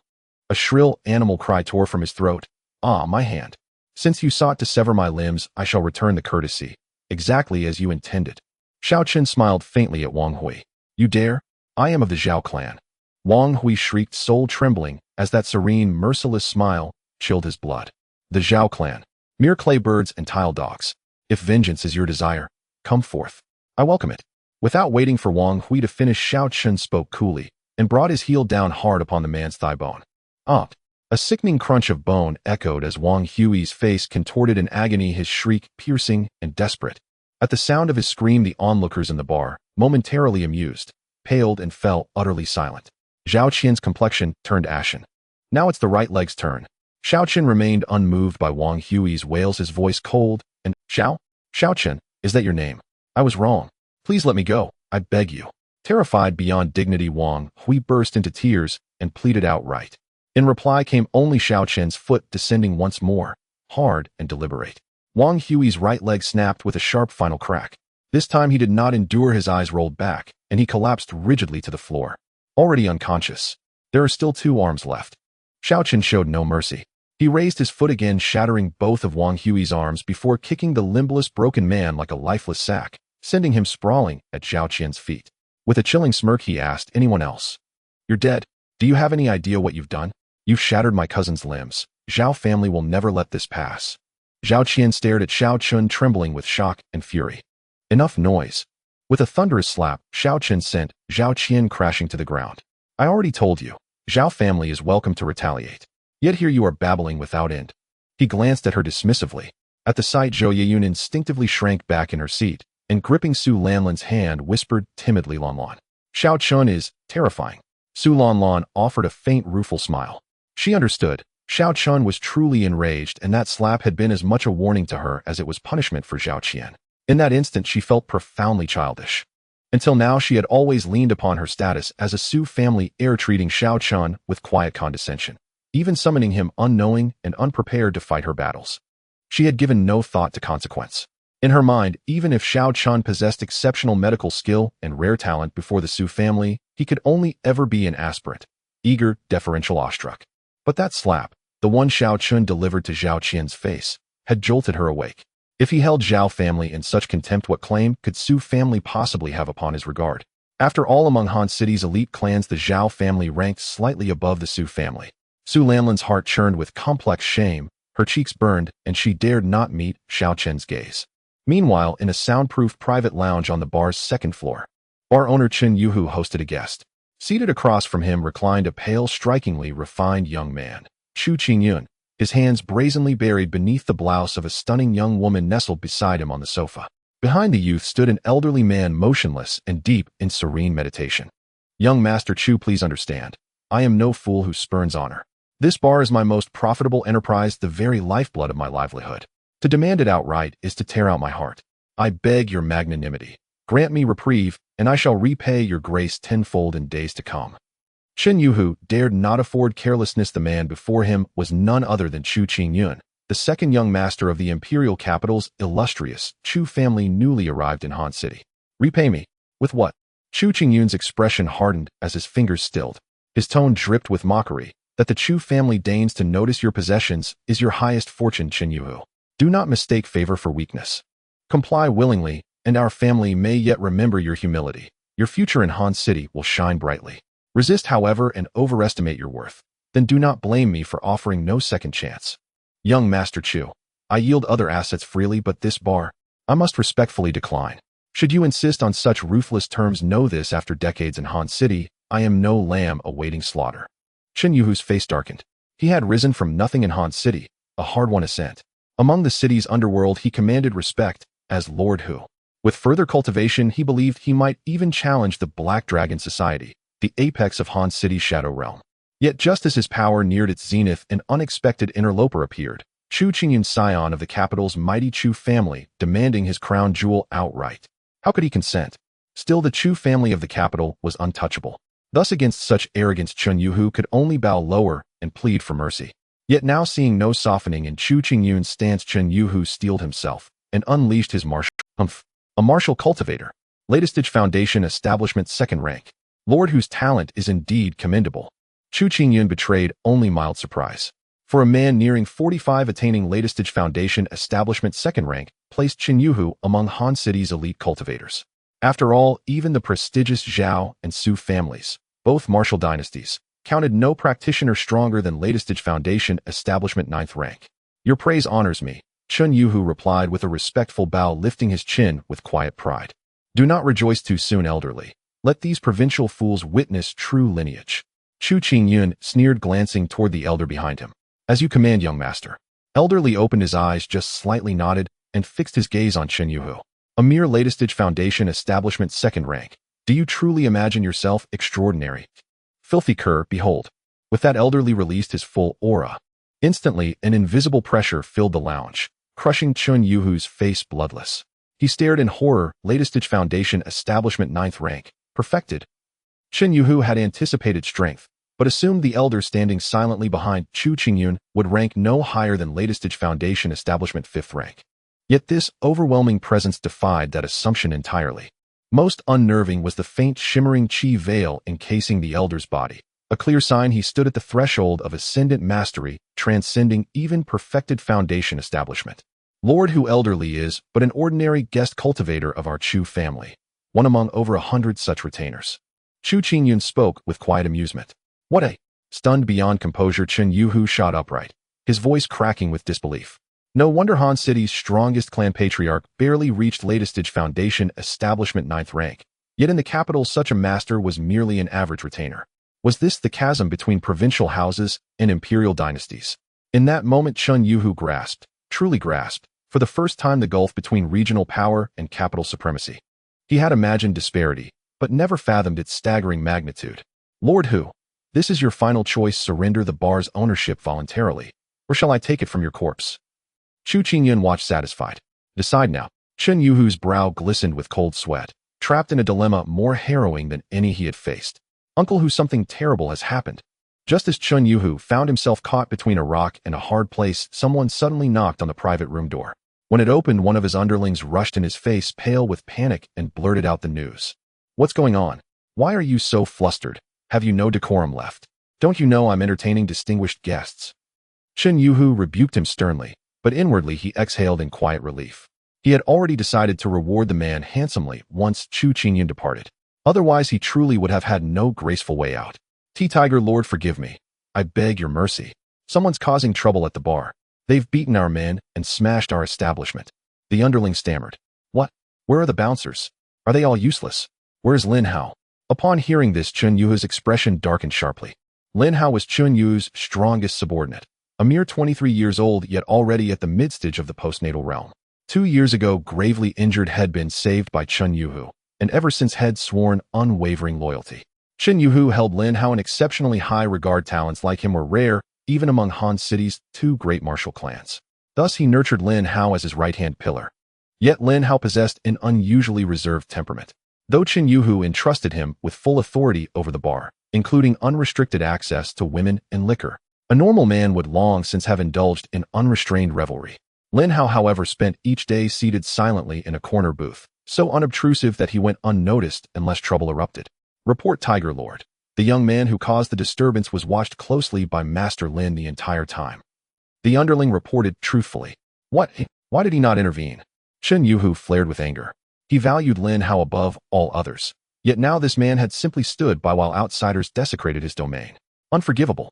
Tiger Lord, Master Lin said the troublemaker was exceptionally skilled, stronger than himself, so he chose not to invite humiliation. Seeing Chen Yuhu's fury, the underling trembled. Even Lin Hao couldn't match him. Chen Yuhu frowned deeply, realizing the situation was far more serious than he'd assumed. Lin Hao would never lie, not about something like this. Then I shall descend myself and see which fool dares smash his way into my territory. With that, Chen Yuhu turned toward Chu Qingyun and the elderly Mr. Li, bowing with sincere apology. Young Master Chu, please allow me to handle this family matter downstairs first. As for what you proposed earlier, I ask only a few days' consideration.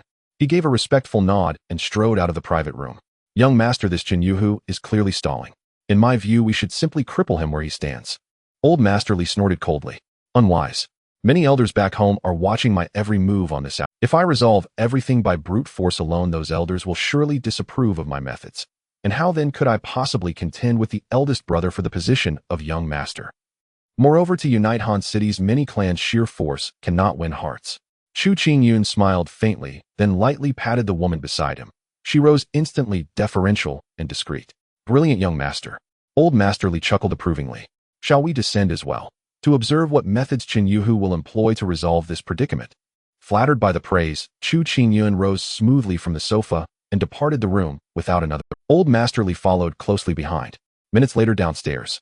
Upon descending, Chen Yuhu beheld utter devastation across the ground floor. Shattered glass, overturned furniture, chaos strewn like battlefield debris. Who dares cause trouble in my domain? He thundered. At the sight of him, the crowd stirred violently. It's Uncle Hu. He's come down himself. Indeed, it's Uncle Hu. Now things will get interesting. With Uncle Hu here, that boy won't walk out of this bar alive. Murmurs rippled through the crowd. How's he? What's happening? Chen Yuhu strode directly to the booth where Su Lanlan and her companions sat, addressing the long-haired youth who sat silently in the corner. I'm no match for him, Lin Hao replied, gesturing casually toward Xiao Chen nearby and shrugging with what realm is he at? Even though he'd braced himself, hearing Lin Hao confirm it aloud still sent a jolt through. I don't know. Lin Hao shook his head and fell silent. Chen Yuhu didn't reprimand him. He'd long grown accustomed to such reticence. Then Chen Yuhu fixed a frosty gaze upon Xiao Chen. Boy, you're the one making trouble on my turf. Trouble? Xiao Chen blinked, then smiled faintly. I suppose so. You're the boss here. Correct. Chen Yuhu nodded, intrigued now by what this youth might do next. 1 million yuan, and today's incident is forgotten. Agreed. 1 million. Chen Yuhu froze, then threw back his head and roared with laughter. Ha! Boy, you smash my establishment, assault my men, and think 1 million wipes the slate clean. Are you treating me like a beggar? All right. 1 million is too little. Very well, 5 million. How's that? Xiao Chen paused thoughtfully before replying. 10 million, and sever both your hands. Chen Yuhu's voice dropped to a lethal whisper. TSK. 10 million plus 2 hands. TSK. Truly Uncle Hu lives up to his name. Fierce and unyielding. Indeed. Aside from Feng Tianlong of the Black Dragon Society, who else in all of Han City has ever walked away unscathed from Uncle Hu's domain? Murmurs surged anew. At their booth, Su Lanlan and Zhou Yeyun exchanged tense glances. Lanlan, what do we do now? We've angered Uncle Hu. Xiao Chen can't possibly raise 10 million. Zhou Yeyun whispered anxiously. Su Lanlan remained silent, but her eyes gleamed with quiet curiosity. She knew well that Chen Yuhu's cultivation had long reached the second rank of the prenatal realm. Xiao Chen, though perhaps also prenatal, was undoubtedly young, likely having broken through only recently. There was no way he could prevail against Chen Yuhu. 10 million, and sever both hands. As Su Lanlan watched intently, Xiao Chen finally spoke again, confirming calmly with Chen Yuhu. Correct. Chen Yuhu's voice was icy. Agreed. Deal struck. Xiao Chen paused, then kicked a fruit knife across the floor until it clattered at Chen Yuhu's feet. Go ahead. Wire the money to my account afterward. A stunned silence fell over the bar. Su Lanlan and Zhou Yeyun gaped, jaws slack. Even Chen Yuhu stood frozen, speechless. Staring down at the gleaming blade, he took a long moment to process, then erupted in furious, incredulous laughter, pointing at Xiao Chen. You mean I am to cut off my own hands, and then pay you 10 million? Xiao Chen's eyes narrowed slightly as he met Chen Yuhu's glare, and smiled cold and sharp. What else did you— What the hell? Did I hear that right? And this kid actually demanded Tiger Lord sever both his hands and pay him 10 million. And, brother, you heard correctly. He truly meant exactly that. Insane, utterly insane.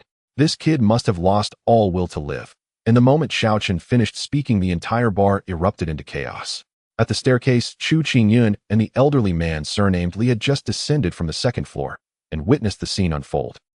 Rather intriguing, Chu Qingyun gazed at Xiao Chen with amused curiosity. Ha!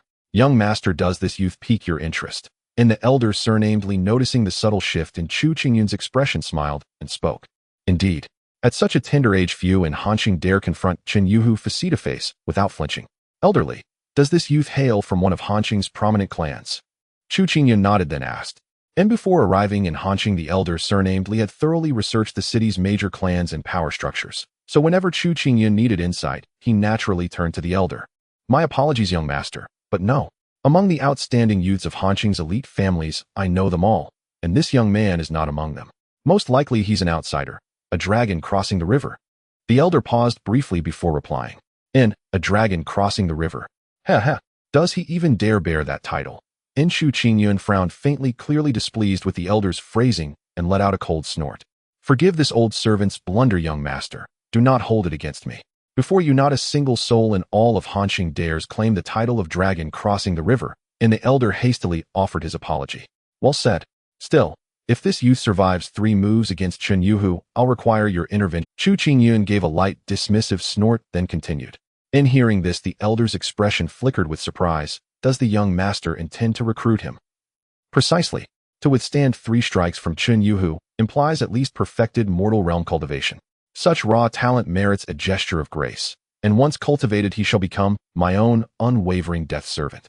Chu Qingyun lifted his chin, a flash of arrogant pride crossing his features. The young master's wisdom is unmatched, and the elder hastened to praise him. And meanwhile, Chen Yuhu's face had darkened to an ashen iron-gray pallor. Yet suddenly he relaxed into a wry, knowing smile. Truth be told, Chen Yuhu felt genuine gratitude toward Xiao Chun. Had Xiao Chun not instigated this disturbance, Chen Yuhu would have struggled to find a plausible excuse to defer to Chu Qingyun. Moreover, deep within, Chen Yuhu felt a surge of admiration for talent, not just strength. And over the years, though he matched Feng Tianlong of the Black Dragon Society in cultivation, he knew Feng possessed something he lacked: the 4 Diamond Guardians. It was precisely their presence that elevated the Black Dragon Society's collective might a full tier above. As for himself, beyond Lin Hao, he could scarcely name another lieutenant capable of shouldering true responsibility. Now before him stood this young man, barely older than Lin Hao. Yet Lin Hao himself had openly conceded defeat. To let such a prodigy slip away would be nothing short of tragic waste. Of course, judging by his earlier words, this youth remained brash and unrefined, his edges still too sharp. A measured lesson was necessary to temper his arrogance and render him pliable. Only then could he be wielded with perfect ease. With that thought, Chen Yuhu sneered and addressed Xiao Chen. Boy, I grant you one chance. Retract your words. Otherwise, today's punishment will extend far beyond severed hands. Then I return those very words to you. I too offer you one chance: sever both hands now and deliver 10 million. Or suffer consequences far graver than mere dismemberment. Xiao Chen responded without hesitation, his face alight with mocking amusement. Excellent, excellent, excellent. Boy, you've got guts. Chen Yuhu's respect for the youth deepened further. Had Xiao Chen crumbled instantly under threat, he would have earned only contempt. Now Chen Yuhu had resolved his course: first deliver a stern beating. Then at the precise moment Xiao Chen prepared to sever his own hands, extend mercy, a lifeline. That act of clemency would bind the youth in eternal gratitude and unwavering loyalty. Then do not blame me for crushing you beneath my seniority. In with that, Chen Yuhu clenched his fist, dense as a sandbag, and launched himself forward. His massive frame blurred through the air, trailing a sharp, tearing whistle. Incredible speed. Is this the true power of a nascent Qi realm cultivator?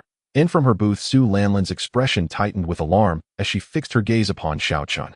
Though elders in Su Lanlin's family had attained nascent Qi realm, she had never before witnessed such a master engage in actual combat.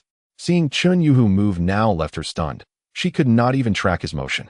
In her eyes, his figure merely shimmered, and in the next breath, he stood directly before Xiao Chun. Lan, what do we do?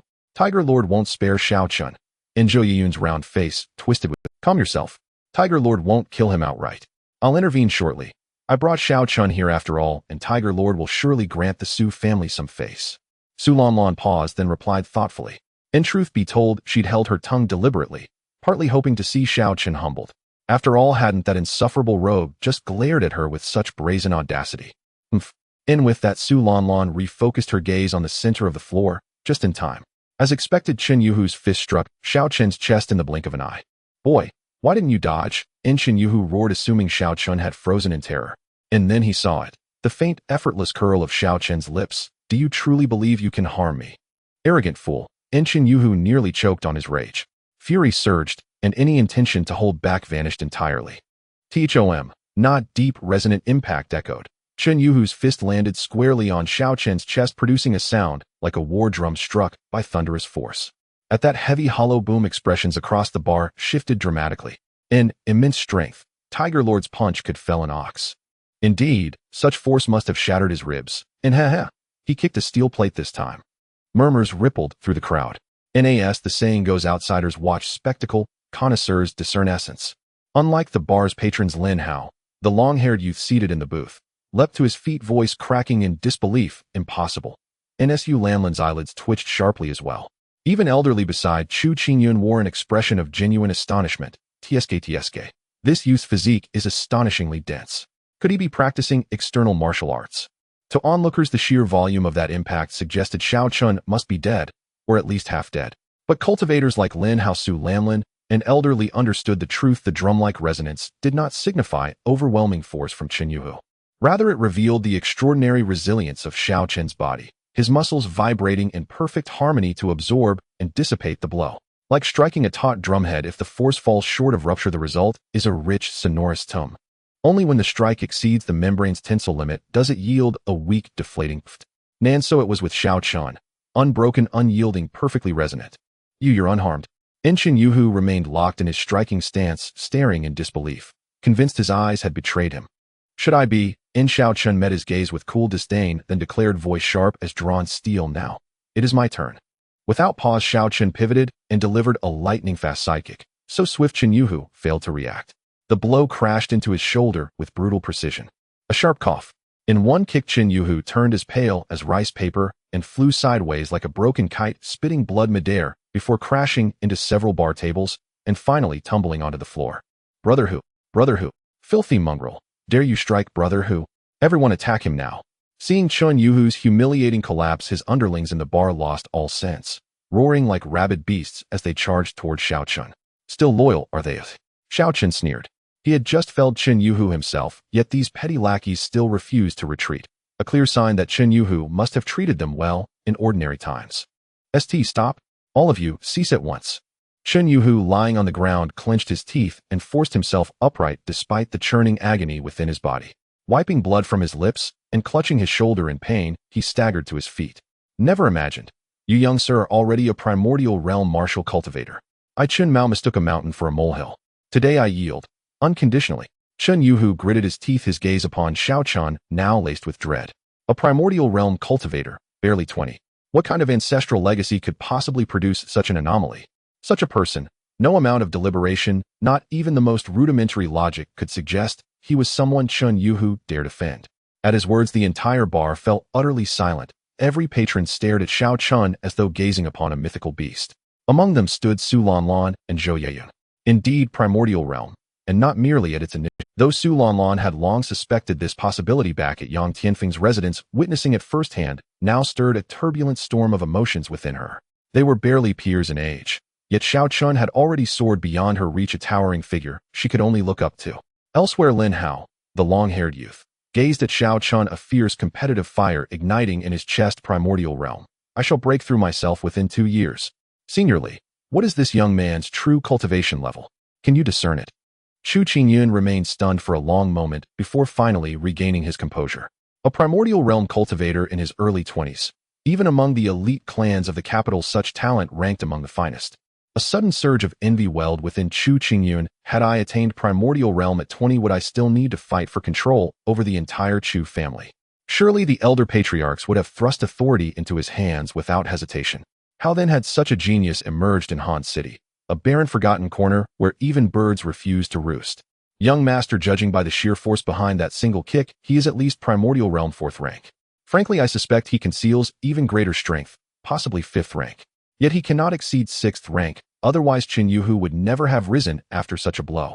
The elderly Master Li's expression flickered wildly, his inner shock bordering on disbelief. 5th rank. Damn it. Senior Li, what was your own realm at his age? Chu Qingyun's face darkened. I beg your pardon, young master.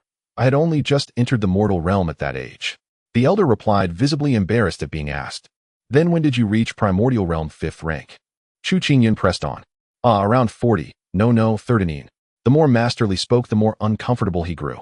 With those words, his once proud martial aptitude crumbled instantly, reduced to dust before this youth's brilliance. Understood, Senior Li. If we cannot recruit him, eliminate him, while he remains unripe. Chu Qingyun fixed Xiao Chen with a cold, murderous stare, a flash of lethal intent flaring in his eyes. Ha. Understood, young master.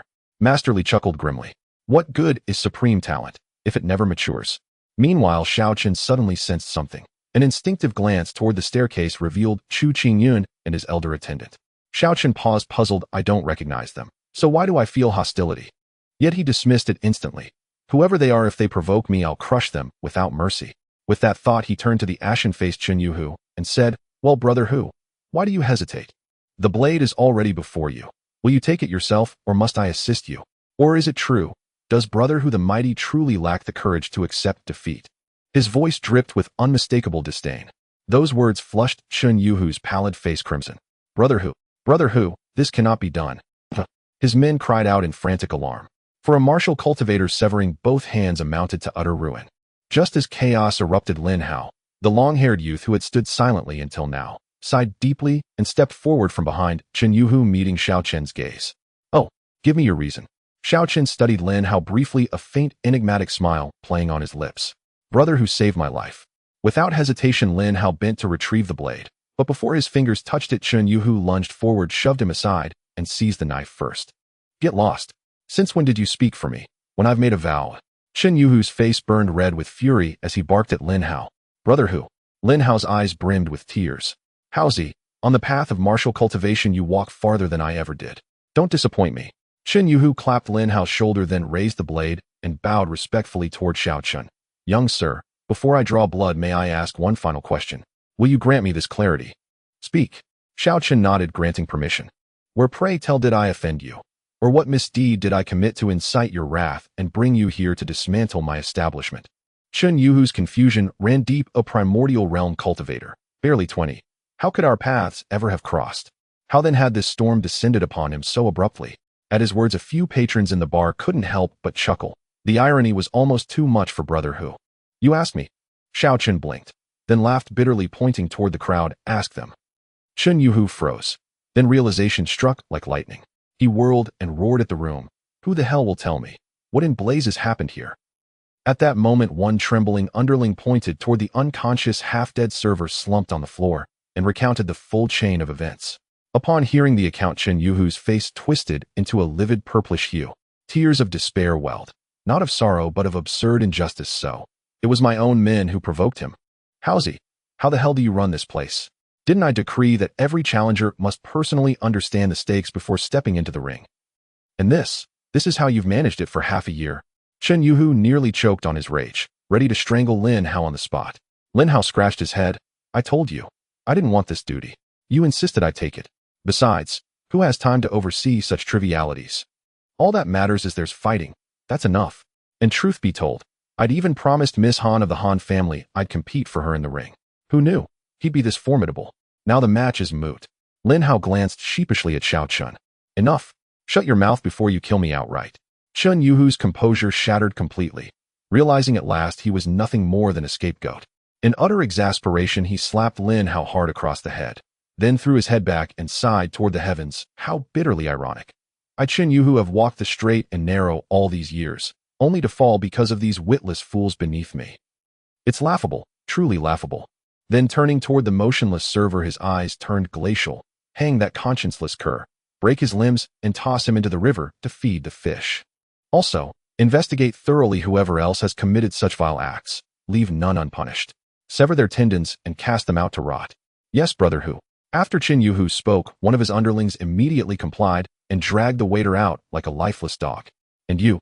Chun Yuhu turned to Lin Hao and sighed deeply. Effective today, you're stripped of your position as bar steward. Don't ever dare set foot here again. Oh yes. Lin Hao nodded calmly. Once all orders were issued, Chun Yuhu finally turned to Xiao Chun and gave a bitter smile. 1 million will be delivered shortly. Today's humiliation is my just retribution. I bear no resentment whatsoever. As he spoke, Chun Yuhu raised his dagger and slashed toward his own wrist. But in the blink of an eye, Xiao Chun flicked his finger. A beer bottle cap shot forth and struck the blade from Chun Yuhu's hand, sending it flying. Brother, what do you mean by this? Staring at Xiao Chun with bewilderment after his weapon was disarmed, Chun Yuhu asked, How much then do you reckon these hands are worth? Xiao Chun paused thoughtfully before speaking. He had no intention of letting Chun Yuhu off, but severing his hands served no practical purpose for him. What Xiao Chun truly needed most at present were medicinal herbs centuries old, yet acquiring them would cost a fortune. Rather than waste time on symbolic punishment, leveraging Chun Yuhu's desperation for tangible gain made far more sense. You mean my hands can be bought with money? In an instant, Chun Yuhu grasped Xiao Chun's meaning, and his breath quickened with excitement. Name your price. 5 million. Xiao Chun hesitated briefly, raising 5 fingers. 5 million. Chun Yuhu blinked instinctively, echoing the figure. Do you think your hands aren't worth 5 million? Xiao Chun frowned, wondering if he'd overreached. Worth it. Absolutely worth it. I'll add 3 million more. Chun Yuhu nearly leapt with elation, nodding vigorously like a drumstick. Quick, prepare 18 million for this young master. Without hesitation, Chun Yuhu agreed. Not because 5 million was trivial, but because even 500 million would have been worth scrambling to raise. Modern medicine could reattach severed hands, but permanent complications were inevitable. For a martial artist, impaired dexterity or lingering nerve damage was tantamount to losing one's very soul.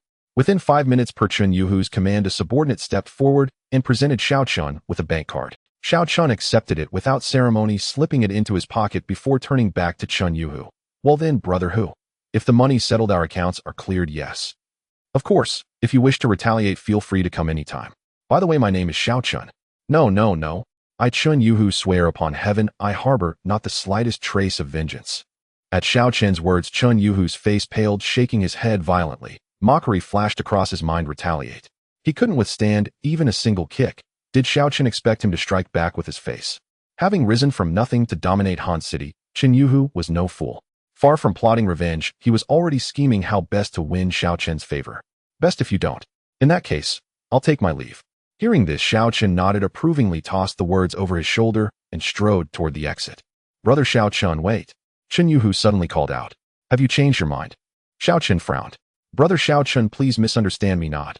I am a man of ironclad word, never breaking a promise. And given your strength, how could I possibly dare to renege? Chun Yuhu spoke with a wry smile. Then what is it? Xiao Chen replied impatiently. Brother Xiao Chun has spared my hands today. I'm eternally grateful. Here, my business card.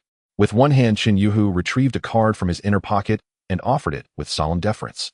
He'd wished to present it with both hands as a gesture of sincerity, but his other arm remained stubbornly immobile. Should you ever need my services, brother Xiao Chen, simply call. I vow to spare no effort repaying this debt of my hands with absolute loyalty. Chun Yuhu declared the vow with grave intensity.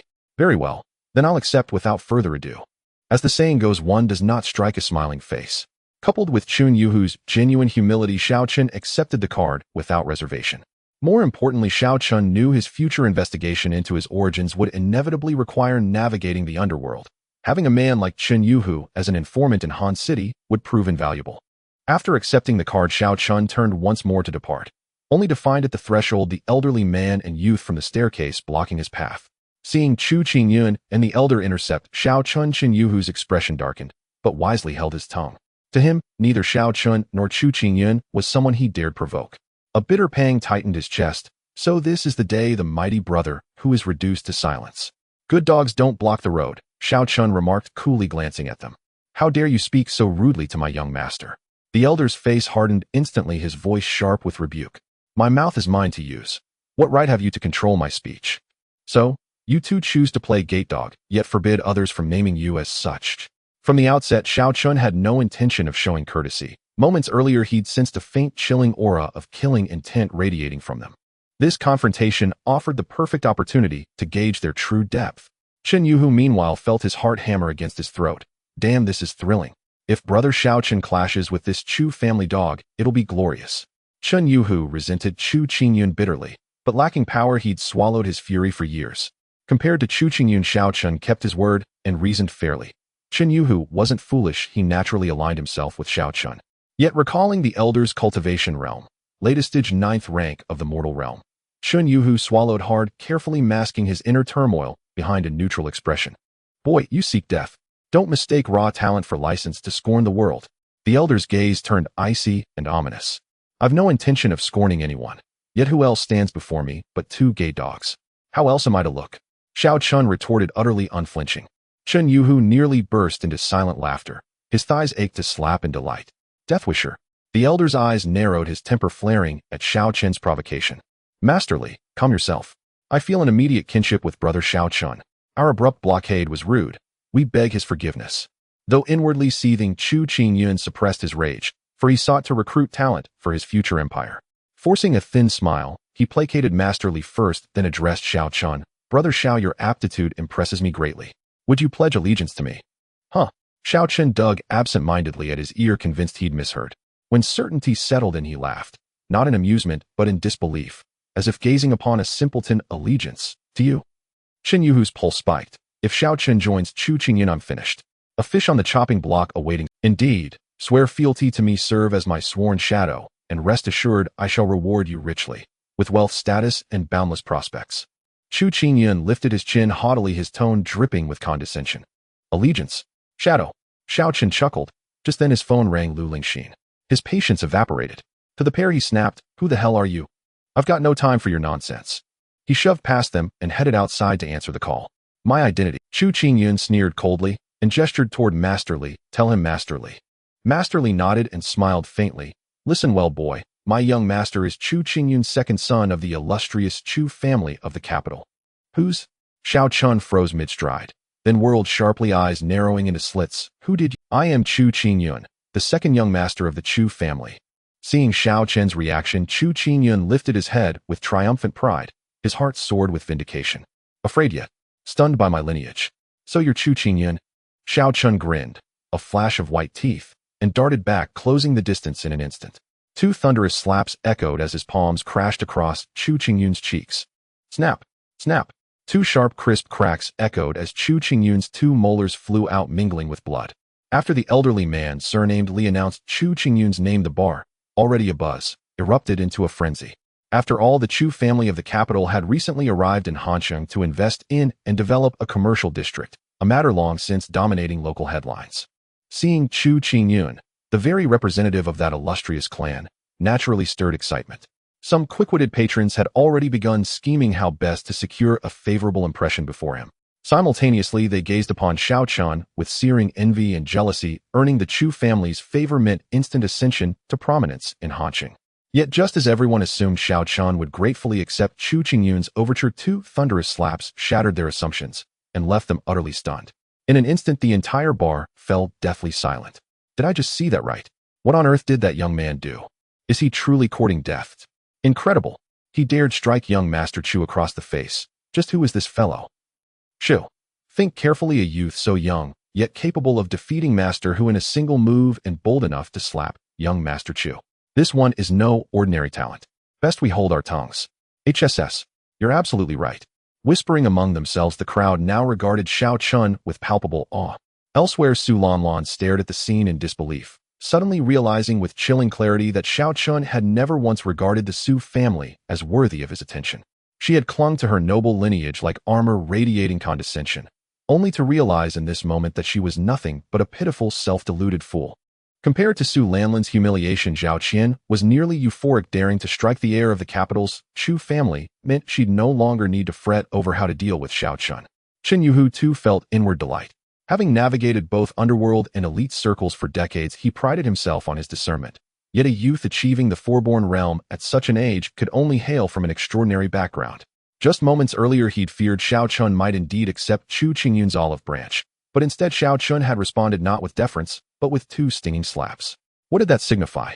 That Xiao Chun held Chu Qingyun in utter contempt, and that between them lay some hidden bitter grudge. How intriguing if these two clashed. Chen Yuhu would emerge unscathed and unburdened. A sudden thought then flickered in his mind. Wretched cur, you dare strike me? Chu Qingyun himself stood dazed, his expectations utterly upended. He had imagined Xiao Chun reacting with flustered reverence, or perhaps feigning reluctance to inflate his own worth. Even a polite refusal after courteous preliminaries would have surprised him not at all. Yet what transpired was far more shocking. Two open-handed strikes delivered without hesitation. In all his life, not even his own father had ever struck him thus. Recovering from his shock, an unprecedented surge of fury and shame obliterated Chu Qingyun's reason. He shrieked, then bellowed at the elderly man beside him. Masterly. Kill him. I want him dead. Yes, young master. Upon hearing Chu Qingyun's command, Li Qi's face darkened like storm-choked water. As a guest elder of the Chu family, he bore full responsibility for safeguarding Chu Qingyun during this Hansheng mission. Yet before his very eyes, this reckless youth had slapped his master twice. Was that not the same as striking him, Li Qi, across the face? In Li Qi's view, his failure to intervene stemmed solely from momentary carelessness. After all, as a foreborn realm 9th-ranked grandmaster teetering on the threshold of the sovereign realm, no other explanation seemed plausible. Unless, of course, this youth, barely 20, was himself a foreborn 9th-ranked grandmaster, or even a sovereign realm master. But such a thing was utterly impossible. Even across the capital's most prestigious clans, no 20-year-old sovereign realm master existed. Young man, rest assured your death shall be agonizing. With that, Li Qi sneered coldly and lunged forward, palm raised to strike. Ah, so you're the one behind. Sensing the fluctuation of true energy emanating from Li Qi's palm, Xiao Chen suddenly recognized its resonance, identical to the life-severing energy he'd sensed within Xiao Zhenhai. Then you shall die. Xiao Chen smiled faintly, watching Li Qi's descending palm, with eyes utterly devoid of fear. Arrogant fool. Li Qi sneered, when suddenly Chu Qingyun's muffled cry halted him. Masterly. Li Qi froze mid-motion, twisting his body midair to retract his strike, then turned in confusion. Young master. What is it? Had his master reconsidered executing this insolent youth? No, that couldn't be. His master was neither merciful nor forgiving. Li Qi puzzled. He knew his master while having served him for years. Wait, for now? This is not the time. Chu Qingyun's voice dripped with venom, his speech slightly slurred. His gaze flickered toward the bar's entrance. Outside, police cruisers had suddenly appeared, sirens wailing. Young master, does the Chu family truly fear mere constables? Li Qi scoffed. You understand nothing. Chu Qingyun exhaled sharply, forcibly suppressing his rage before speaking coldly. I've come to Hanqing to forge alliances and lay foundations. Countless eyes in the capital watch my every move. A death may be excused, but not in plain sight. How will those elders in the capital perceive me? Do you imagine they'll entrust real power to a Chu scion who knows only slaughter? You are absolutely correct, young master. Li Qi paled.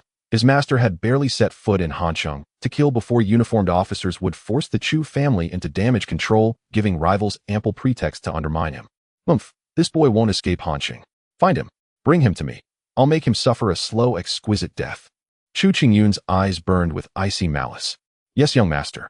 Li Qi nodded, then fixed Xiao Chen with a murderous glare. Boy, you've bought yourself 2 more days. Pray fortune favors you. Who truly holds fortune's favor remains to be seen. Xiao Chen too had noticed the flashing police lights, and knew this was no moment for lethal confrontation. Public homicide invited complications best avoided. Moreover, Lu Lingxin had been calling incessantly. Xiao Chen therefore suppressed his urge to end Li Qi, and turned to leave the bar, phone in hand. At that moment, Su Lanlin's phone chimed, an urgent message. Her face paled as she rushed forward, gripping Xiao Chen's arm. Brother Xiao Chen, terrible news. Qingma has been kidnapped. Han Qingma. Xiao Chen blinked. No wonder the girl had taken so long in the restroom. Yes, Han family has filed a report. That's why so many patrol cars are outside. Su Lanlan cried. And then, what does your esteemed family's crisis have to do with a country bumpkin like me? Xiao Chen replied. He cast her a glacial glance, and with ruthless finality shook off her grip. Get lost. Brother Xiao Chen. You scolded me. Wah. A wave of unprecedented grievance surged in Su Lanlin's heart as she felt the chilling coldness in Xiao Chen's words and the icy indifference in his gaze. Though martial cultivation had lent Su Lanlan a bold, carefree temperament at her core, she remained merely a girl of 17 or 18. Moreover, in all her years had she ever been treated thus, especially by a man. It was always the young men who orbited her, vying for her attention. Overwhelmed by the sting of injustice and the jarring contrasts, Su Lanlan could no longer hold back. She burst into tears, wiping her eyes with trembling hands. Fine, stop crying. I won't scold you anymore, all right. Seeing a woman weep, Xiao Chen sighed in weary resignation and continued, but our acquaintance ends here, once and for all. And that matter concerning Miss Han, it has nothing to do with me. Even if you seek me out, I shall not intervene. With those words, Xiao Chen turned on his heel and strode away. Su Lanlan stood frozen in place, watching his retreating figure, her small fists clenching tightly at her sides. Humph, just because you say it ends, does it truly end?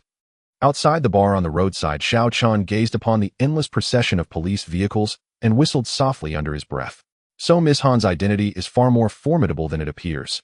How swiftly the authorities mobilized after such a brief lapse. Xiao Chen stepped toward a quieter intersection and pulled out his phone. 3 missed calls, all from Lu Lingxin. Shall I call her back? For reasons he couldn't quite fathom, a faint sense of guilt flickered within him. Yet after a moment's hesitation, he decided against it. Just then a taxi sped toward him, and without delay, he raised his hand to flag it down. Whether the driver failed to notice or chose to ignore him, the taxi roared past. Just as Xiao Chen frowned in annoyance, however, the vehicle abruptly reversed and drew to a halt beside him. Driver, please take me to Nanjiao Villa Bay, Xiao Chen said as he slid into the rear seat and gave the address of the Lu family residence. The driver ignored him entirely, shifting gears and accelerating forward without a word. Rather aloof, wasn't he? Xiao Chen found himself met with stony silence, and yet almost instantly his brow furrowed. Something was amiss.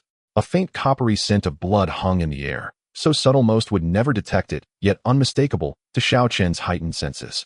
And this scent did not emanate from the vehicle itself. Leaning forward slightly, Xiao Chen quickly traced its origin to the taxi driver. A fugitive, dangerous, unrepentant, and likely lethal. Xiao Chen's brows lifted.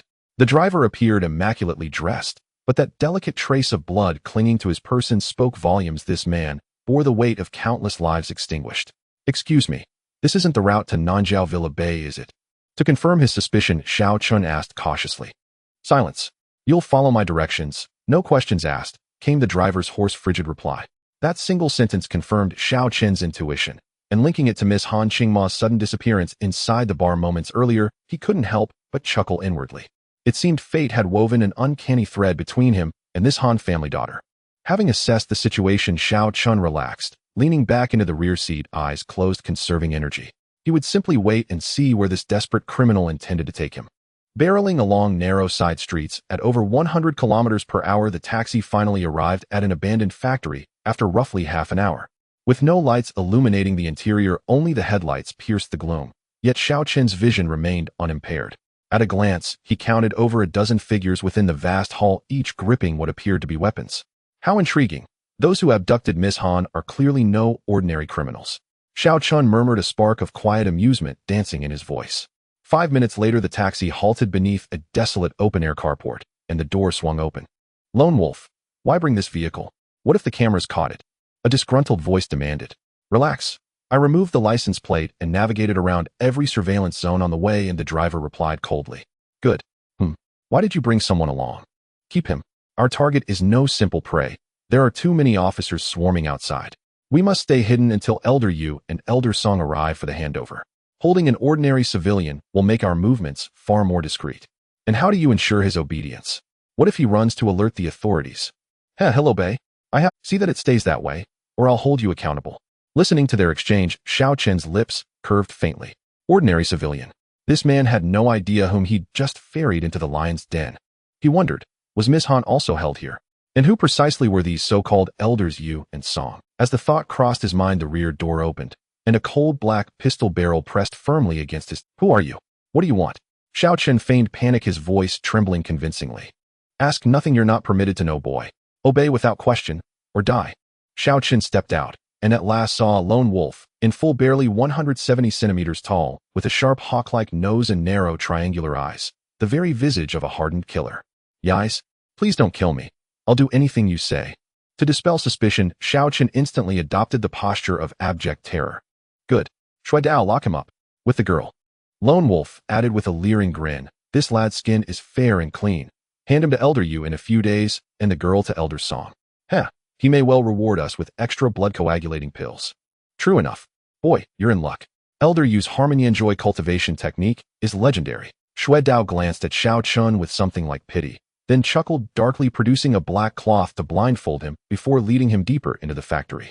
Inside, Xiao Chun mused quietly. Within mere minutes, the names Elder Yu and Elder Song had surfaced 3 times, yet their true identities remained shrouded in mystery.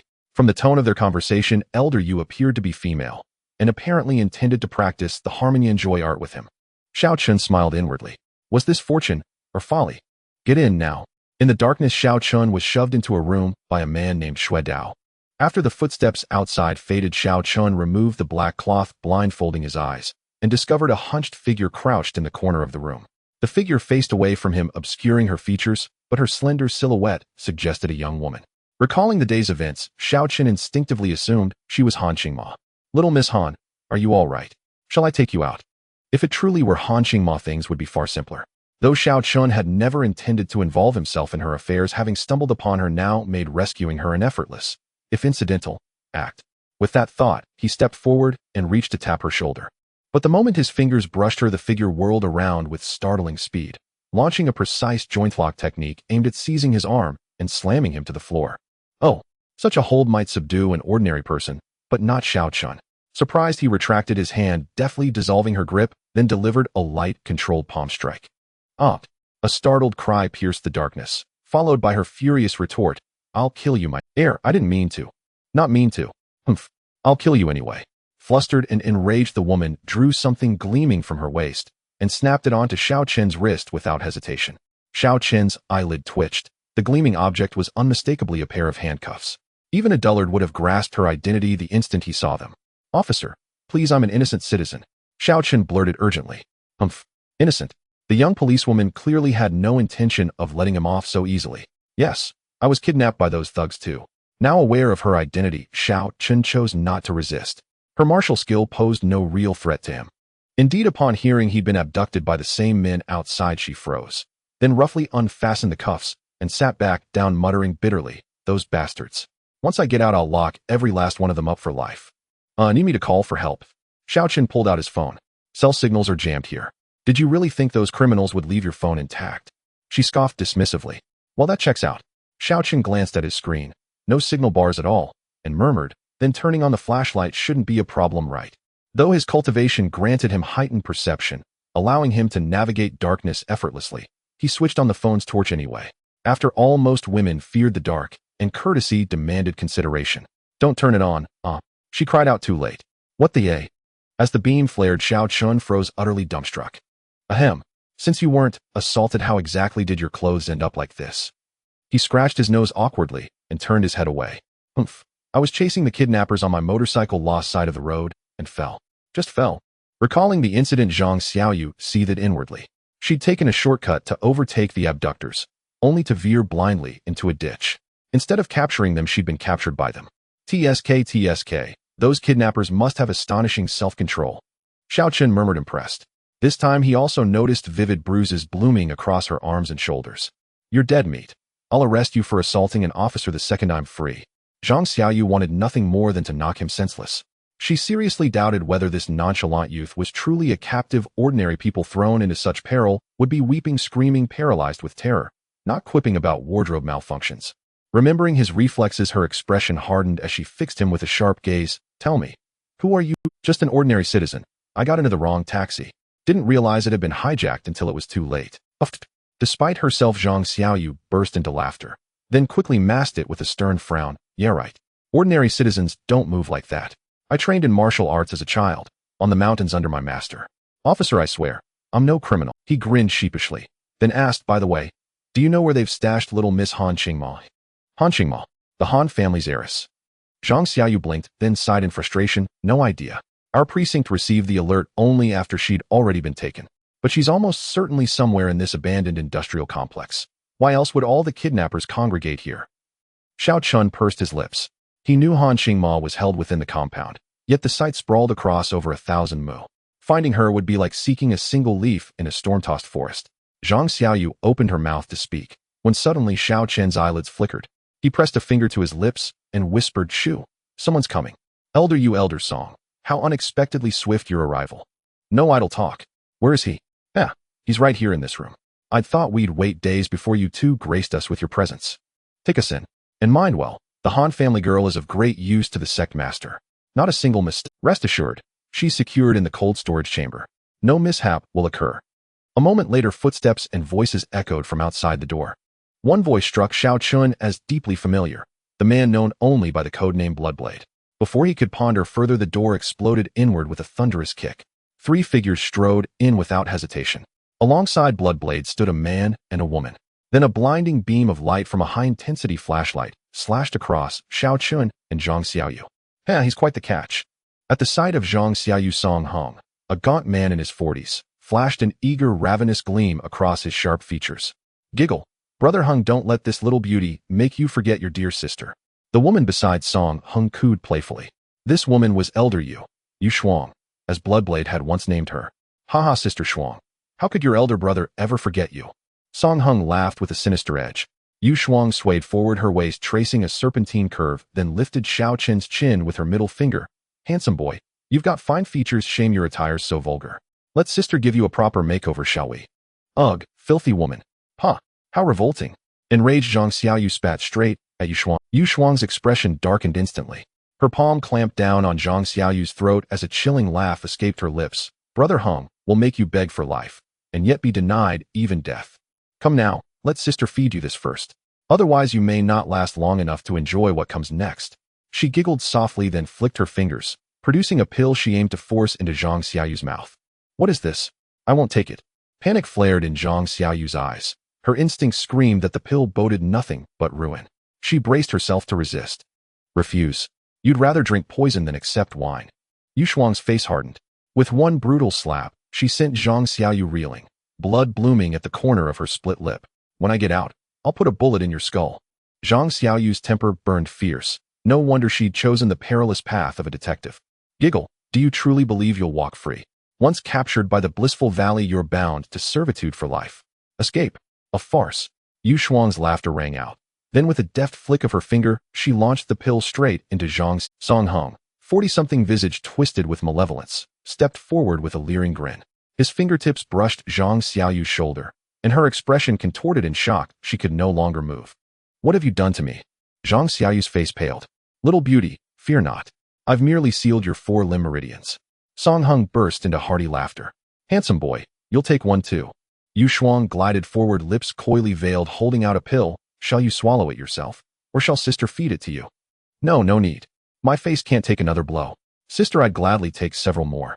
Xiaochen replied. Giggle. Oh, you are delightful. Then sister shall grant you extra doses. She produced a vividly glazed porcelain vial for your uncommon wit. I promise you'll draw your final breath just before you die.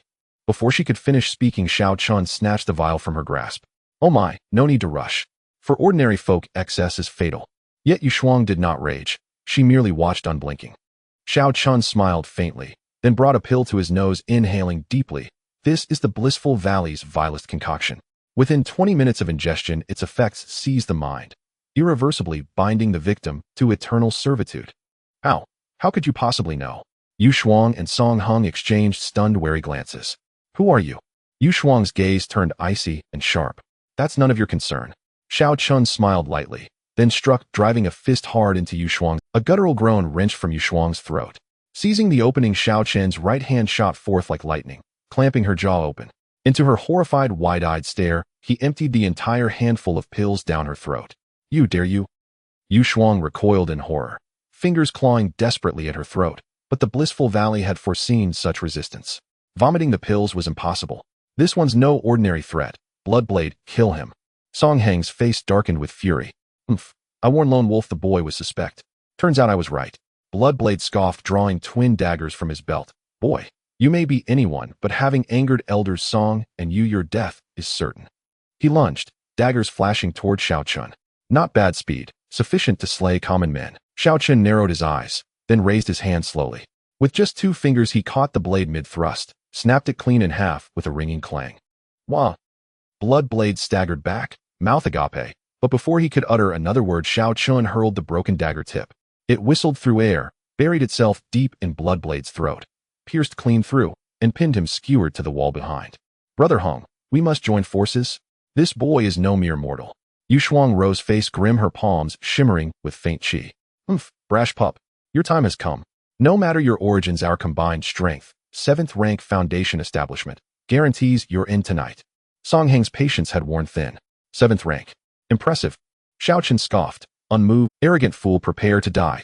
Song Hung shaped his hands into claws, true chi gathering at his fingertips as he lunged to seize Xiao Chun. As his hands neared Xiao Chen's chest, Song Hung brimmed with pride. An ostentatious Xiantian 7th rank in a backwater like Han Cheng, he felt he could walk with impunity. A young man of about 20 failing to respond to his blow was to be expected. Yet in the next instant, the triumph on his face froze. Just as his strike was about to land, his wrists were unexpectedly seized by Xiao Chun. What? Song Hung froze in alarm. No matter how he struggled, Xiao Chen's grip felt like iron pincers, utterly preventing any escape. A mere Xiantian 7th rank. Don't be so arrogant in your next life. It's a quick path to an early grave. Xiao Chen sneered. He sneered coldly and slammed his strength forward. A sickening crack of bone resounded. To keep Song Hung from screaming and drawing attention, Xiao Chun struck his fist into Song Hung's crown. After a dull thud, Song Hung collapsed limp to the ground, a bull's-eyed dent sunk deep into his forehead like a deflated ball. In the blink of an eye, Song Hung lay utterly dead. Nearby, patrolwoman Zhang Xiaoyu went pale, watching Xiao Chun with a complex expression. This man was brutal, and he had just killed someone in front of her. You, spare me. Yu Shuang on the ground was terrified at the sight of Song Hung's death. Though both were Xiantian rank, Song Hung had been stronger than her, and now he had been ruthlessly done away with by this youth. Since this youth had slain Song Hung, she assumed he could dispatch her in an instant. Young man, spare your sister. He'll do anything you ask. In panic, Yu Shuang made her choice rapidly. If she could not win by force, she would use other means to buy her life. With almost no hesitation, she began to shed her gauze skirt. Seduction? Too bad. I have no use for trash like you. Xiao Chen scoffed. He raised his hand and delivered a knife-hand blow to Yu Shuang's dantian, instantly obliterating her cultivation. Of course, I do not intend to kill you so quickly.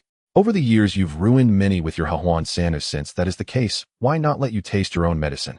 He tapped an acupoint beneath her ribs, the unyielding acupoint. Once struck the throat, could not produce any sound for 3 hours. Officer, where are your handcuffs? Lend them to me, Xiaochen said to Zhang Xiaoyu. Without waiting for permission, he grabbed the cuffs from her waist, securing one around Yu Shuang's wrist and fastening the other to the rebar behind the door. Having done so, Xiaochen turned to leave. Where are you going? Zhang Xiaoyu asked in a panic. To rescue Han Xiaoyu. Didn't they say she was locked in the cold storage? Wait here for a while. Xiaochen, they'll go with you. Zhang Xiaoyu bit her lip. What the hell? You and me together. Aren't you afraid the drug will take effect and you'll lose control and do something outrageous? Xiaochen replied. Then what shall we do? Is there any way to neutralize it? Zhang Xiaoyu clenched her teeth. Counteracting it isn't difficult, but I don't have silver needles on me. With silver needles, a few pricks would dispel the drug from your body. Xiaochen nodded. Is there really no other way? Zhang Xiaoyu sounded disappointed. Well, without silver needles I could still help you, but it depends on whether you agree. Xiaochen swallowed, embarrassed. Tell me what method. As long as it undoes the drug, it'll endure any. Though puzzled, Zhang Xiaoyu spoke. It won't be unbearable. If it's your first time, it might hurt a little, but once you get through it, you'll feel very comfortable. Yes, it should be like that. Xiaochen looked troubled and repeated, after getting through it, you'll feel comfortable. Zhang Xiaoyu was utterly baffled, then realization hit, and her face flushed crimson. She glared at Xiaochen, snapping, in your dreams. Ahem, I'm only discussing options. If you want to agree, fine then. Xiaochen coughed nervously. Is there truly no other method? Zhang Xiaoyu fumed inwardly, but could find no target for her anger. None unless you hold on. At least half an hour. They'll find Han Qingmo's girl, and then buy a set of silver needles nearby. Xiaochen thought for a moment and voiced his plan. Are you sure half an hour will solve it? Zhang Xiaoyu had more or less, Xiaochen estimated. All right, I'll trust you this once. If you dare deceive me, I'll have you thrown in. Zhang Xiaoyu nodded to comfort herself. Okay, let's go. First find where the cold storage is. Xiaochen helped her up, and they stepped outside. As he shut the door, Xiaochen noticed Yu Shuang's pleading face as she was cuffed to the rebar. He let out a wicked chuckle, searched around, picked up a wrist-thick wooden stick, and tossed it at her feet. Don't say I wasn't kind. You might find this useful later. At that moment, having taken too many pills, Yu Shuang's cheeks were flushed with an unnatural crimson. Seeing the stick, she immediately understood. Fury surged, and she glared at Xiaochen with venom mouthing. Alas, struck at the Yushui, she could not utter a single sound. From her lip movements, it was clear she meant, even as a ghost, I will not spare you. Evil begets retribution. Let the suffering those you harmed felt before death be served to you today. The smile faded from Xiaochen's face. After casting a cold glance at Yu Shuang, he locked the door. Officer, if you can't hold on, don't force it. This thing can really get someone killed. He then turned to Zhang Xiaoyu. You needn't worry, but hear me, if you dare take advantage of me when the drug acts and do anything, it'll make you regret it for the rest of your life. Zhang Xiaoyu ground her teeth in fury. Xiaochen shrugged and paid her no mind, heading toward the factory floor. The taxi driver, codenamed Lone Wolf, who had brought him, remained nearby. Since he had already intervened, he might as well deal with these people completely. Above all, his primary aim was to extract from them the location of the cold storage where Han Qingmo was being held. Who exactly are you? After stepping out of the room, Zhang Xiaoyu followed behind Xiaochen, gazing at his casually slouched back. A complex tangle of emotions swirled within her chest. As a detective, Zhang Xiaoyu was not entirely ignorant of martial cultivators' realms. Rumors held that the heads of the Su and Zhao clans, two prominent martial families in Hansheng, had only attained the 9th rank of the innate realm, yet both families ranked among Hansheng's most powerful. And yet this seemingly carefree man before her had just instantly slain Song Hong, a 7th rank innate realm expert. What did that even signify?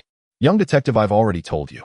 I'm just an ordinary citizen, though I've dabbled a bit in medicine and martial arts. In Xiaochen, unwilling to elaborate, brushed her off with practiced nonchalance. You. In feeling his dismissive attitude, Zhang Xiaoyu bristled with frustration, yet found herself utterly powerless. Finally, she could only glare and emit a sharp, resentful snort. You killed someone just now. I saw it with my own eyes. Those were all criminals. No need to award me any medals for righteous intervention.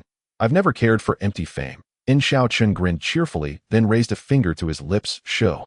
Someone's coming. They'll deal with them first. In Zhang Xiaoyu's expression tightened instantly. Following Xiaochen's gaze, she indeed spotted several figures patrolling nearby. You be careful. They're armed. And though irritated by his flippant demeanor, Zhang Xiaoyu still voiced a Oh, so you're worried about me. In Xiaochen chuckled. In, drop dead. In Zhang Xiaoyu flushed crimson. Perhaps due to the lingering effect of that pill, she sensed something distinctly amiss within her body. He won't kill me. In Xiaochen smiled faintly, then strode toward the patrolling figures. At that moment, they too heard the commotion of spotting him emerge from the shadows. Their expressions hardened in unison. Who goes there? Not burly man bearing a scar across his face, tensed visibly, hand darting toward his waist. In, Lord Yu and Lord Song are hungry. I've been sent to fetch provisions. Xiao Chen declared the lie without so much as a flicker of hesitation. In, you serve Lord Yu and Lord Song. And the scarred man recoiled slightly, his eyes flashing not only suspicion, but also a flicker of wary reverence. Indeed, In Xiao Chun replied with a light knowing smile, then blurred forward like a phantom, his two fingers striking the scarred man's throat with lightning speed. A muffled thud echoed, and the scarred man collapsed rigidly to the ground. Before his companions could react, Xiao Chen's figure surged toward them once more. From her hiding place, Zhang Xiaoyu listened to the stifled groans echoing from the darkness, her concern warring with a rising, inexplicable panic. For she felt her body growing feverishly warm. Damn it, the drug's taking effect. What do I do? What do I do? If I lose control, will I end up falling into his hands? The moment that thought surfaced, Zhang Xiaoyu could no longer suppress it. And what terrified her most was that deep within her mind, not a trace of resistance stirred.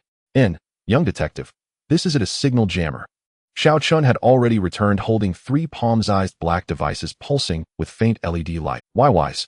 I think so. In her body, strange sensation made Zhang Xiaoyu's voice tremble. Then check your phone. Call for backup immediately. These operatives are highly trained, all armed with firearms. This is no ordinary gang. It's a major case. You'll owe me big time when it's all over. Xiao Chun gave the jammer a firm squeeze, crushing it in his palm. Under the cover of night, he misread Zhang Xiaoyu's flustered state as mere fear, never imagining anything else. After all, this young woman had always struck him as fiercely composed. Ooh, right. Yes, I'll check. In, her cheeks burning, Zhang Xiaoyu shifted awkwardly and withdrew her phone from her coat. Signals back. Seeing the single bar of reception appear where before there had been none, Zhang Xiaoyu's expression brightened. With signal restored, she felt far more secure. Even if the drug's effects overwhelmed her later, her colleagues would arrive soon enough, and he surely wouldn't dare lay a hand on her. Go ahead and alert the outside world. I'll find the cold storage facility. Xiao Chen nodded, then instinctively pulled out his own phone, only to find his signal restored as well. There, blinking on screen, was a message from Lu Lingxin, still not back. And do you want to die out there? TSK, TSK. Xiao Chen rubbed his nose. It was odd. Though he and Lu Lingxin were merely pretending to be a couple, her tone alone made him inexplicably uneasy. Little heiress, I can't hail a cab. Who dumped me here in the first place? And after sending the reply, Xiao Chen slipped his phone away and strode toward the direction of the taxi driver who'd brought him. Meanwhile, inside a derelict office elsewhere in the factory, a man with a hawkish nose and narrow triangular eyes reclined on a torn, abandoned sofa. None other than the taxi driver who'd delivered Xiao Chun. Suddenly his phone vibrated. Ni's eyes snapped open, then locked onto the breaking news alert flashing across the screen. His face paled. Something had gone wrong. And if his phone received alerts, the signal jammers must have been destroyed. And before he could process the implications, a figure pushed open the door and stepped inside. What's happened? And assuming it was one of his own men, the man known as Lone Wolf asked idly. And guess. And the voice was familiar, yet laced with unmistakable mocking amusement. You. And Lone Wolf suddenly recognized it. The voice belonged to the very youth he'd brought here himself. But before he could utter another word, a sickening crunch echoed, and searing agony exploded from his shoulder. Don't scream. If you do, I'll snap your neck. Xiao Chun pressed one hand hard onto Lone Wolf's shoulder, the other clamped tightly around the base of his neck, his voice glacial. Are you from the Han clan? Cold sweat broke out across Lone Wolf's brow.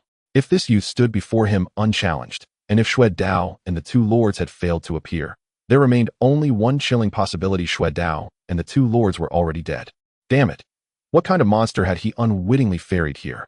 In the Han clan, Xiao Chen blinked, then burst into quiet laughter. I never intended to get involved in this mess.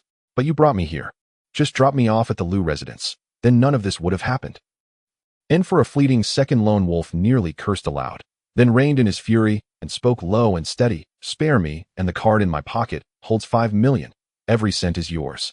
With that, he produced a bank card and placed it on the table. What's the pin? Xiao Chen accepted it without hesitation. 6 sevens. Relief washed over Lone Wolf, followed swiftly by a silent, venomous smirk. If he survived, he'd make this youth vomit back every cent, 10-fold, 100-fold. Fine, thanks. Though frankly, killing you means the money's mine anyway. Xiao Chen smiled. You don't play by the rules. Lone Wolf jolted, his face contorting in shock and rage. Yet before he could finish, a sharp crack split the air, his neck twisted violently, and blood erupted from his 7 orifices as he slumped lifeless. I've always played by the rules, just depends on who I'm playing with. In Xiaochun tossed the words over his shoulder cold. He'd originally meant to extract the cold storage's location from Lone Wolf, but spotting the factory's layout map pinned to the office wall, he bypassed the interrogation entirely. Yet when he approached the map he froze, staring blankly. What the hell? There are 7 cold storage units. After dealing with the Lone Wolf, Zhang Xiaoyu was already on the phone with the bureau outside. Tell the bureau that the hideout of the kidnappers has been found, and Miss Han should be here as well. I've sent you the... Struggling against her physical discomfort, Zhang Xiaoyu succinctly explained the current situation. Yes, Captain, are you safe right now? A worried voice came from the other end of the line. I am fine for now, hurry over as fast as you can. Zhang Xiaoyu's cheeks were flushed, and she couldn't help but breathe slightly heavier as she urged before hanging. After hanging up, she saw Xiao Chun coming out of the abandoned office. How is it? Zhang Xiaoyu's voice trembled slightly. It's all right, there are a total of 7 abandoned cold storage rooms, we just need to check them one by one. Okay, let's move quickly. At this moment, Zhang Xiaoyu just wanted to find Han Qingma as soon as possible, though she was afraid that if she waited any longer, she wouldn't be able to hold on. Sure, but it shouldn't be too difficult to find the cold storage where Han Qingma is held. Will definitely have someone guarding it. We just need to see which cold storage has guards. After thinking for a moment, Xiaochen said, all right. Zhang Xiaoyu immediately nodded in response. Then the two quickly headed towards the location of the cold storage. They checked 3 cold storage rooms, all of which were empty and unguarded. 10 minutes later, at the cold storage by the side door of the factory, Xiaochun saw that there was not only a faint light at the entrance of one cold storage, but also 2 men with sinister expressions smoking and playing dice. This is it, little policewoman. They'll take care of the guys at the door, and you come in with me to look around. The cold storage is a bit big, and I can't search it all by myself. Xiaochun said. Okay. Zhang Xiaoyu absent-mindedly nodded in agreement. Who is it? The 2 men playing dice suddenly looked up, drawing their guns and aiming in the direction of the 2. Damn it, we've been discovered. Why are you making so much noise? Xiaochun was startled. I didn't mean to. Zhang Xiaoyu immediately reacted, her head spinning due to her discomfort, and when Xiaochun shouted at her, her voice unconsciously raised. What do we do now? Zhang Xiaoyu's cheeks were flushed as she realized her gaffe. What else can we do? Just kill them. Xiaochun said helplessly, but his movements were not slow. He quickly picked up 2 small stones from the ground and flicked them out.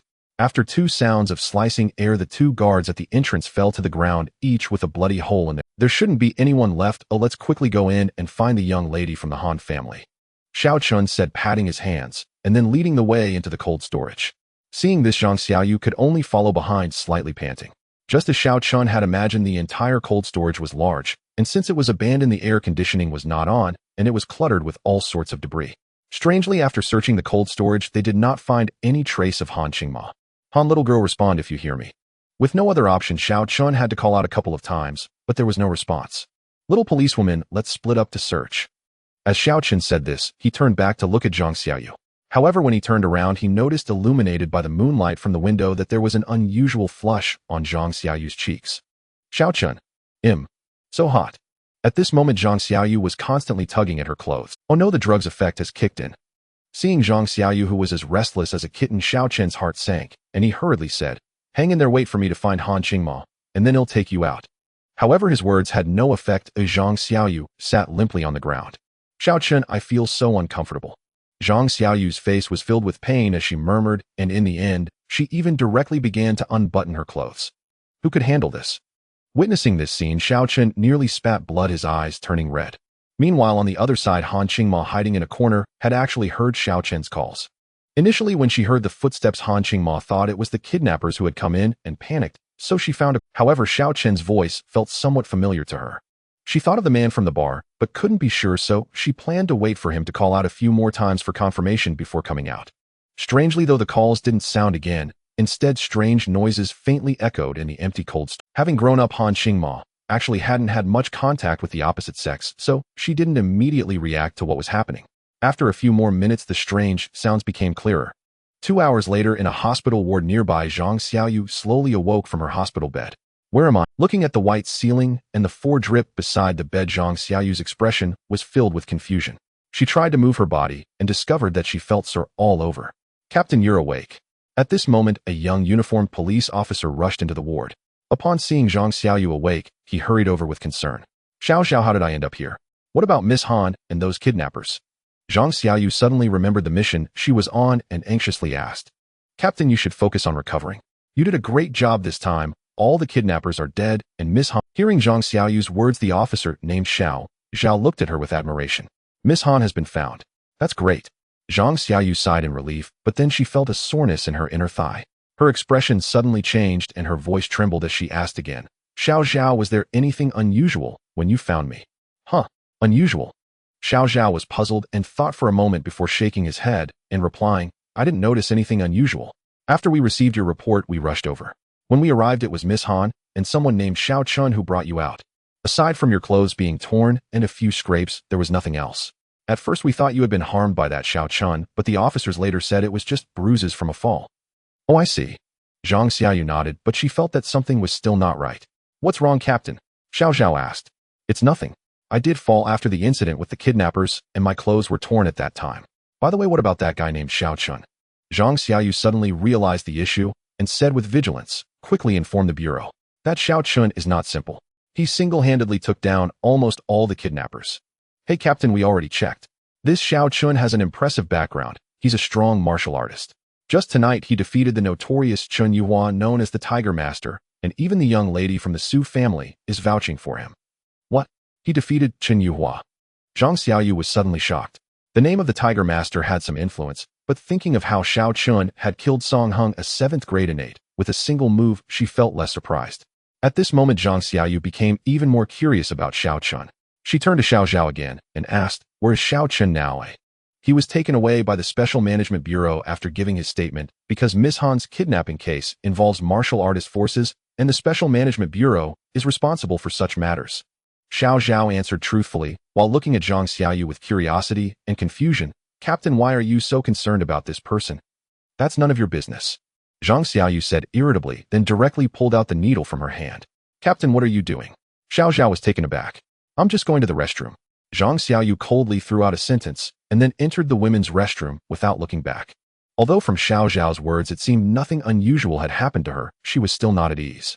The only way to be sure was to personally check if her most treasured possessions were still intact in the restroom. Soon Zhang Xiaoyu entered a stall and slowly took off her hospital gown. That jerk, at least he didn't take the opportunity to do anything excessive to me." After a thorough check and confirming that her most precious items were still there, Zhang Xiaoyu relaxed her expression and a heavy stone finally lifted from her heart.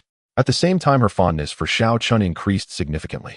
"When I see him next, I must thank him properly," Zhang Xiaoyu muttered to herself, getting up from the toilet to put her clothes back on. However, when she looked down, her expression suddenly turned pale. "It's reversed." Zhang Xiaoyu rubbed her eyes again, confirming she wasn't mistaken, then her body suddenly began to tremble uncontrollably. "Reversed? Why is it reversed?" Zhang Xiaoyu's eyes turned red. A wave of panic that she had never felt before enveloped her, and tears fell down like a broken dam. She clearly remembered this morning she absolutely hadn't worn her clothes the wrong way. But now, after losing consciousness and waking up, her clothes had suddenly become reversed. There was only one possibility: someone had redressed her. Apart from Xiao Chun, she couldn't think of anyone else who would do such a thing. Bastard, despicable. The humiliation she had never experienced before made Zhang Xiaoyu tremble, all over her voice carrying a hint of tears. Meanwhile, at the entrance of the Han City Bureau, "Mr. Xiao, thank you for your cooperation.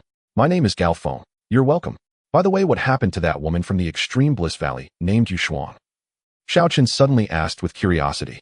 "Oh, it's a bit tragic. For such a malicious martial artist force, they deserve to die. I've already reported it to the higher-ups. There will be a cleanup order issued against Extreme Bliss Valley in the future." Gao Feng paused, recalling the appearance of the woman from Extreme Bliss Valley they found in that factory today, and couldn't help but shiver as he spoke. "All right, I have no other issues." Xiao Chun didn't ask further as he could already imagine the scene. "Good, but there is one thing I must remind Mr. Xiao. At such a young age, being an innate 8th grade martial artist, your future is bright. Please do not misuse your martial artist identity to harm ordinary people. Otherwise, even if you are powerful, the Special Management Bureau will issue a cleanup order against you. Of course, if it's a conflict between martial artists, the Special Management Bureau rarely intervenes. If others don't offend me, I won't offend others." Xiao Chun replied lightly with those 8 words, then bowed slightly and said, "If there's nothing else, I shall take my—" After saying this, without waiting for Gao Feng to react, Xiao Chun turned and left.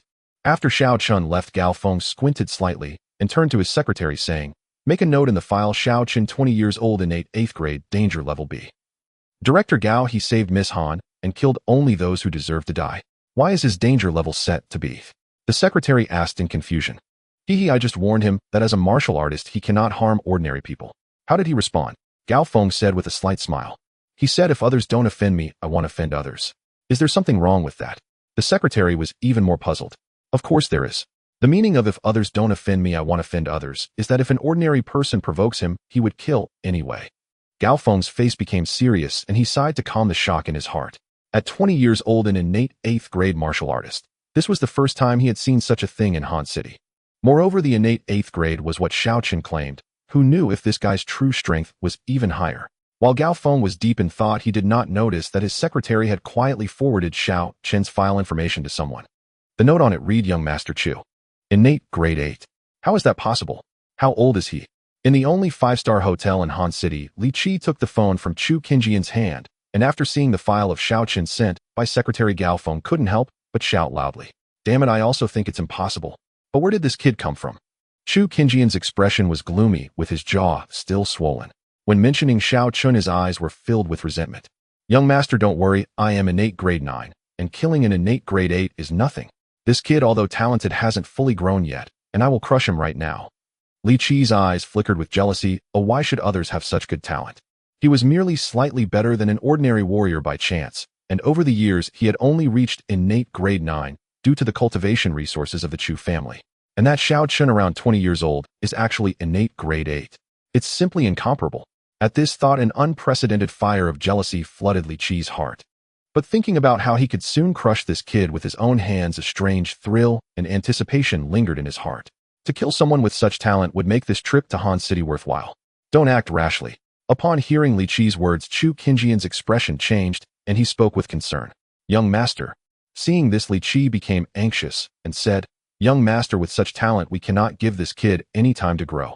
Once he breaks through to innate grade 9, it will be much more troublesome for me to kill him. While being innate grade 9 has its advantages in strength, thinking of a guaranteed kill becomes nearly impossible. On the contrary, if it's now being innate grade 8, he has the confidence to kill him with one strike. If this kid breaks through and he fails to kill him and lets him escape, it will surely be a hidden danger. Thus, Li Qi couldn't understand why Chu Qingyan would stop him. What's the rush?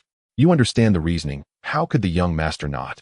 Chu Qingjian's gaze darkened, further scolding him, then looked at Li Qi and said, Li Lao, what if this kid is hiding his true strength from the special administration? Hiding strength? Li Qi's expression changed in shock, and he gasped, exclaiming, Impossible. This kid can't possibly be innate grade 9.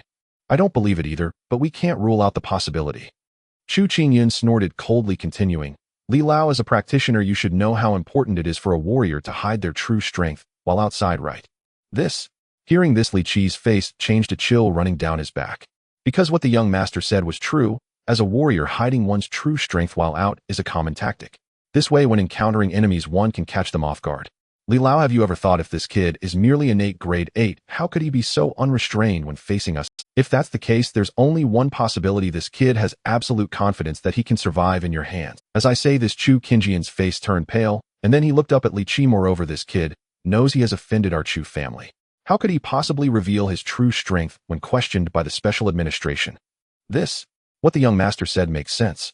My God, if this kid is truly innate grade 9, how monstrous would that be? In that case, we must not allow this kid to grow any longer. Li Qi spoke with an underlying fear.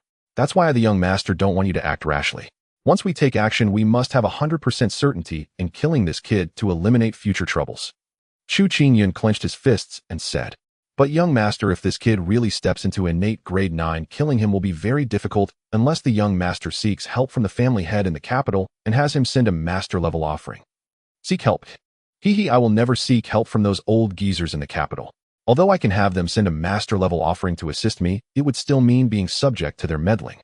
Chu Qingjian's expression turned cold as he stood up, looking out at the night view of Han City, his ambition flaring as he declared, The forces of Han City must be firmly in my grasp, holding all the power of speech. No one from the capital can meddle, not even the family head. Young master has great ambitions.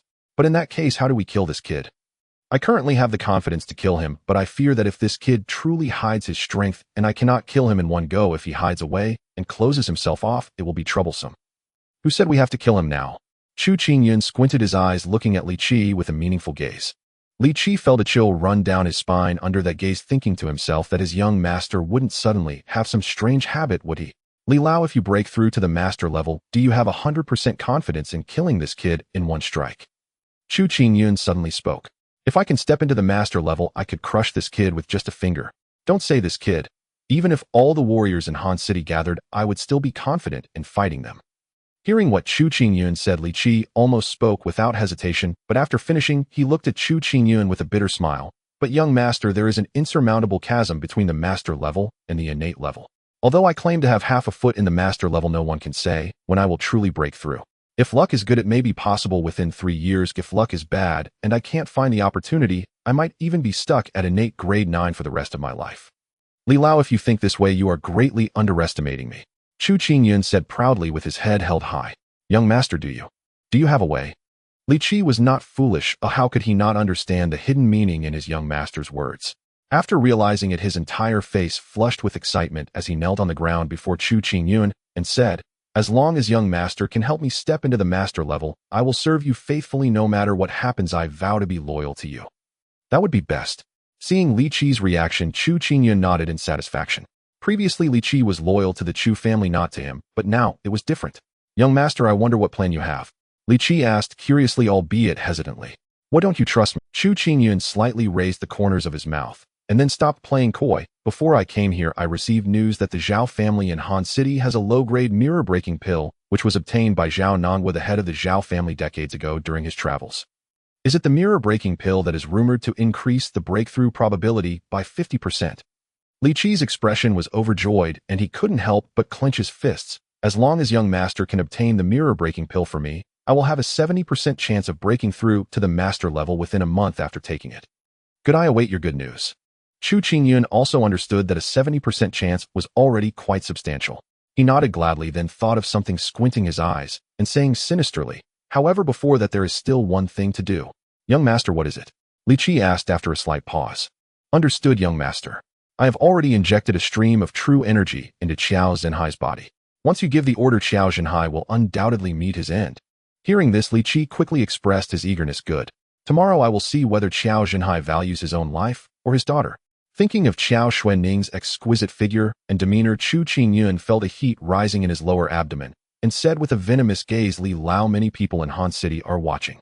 If I act too aggressively, the entire Han City will band together to expel me, this outsider. This is also why I have been polite to the Qiao family these past few days. However, if Li Lao can break through to the master realm, it would be different. Do you understand what I mean? Yes, young master, I will not let you down. Li Qi said, visibly shaken, patting his chest. Good, go find 2 clean ones for me. I want to enjoy myself tonight.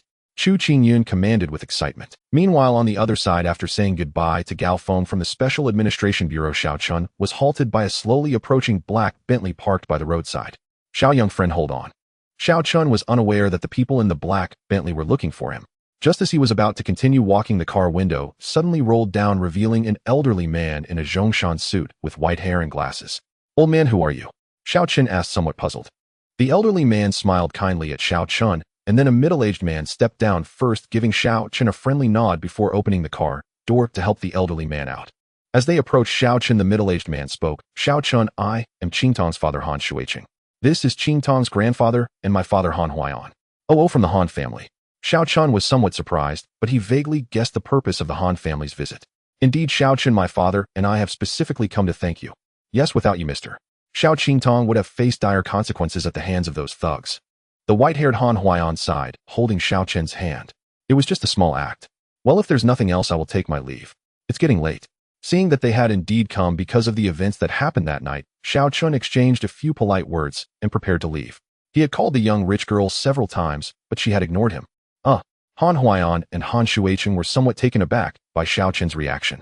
In the entire Han City, no one had remained unfazed when faced with the simultaneous appearance of the father and son, but this young man seemed a bit impatient. However, one could not blame Xiao Chun. After all, he had no idea what the presence of this father-son duo meant in Han City. Certainly, even if he did know, Xiao Chun would likely still have this attitude. Qingtong, why aren't you coming out to thank Mr. Xiao? What kind of behavior is this before your savior? Don't you understand basic etiquette? Han Shuiqing scolded into the car. At this moment, Xiao Chun noticed that sitting in the back seat of the car was Han Qingtong. Hearing Han Shuiqing call her, Han Qingtong finally pushed open the car door and hesitantly got out. Seeing Han Qingtong, Xiao Chun couldn't help but smile. He recalled the scene from tonight in the cold storage where Han Qingtong was giving Zhang Xiaoyu a massage. It was simply too tempting. Realizing the teasing look in Xiao Chen's eyes, Han Qingtong felt her face flush with heat, her heart racing. At her age, it was her first time feeling this way. It was a strange sensation. Although Han Huaiyan and Han Shuiqing knew that Xiao Chun had saved Han Qingtong, they were unaware of what had transpired in between, so they did not think too much of it. Thank you. Han Qingtong stuttered. This is unseemly. This is your savior, and you can't even say a complete thank you. Han Shuiqing reproached, then looked at Xiao Chun and said, Xiao Chun, thank you for saving my daughter. I wonder what you would like in return. There's no need. If you must thank me, how about just taking me home? I'm struggling to get a taxi. Xiao Chun thought for a moment and simply pointed at the black Bentley by the roadside. Just that. Han Shuiqing almost thought he heard wrong. At first, seeing Xiao Chun pointing at the car, he thought the other party wanted this luxury car, but it turned out Xiao Chun just wanted a ride home. What? Is that not possible? If not, then forget it. Xiao Chun thought the other party was feeling awkward and had no intention of insisting. No. I just think your request is too simple. Han Shuiqing replied, quickly running to the car window to give the driver a command, then returned to Xiao Chun and said, Xiao Chun, I've already instructed Chuyue. She will give you her contact information, and whenever you need a car, just call her. If you don't mind, we can transfer this car to you tomorrow. Forget about transferring ownership. Ooh, just take me home. But if you do, what will you do? Xiao Chun didn't have any special fondness for cars, but he felt pleased that he could call for a car whenever he wanted to use one. He had had enough of the struggles of hailing a taxi today. Mr. Xiao, you don't need to worry about us. We have plenty of cars. The white-haired Han Huaiyan said with a smile, looking at Xiao Chun. All right, then I won't be polite. With that, Xiao Chun got into the car and discovered that the driver, named Chuyue, was actually a woman, tied her hair in a ponytail, exuding a military aura, likely a retired female special forces soldier. After Xiao Chun gave the address, the car started and headed towards the Liu family's villa. Watching the car drive away, the white-haired Han Huaiyan thought for a moment and said to Han Shuiqing, let's find a time to treat Mr. Xiao to a meal. Hearing this, Han Shuiqing frowned and asked in confusion, Dad, is that necessary? This young man may have saved Qingtong, but sending some money would suffice. Given our Han family status, he is not yet qualified for both of us to invite him to dinner. Status? Do you think our Han family holds any significant status? Han Huaiyan adjusted his gold-rimmed glasses and scolded, then sighed, his expression filled with worry as he said, in the secular world, our Han family still has some face, but those who wish to destroy us are not ordinary forces. They are a hidden sect of martial artists, even more powerful than the Zhao and Su families combined.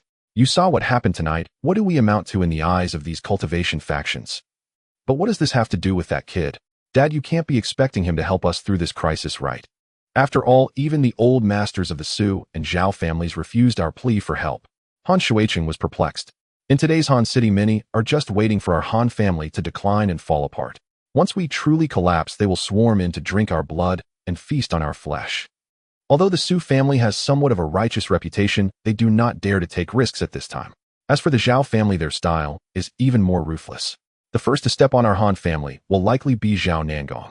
Han Huaiyan sighed again, then spoke of Xiao Chun with admiration, saying, tonight not only did Xiao Young friend save Qingma, but he also struck Zhao Qian of the Zhao family. Most intriguingly, he even slapped Chu Qingyuan from the Chu family in Kyoto in public.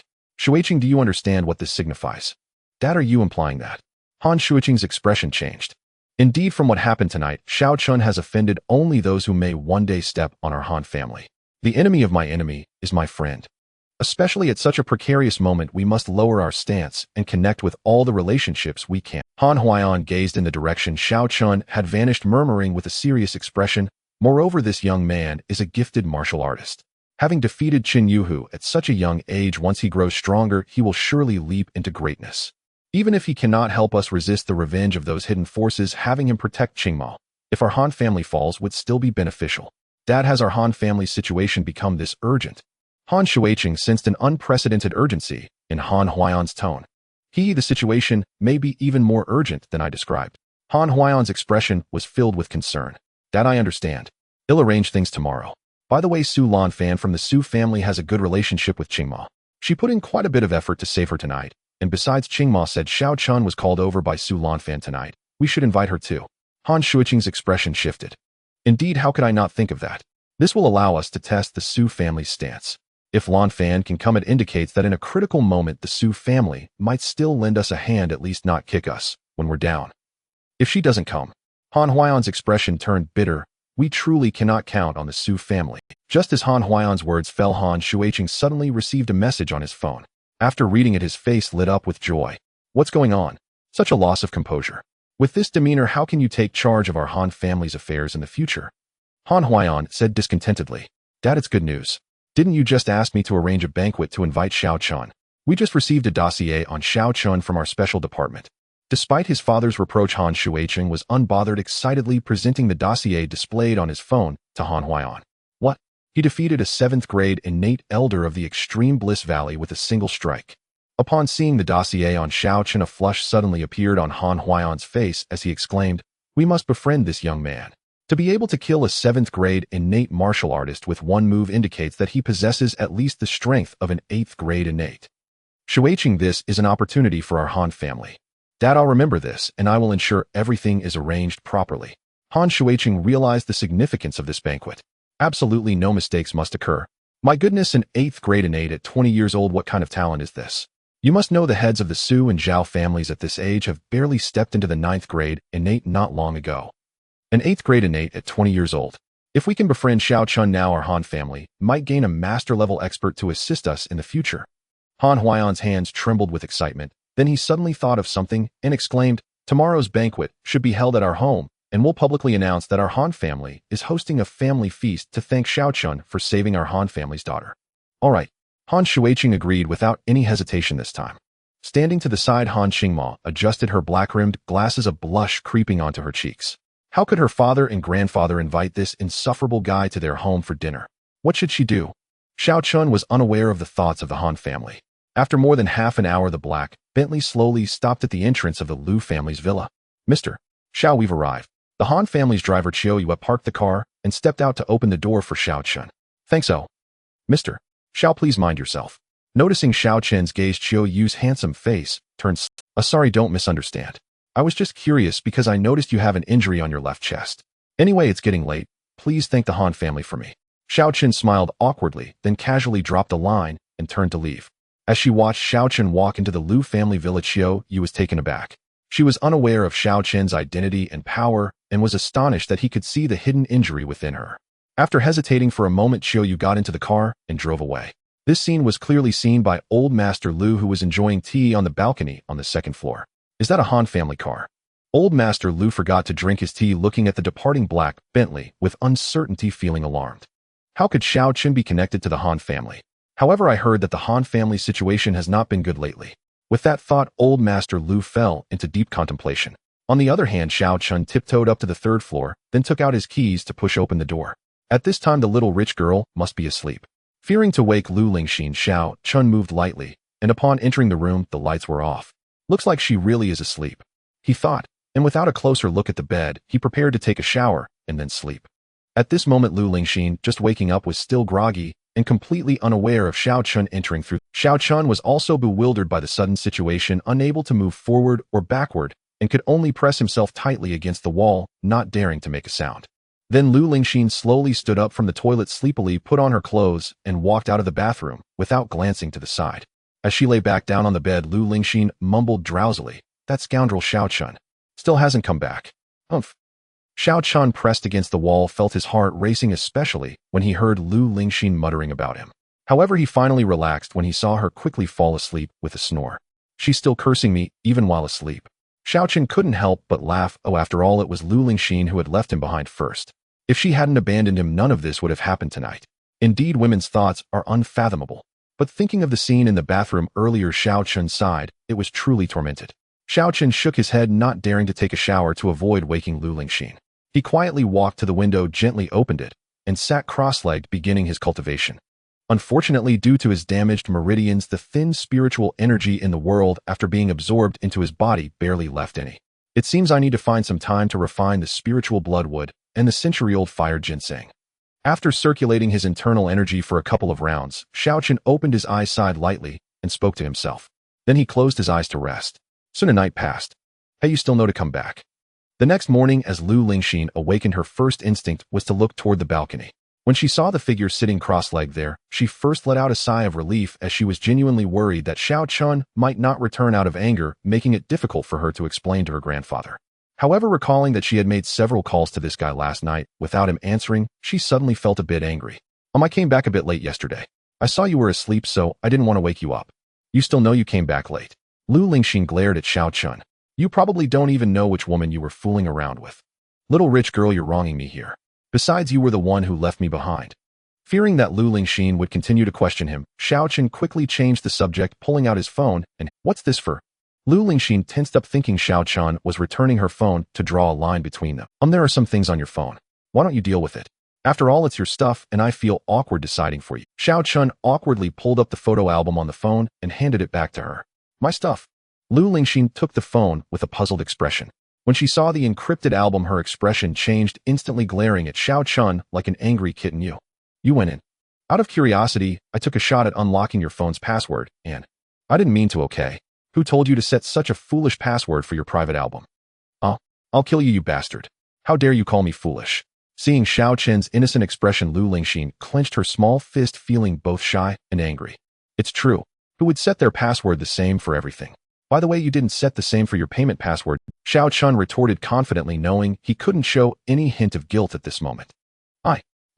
Lu Lingxin gritted her teeth, but found herself unable to retort Xiaochen, and indeed, he had hit the nail on the head. Because of her poor memory, she often forgot her passwords, so Lu Lingxin had set almost all her passwords to the same one, including her payment password. However, she had never thought of this when handing her phone to Xiaochen. I'll change it right now. Lu Lingxin angrily picked up her phone, ready to change the password, but just then the phone suddenly rang. Someone was calling. Hello, who are you looking for? Seeing the unfamiliar number displayed on the screen, Lu Lingxin answered without Xiaochen gidgets Lon. Hee, are you still angry? I was wrong last night. Can I apologize to you? The cheerful voice of Su Lon came from the phone. You were with her last night. Lu Lingxin immediately felt wronged upon hearing Su Lanlan's voice. No, it's not what you think. Xiaochen hurriedly explained, but before he could finish, Lu Lingxin had directly thrown. You don't need to explain to me. I'm not qualified to ask you to explain. Lu Lingxin said with red eyes, leaving one last sentence before storming out without looking back. Damn, it is what it is. Xiaochen was speechless. Forget about last night.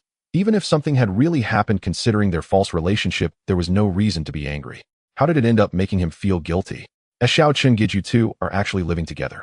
On the other end of the phone, Su Lanlan, wearing loose pajamas, lay on the bed, suddenly feeling a bit sour.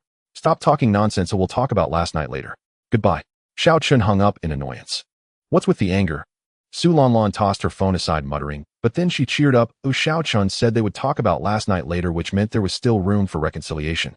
On the other end of the line, after Xiaochen hung up, he hesitated about whether to clarify what happened last night to Lu Lingxin, but ultimately his stubbornness kicked in a let it be.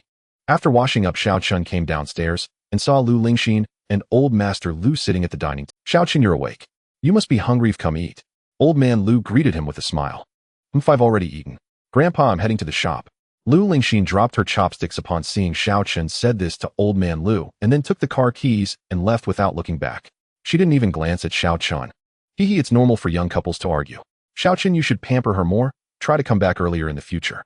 Men face many temptations outside. I understand. Back in my day, I was quite the charmer. Old Man Lu, watching Lu Lingxin's back, didn't mind at all, and instead comforted Xiaochen cheerfully. Old man, where's your mind wandering to? In the office of the hospital director in the city center. Little senior brother, this is how things are. Wu Dihao held his phone, and as soon as he sat down at his desk this morning, the phone rang. It was a woman calling. The caller specifically asked for Xiaochen, and her tone seemed urgent, mentioning that her father was in trouble. Wu Dihao did not know that the caller was Qiao Xuanning, but since she specifically asked for Xiaochen, he naturally could not delay and quickly called Old Master Lu. All right, I understand. Tell her I will be there soon. On the other end of the line, Xiaochen's voice came through, and then the call ended. Going over soon. Wu Dihao was taken aback. It seemed that little senior brother had a close relationship with this woman. TSK. After a moment of contemplation, Wu Dihao hurriedly saved this phone number with a special note. A woman who was close to his little senior brother might just become his second master aunt in the future. He needed to build a good relationship. Having made up his mind, Wu Dihao did not dare to delay and quickly dialed Qiao Xuanning back using the phone number. Hello, miss, I am Wu Dihao. Yes, my little senior brother said he would rush over soon. If you need any assistance from the city center hospital, please do not hesitate to let me know. Wu Dihao said cautiously, his tone filled with respect. Not for the moment, thank you, Director Wu. On the other side, Qiao Xuanning hesitated before hanging up the phone. Why had Director Wu suddenly become so polite to her? Could it be because of Xiaochen? A hint of confusion appeared on Qiao Xuanning's cold face, but she could not afford to waste any more time on this matter, as her father Qiao Zhenhai was in a critical condition. Xuanning, how is it? Oh no. Your father cannot have any issues. Xiao Xuanning's mother by Liping had red eyes, and on the bed lay Xiao Zhenhai, whose face was darkening. This morning while having breakfast, Xiao Zhenhai suddenly let out a terrible scream and fell to the ground, convulsing uncontrollably. Mom Xiaochen said he would come over soon. Xiao Xuanning reassured by Liping. But can your dad hold on until he arrives? Bai Liping was already in a state of panic. What nonsense are you talking about? Since this child, Xiaochen said, he could provide 10 hours of life for Zhenhai, he certainly would not deceive us. Xiao Wenqing, who was nearby, felt worried as well, but having weathered numerous storms over the years, he remained calm. Yes, Mom, since Xiaochen was able to foresee my dad's problem, he will definitely be able to save him.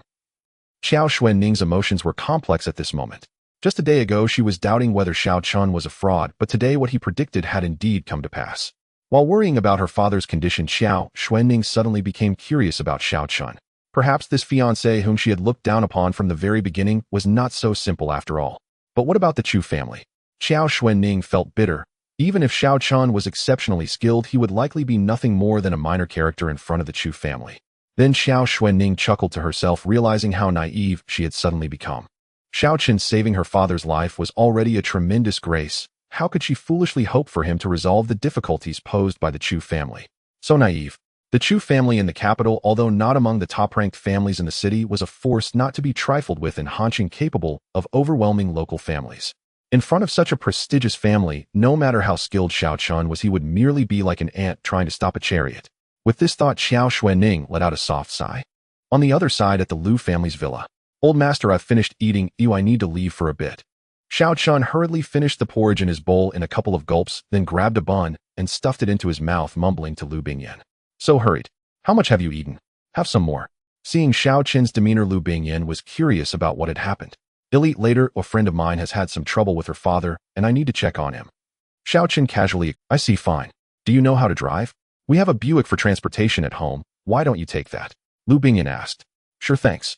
I won't be polite then. Although Xiaochen had been practicing in the mountains for years, there were still villages there, so he had gotten his driver's license.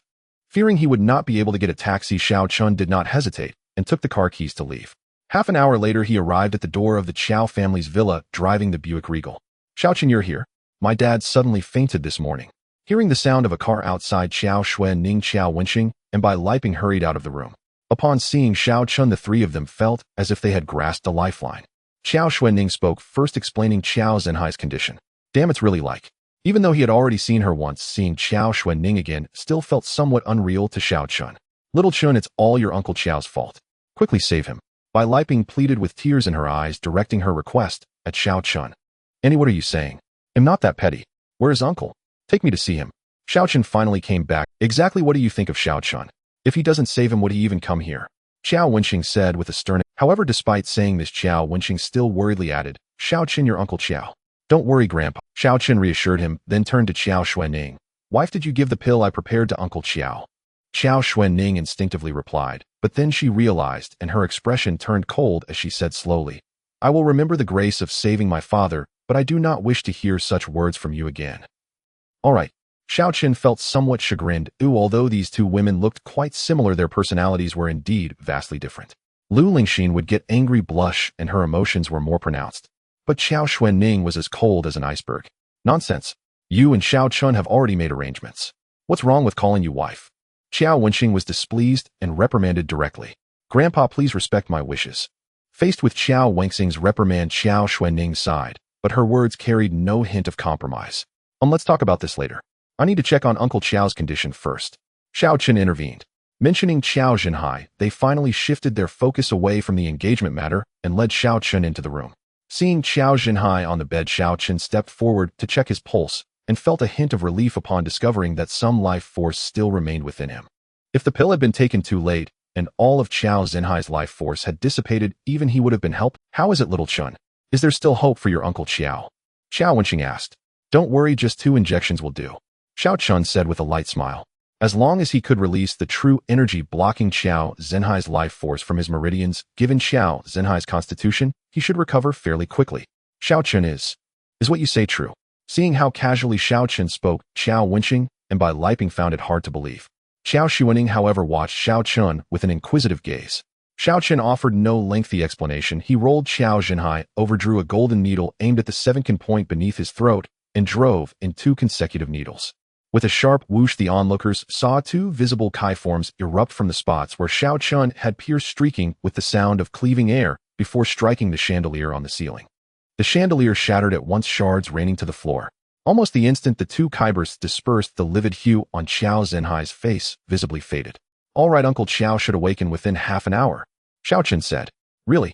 That's wonderful." "But Xiao Chun, what was that just now?" Stunned by the display, Xiao Wenxing and the others blurted out. "The true chi of an innate ninth-rank martial artist," Xiao Chun said calmly. "Innate ninth rank." Hearing this, Xiao Wenxing's expression changed as he looked at Xiao Xuening. What is going on? How could Zhenhai have angered a martial artist?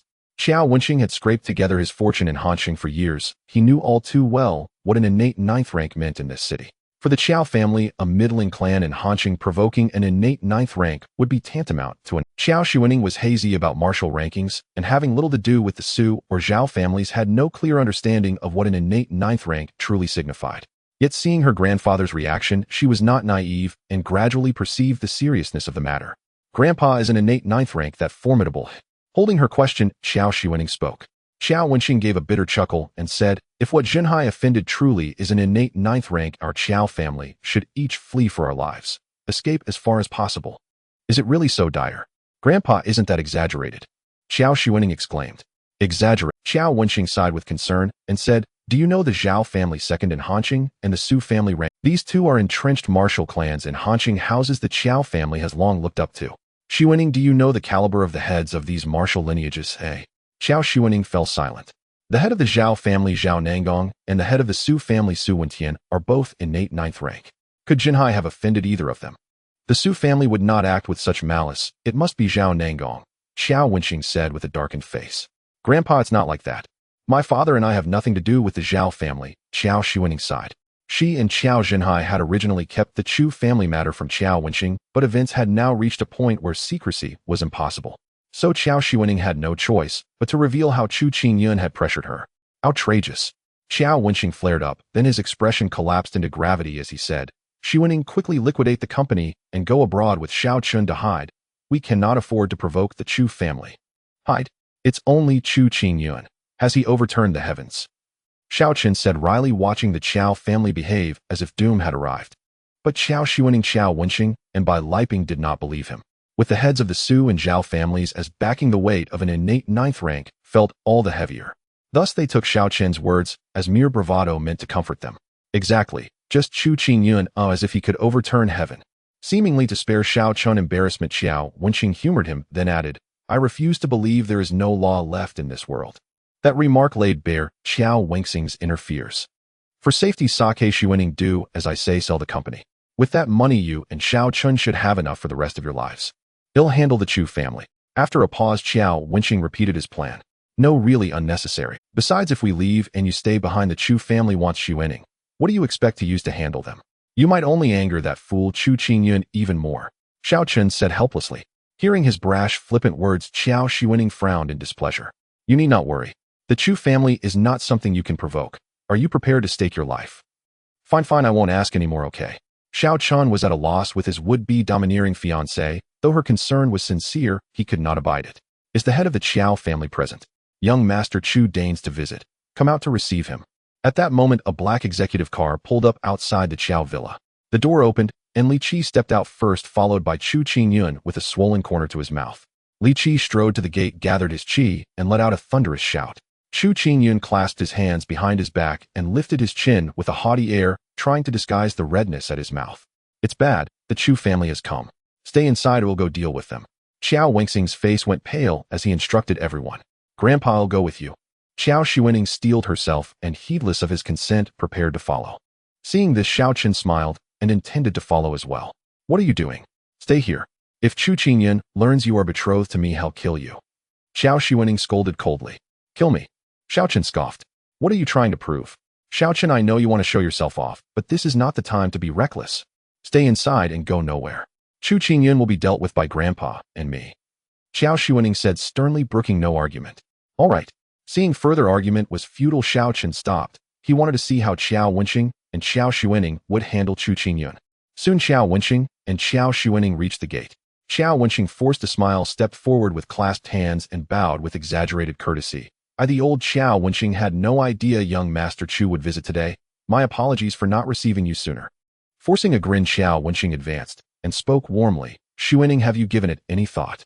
Chu Qingyun snorted coldly, ignoring Xiao Wenqing's politeness, and turned his gaze to Xiao Xuening with a trace of greed. Young Master Chu, that is impossible.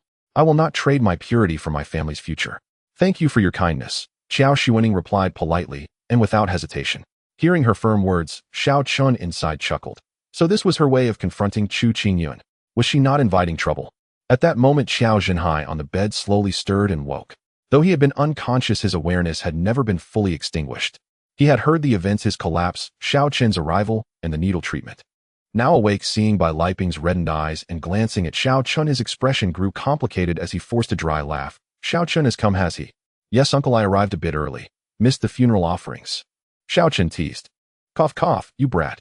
Xiao Zhenhai's face flushed crimson with embarrassment. At that very moment, upon hearing Xiao Xuening's outright refusal, Chu Qingyun's expression darkened sharply.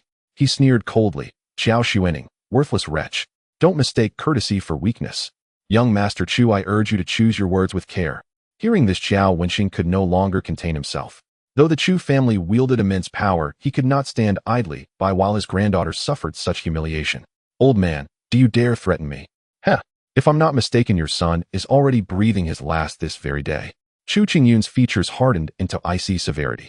So it was you who did it. At those words, a surge of fury contorted Xiao Wenqing's aged face. And if it was, heh, let me speak plainly, old man. If this little wretch Xiao Xuening refuses me, your son dies today, and tomorrow it will be you. Do you doubt it? Chu Qingyun's gaze turned contemptuous as he let out a low, venomous chuckle. Once every last Chu has perished, your precious granddaughter will be nothing more than a dog, bound broken and utterly at my mercy upon my bed. His words struck Xiao Wenqing and Xiao Xuening like physical blows. Their faces paled with shock. Before either could utter a word, Xiao Zhenhai, who had overheard every syllable from within the room, shattered completely. His face burned scarlet as he leapt off the bed, cursing furiously, and stormed toward the door. Damn your 9 generations of ancestors, Chu Qingyun. I'll tear you limb from limb. As a father, Xiao Zhenhai could not bear to witness such desecration of his daughter. Rage flooded his veins, drowning reason. He would rather die than let this insult go unavenged. You're alive, Seeing Xiao Zhenhai stride forth from the chamber, both Chu Qingyun and Li Qi recoiled in stunned disbelief. My entire clan could perish, and still I'd live. Xiao Zhenhai's temperament was inherently rough-hewn. Now learning Chu Qingyun had plotted his murder, and worse, intended to defile his daughter, he raged beyond all restraint. Masterly, what is the meaning of this? Chu Qingyun's expression flickered between suspicion and fury as he turned sharply to Li Qi. Young master, I truly do not know. I did implant a thread of true qi into Xiao Zhenhai's body, and this morning I triggered its detonation. By all logic, he should have drawn his final breath hours ago. Li Qi's voice betrayed genuine confusion. Could someone have neutralized it? Chu Qingyun murmured skeptically. Impossible, young master. A 9th rank cultivator's peak-level true qi. No one in Hanqing possesses the skill to dispel it. Li Qi had considered that possibility, but dismissed it instantly. The angle at which he'd injected the qi into Xiao Zhenhai's meridians was deliberately treacherous. Dispelling it demanded not only masterful medical artistry, but also personal cultivation, at least at the 9th rank level. Otherwise, the qi itself would consume the healer. No matter. Since he lives masterly in him now. Chu Qingyun's smile was glacial. But, young master, you yourself cautioned against open violence. It might stir unrest across Hanqing. Li Qi hesitated, recalling Chu Qingyun's own warning from the previous night. Masterly, once you ascend to the Grandmaster realm, do you truly believe I'll care what Hanqing's clans think? Chu Qingyun's eyes gleamed with quiet, chilling amusement. Thank you, young master. I understand. Hearing Chu Qingyun raise the prospect again, Li Qi's heart surged with fervent hope. A Grandmaster, a realm he'd believed unreachable for decades. Yet here in Hanqing, fate had handed him an unexpected path. How could he not tremble with elation? Good. Then proceed. Just ensure Xiao Xuening remains unharmed. Yes, young master. Li Qi bowed his head. Wait. A sinister light flickered in Chu Qingyun's gaze. Xiao Xuening's beauty is exceptional. Her mother must be equally exquisite. I claim both mother and daughter. Truly, young master, your indulgences eclipse even my wildest imaginings. Li Qi chuckled knowingly. Beasts. So the scion of the imperial Chu family of Jingdu is nothing but a monstrous, soulless beast. Chu Qingyun and Li Qi had spoken openly. No effort to shield their words from the Qiao family. Xiao Wenqing's face flushed deep crimson with incandescent fury. Father, I'll die fighting them. Blinded by wrath, Xiao Zhenhai roared and charged straight at Li Qi. Foolish arrogance. Li Qi sneered, then delivered a single effortless palm strike. Xiao Zhenhai flew backward like a severed puppet, crashing hard onto the floor and spitting a gout of crimson blood. Father! Xiao Xuaning cried out, rushing to cradle her fallen father. Her eyes brimmed with tears as she glared up, voice trembling with fury. The Chu family dares go this far. So what if we do? Miss Qiao, had you accepted young master earlier, your clan would not suffer today's ruin, but instead rise as Hanqing's preeminent house. Alas, you were given the chance and threw it away. Li Qi's laughter was icy. I'd rather die than grant your vile wish. Xiao Xuaning clenched her jaw, her expression shattered yet defiant as she stared at Chu Qingyun, a young lady from a family without a single cultivator. Dare you fancy yourself some pure, untouchable saint? She is nothing but a plaything. Chu Qingyun stood aloof, arms folded, voice dripping with disdain. Who said the Qiao family lacks cultivators? At that instant, Xiao Wenxing's face flickered with hesitation, then steeled with resolve. With a slow, heavy sigh, he spoke at last. Moi. All eyes snapped toward him, and in that moment Xiao Wenxing's aura shifted, sharp, piercing, and overwhelmingly formidable. Grandfather, you? Xiao Xuaning gasped. Father. Xiao Zhenhai, still bleeding on the floor, stared up in disbelief. His own father, a cultivator. For years he'd known nothing of it. Inside the room, Xiao Chun watched with quiet surprise. Tsk, so the old master has been hiding his light under a bushel. Xiao Chun observed the scene with amused curiosity, musing how deeply Xiao Wenxing had concealed his strength, and how flawlessly he'd played the part of a helpless novice while Xiao Chun treated Xiao Zhenhai earlier. Yet now he revealed himself, not merely a cultivator, but one of considerable power. Alas, his time was short. Xiao Chun assessed Xiao Wenxing's aura, barely 9th rank cultivator level, but unstable, fraying at the edges. Clearly his dantian had suffered grievous injury, crippling his true strength. By forcing his body to project 9th rank energy, now Xiao Wenxing sought only to intimidate Li Qi and Chu Qingyun, to deter them from striking lethally. In Xiao Qin's estimation, Xiao Wenxing's actual cultivation likely hovered no higher than 7th rank. Against an ordinary 9th rank opponent, such a bluff might well succeed. Cultivation duels at equal ranks are fraught with peril, where one misstep can shatter both combatants. But tonight they faced Li Qi, 9th rank cultivator, peak mastery. Innate, grade 9. And indeed, upon sensing Xiao Wenxing's aura, Li Qi's expression turned stark with alarm.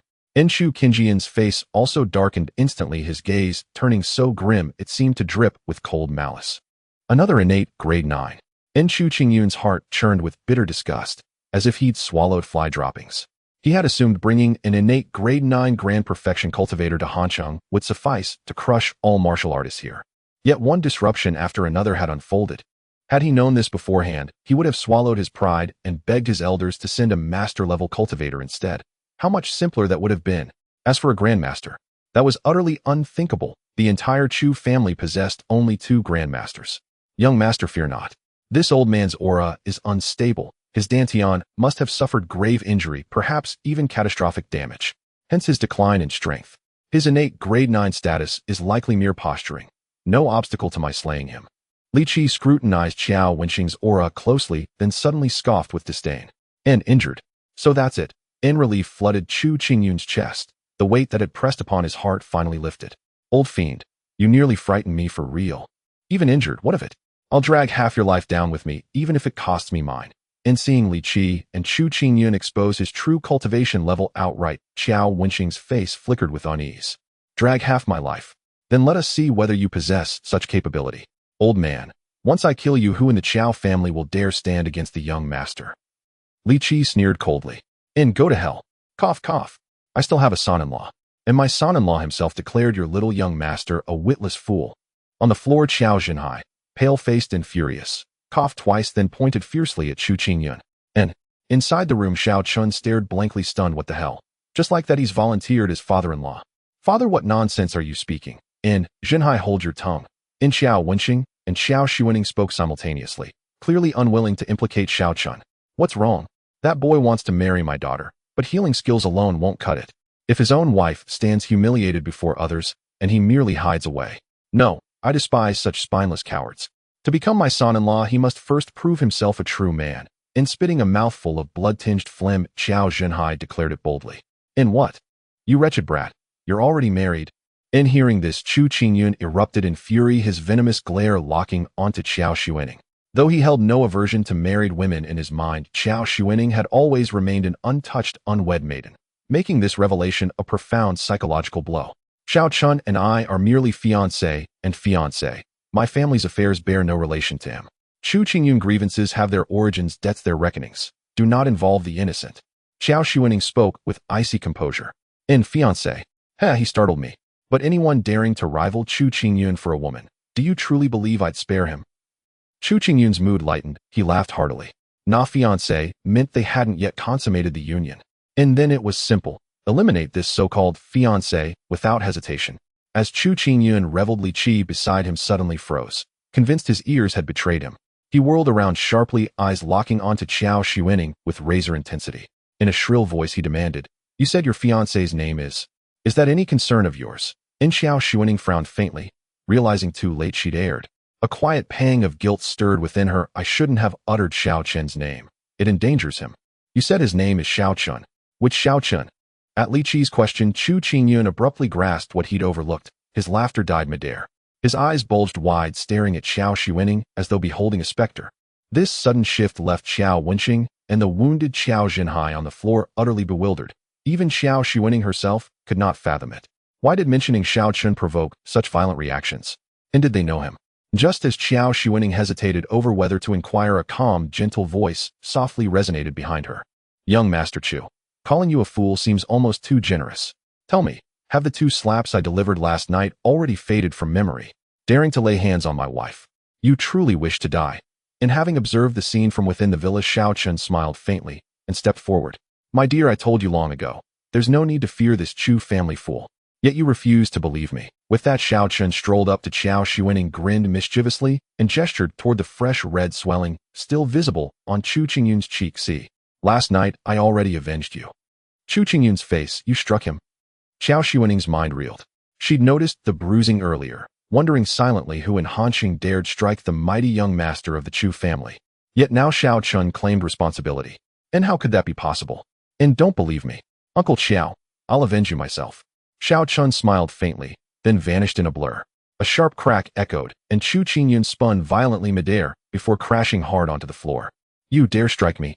Elderly, kill him. In Chu Qingyun spat, broken molars howling like a rat. Still able to speak. Then I struck too lightly. In Xiao Chun chuckled, leaned close, seized Chu Qingyun's collar, and delivered another slap. Gurgle. And this time Chu Qingyun lay motionless, blood bubbling thickly from his lips, his gaze burning with raw, venomous hatred toward Xiao Chun. He could still speak, but dared not. Fear paralyzed him. What if this youth strikes again? And, wretched youth, your death awaits. Witnessing this, Li Qi finally snapped into action, unleashing his full innate grade 9 grand perfection aura. His palms transformed into talons, shrieking through the air as they lunged for Xiao Chun's throat. Fool! Had police not intervened yesterday, I'd have crippled you both. In Xiao Chun sneered, then calmly extended his palm. You struck Uncle Xiao. I return the favor now. The words barely left his lips. Xiao Chen's palm brushed lightly against Li Qi's chest. And boom! Na thunderous, ear-splitting concussion reverberated through the chamber. Li Qi's expression contorted. Then his chest visibly caved inward, deep and grotesque. He rocketed backward like a bullet, slamming into the villa's reinforced concrete wall, plaster cascading downward in dusty shards. Li Qi remained plastered against the wall for 5 or 6 seconds, then slid slowly to the floor, leaving behind a gory, human-shaped imprint. He lay there like a dead dog, fingers trembling weakly toward Xiao Chun, eyes wide with abject terror. You are moss. In blood, bone fragments and blackened viscera gushed from Li Qi's mouth as he stared at Xiao Chun, voice trembling with unspeakable dread. But before he could utter the word, his fingers went slack, dropping lifelessly to the floor. His breath ceased. Silence. An unprecedented stillness blanketed the courtyard before the Qiao family villa. Qiao Wenqing and Qiao Zhenhai stood utterly stunned. Was it true? Had Xiao Chun just slain a 9th-rank perfected cultivator with a single palm strike? Staring at Li Qi's corpse slumped against the wall, his chest caved inward, a grotesque, blood-soaked crater, Qiao Wenqing suddenly felt reality slip away as if adrift in a dream. A 9th-rank perfected cultivator. Then what realm had Xiao Chun attained? At that thought, Xiao Wenqing's heart began to hammer violently within his chest. Brilliant lad. You truly are my worthy son-in-law. From this day forth, even heaven's sovereign himself could not stop me from marrying my daughter to you. Cough. Xiao Zhenhai roared with laughter, only for Xiao Xuening to suddenly pinch his chest, sending him into a fit of pained coughing. Father, what nonsense are you spouting? I haven't agreed to anything yet. Xiao Xuaning frowned, her voice edged with displeasure. You still refuse. What on earth do you intend to do? Do you truly wish to throw yourself away with that Chu Qingyun? Xiao Chun is not only a master physician of extraordinary skill, but also a martial powerhouse beyond reckoning. How can you possibly reject such a match? If you refuse, then you're no granddaughter of mine. I'll disown you outright. Xiao Wenxing erupted in fury. Exactly. Refuse and I'll disown you as my daughter. Xiao Zhenhai echoed his father's words without hesitation. Xiao Xuaning stared, her mouth parting slightly in disbelief at the sudden 180-degree reversal in her grandfather's and father's attitudes, then sighed wryly. At least let me adjust, just a little. Uncle Xiao, are you quite all right? Xiao Qin, observing Xiao Xuaning's flustered expression, suppressed a private flicker of amusement and swiftly changed the subject. And just who do you think you are speaking so boldly? Where were you while I was being beaten? Were you watching like it was some circus spectacle? Did you take pleasure in seeing me battered like this? Xiao Zhenhai grumbled in indignation, adding pointedly, I am your future father-in-law. Xiao Chun felt utterly speechless. What madness! Wasn't it you who dashed forward so recklessly that no one could hold you back? Uncle Xiao, grandfather, how shall we dispose of this fool? Shall I kill him and bury him in the garden behind? Xiao Qin gestured toward Chu Qingyun, who lay sprawled on the ground pale as ash. No, no, no. Chu Qingyun nearly wet himself. Damn it. This man is even more ruthless than I am. To speak of burying a person as casually as one would bury a dog. What dog? Oh, so you can speak after all. Then were you feigning silence just now? Xiao Chun bristled instantly upon hearing Chu Qingyun's voice. I. Flustered, Chu Qingyun glanced wildly around, then snatched a stone from the artificial hill in the courtyard gate, and gritting his teeth, slammed it hard into his own mouth. Instantly his teeth scattered across the ground like shattered porcelain. Can't talk anymore. Please don't kill me. He was genuinely terrified. Li Qi, his sole protector, had been struck down like a puppet. What then was he but dust beneath Xiao Chen's heel? Spare you. Surely you understand the ancient maxim, uproot the weed, lest its roots remain. Xiao Chen smirked coldly. Xiao Chun, wait. Xiao Wenxing suddenly interjected. Grandfather, why hesitate? This fool deserves death. Better to end him now than let him scheme endlessly against my wife. Xiao Xuaning, overhearing, shifted uneasily. Yet when she met Xiao Zhenhai's fierce warning glare, she fell silent. Xiao Chen, you've already slain Chu family's honored guest cultivator. If you now execute Chu Qingyun as well, the Chu family will be irreconcilably enraged. War between them and us will become inevitable. Xiao Wenxing sighed deeply. Were I alone, I'd fear no one. But your uncle Xiao and Xuaning, they remain ordinary mortals. His concern was plain. He dared not push the Chu family to total annihilation. Understood, grandfather. Xiao Chen nodded, then strode over hoisted Li Qi's corpse like a sack of grain and dropped it unceremoniously before Chu Qingyun. I know you won't let this go quietly. I'll remain in Hanqing. Don't bother searching far. Next time, bring sturdier opponents. These frail ones barely break a sweat. Leaning close, Xiao Chun whispered into Chu Qingyun's ear, low, icy, and absolute. Remember this, well, cross me again, and I will erase the entire Chu family from existence. Now crawl away. Chu Qingyun, hearing those words, felt as though divine mercy had descended upon him. He scrambled to summon the driver of the black business sedan, ordering him to load Li Qi's body onto the vehicle. The driver, paralyzed with terror, trembled as he hauled the corpse inside. The moment Chu Qingyun clambered in, the man stomped on the accelerator and fled, tires screeching into the distance. Once Chu Qingyun departed, Xiao Chun turned back, withdrew golden needles, and inserted several into Xiao Zhenhai's body. With a gentle sweep of his hand, he infused a thread of genuine qi, calming the turbulent energy churning within his chest, before saying, Uncle sustained internal injuries, but nothing grave. A fortnight's rest, and you'll recover fully. Truly, Xiao Chun, you're extraordinary. If only I'd heeded your counsel 2 days ago. Xiao Zhenhai beamed, then sighed regretfully. Let bygones be bygones, uncle. Please go indoors and rest. Xiao Chen smiled faintly, dismissing the matter with effortless grace. Inside the villa, Bai Liping poured tea for Xiao Chun with unrestrained warmth, her attentiveness surpassing even that reserved for her own son. Xiao Xuaning watched silently and exhaled a soft, resigned sigh. By the way, grandfather, I'll gather rare medicinal herbs in a few days to restore your dantian. Once healed, you may well regain your former cultivation realm. Xiao Wenxing blinked, then burst into incredulous joy. Xiao Chun, you mean you can heal my shatter? It shouldn't pose any serious difficulty. Xiao Chun paused thoughtfully, then nodded. Excellent. Excellent. You are truly the Qiao family's greatest benefactor. Xiao Wenxing's face flushed crimson with elation, his smile radiant, almost childlike. Grandfather, must we stand on such ceremony? Xiao Chen chuckled warmly. Indeed, not at all. Xiao Wenqing slapped his thigh in delight, then turned to Xiao Zhenhai. Zhenhai, prepare a room. Xiao Chen stays with us tonight. Prepare a room. Nonsense, he's already my son-in-law. Of course he'll share quarters with my daughter. Xiao Zhenhai declared matter-of-factly. Right? Right? How foolish of me. I'm growing forgetful in my old age. Xiao Wenqing hastily corrected himself, while Bai Liping added eagerly, I'll fetch toiletries for Xiao Chen. Xiao Xuening froze, utterly bewildered. Xiao Chen too reeled inwardly. Is modern society truly this permissive? A strange, unsettling sensation stirred within him. What in heaven's name is happening here? Two women nearly identical in appearance, both expected to share a single chamber with him. Grandfather, rather than fret over sleeping arrangements, perhaps you ought to explain yourself first. Why are you a cultivator? And not merely any cultivator, a ninth-rank perfected one. How could such power remain hidden from us for decades? Why conceal it, especially from your own son and granddaughter? Indeed, father, your own son knew nothing of this. Such a feat demands celebration. Why keep it secret? Xiao Zhenhai, too, suddenly grasped the magnitude of the revelation. Xiao Chen watched closely, curiosity alight in his eyes. Xiao Wenqing paused, then sighed softly, a shadow of sorrow crossing his face. Have you heard of the Qiao family of Jingdu? The Qiao family of Jingdu, the foremost martial house in the capital. Xiao Zhenhai frowned, puzzled. Precisely. Xiao Wenqing nodded, then spoke with quiet melancholy. The current patriarch of the Jingdu Qiao family, Xiao Wenhai, is my half-brother born of the same father but a different mother. What? And upon hearing Xiao Wenqing's words, the expressions of everyone present instantly shifted. Father, did I hear that correctly? Xiao Zhenhai blinked in bewilderment, clearly still reeling from his father's revelation. Sigh, you heard right. Originally, I had no intention of revealing this matter to you, but circumstances have forced my hand. It can no longer be concealed. Xiao Wenqing sighed deeply before speaking. Why, grandfather? If we truly hail from the Qiao family of Jingdu, with such a prestigious lineage, surely we could thrive far more successfully in Hanqing. Xiao Xuening frowned in confusion. I suspect grandfather must harbor a profound, bitter enmity toward the current head of the Qiao family, or else he would never have traveled so far to live in obscurity here in this modest city of Hanqing. Xiao Chen paused briefly, then deduced the truth with quiet clarity.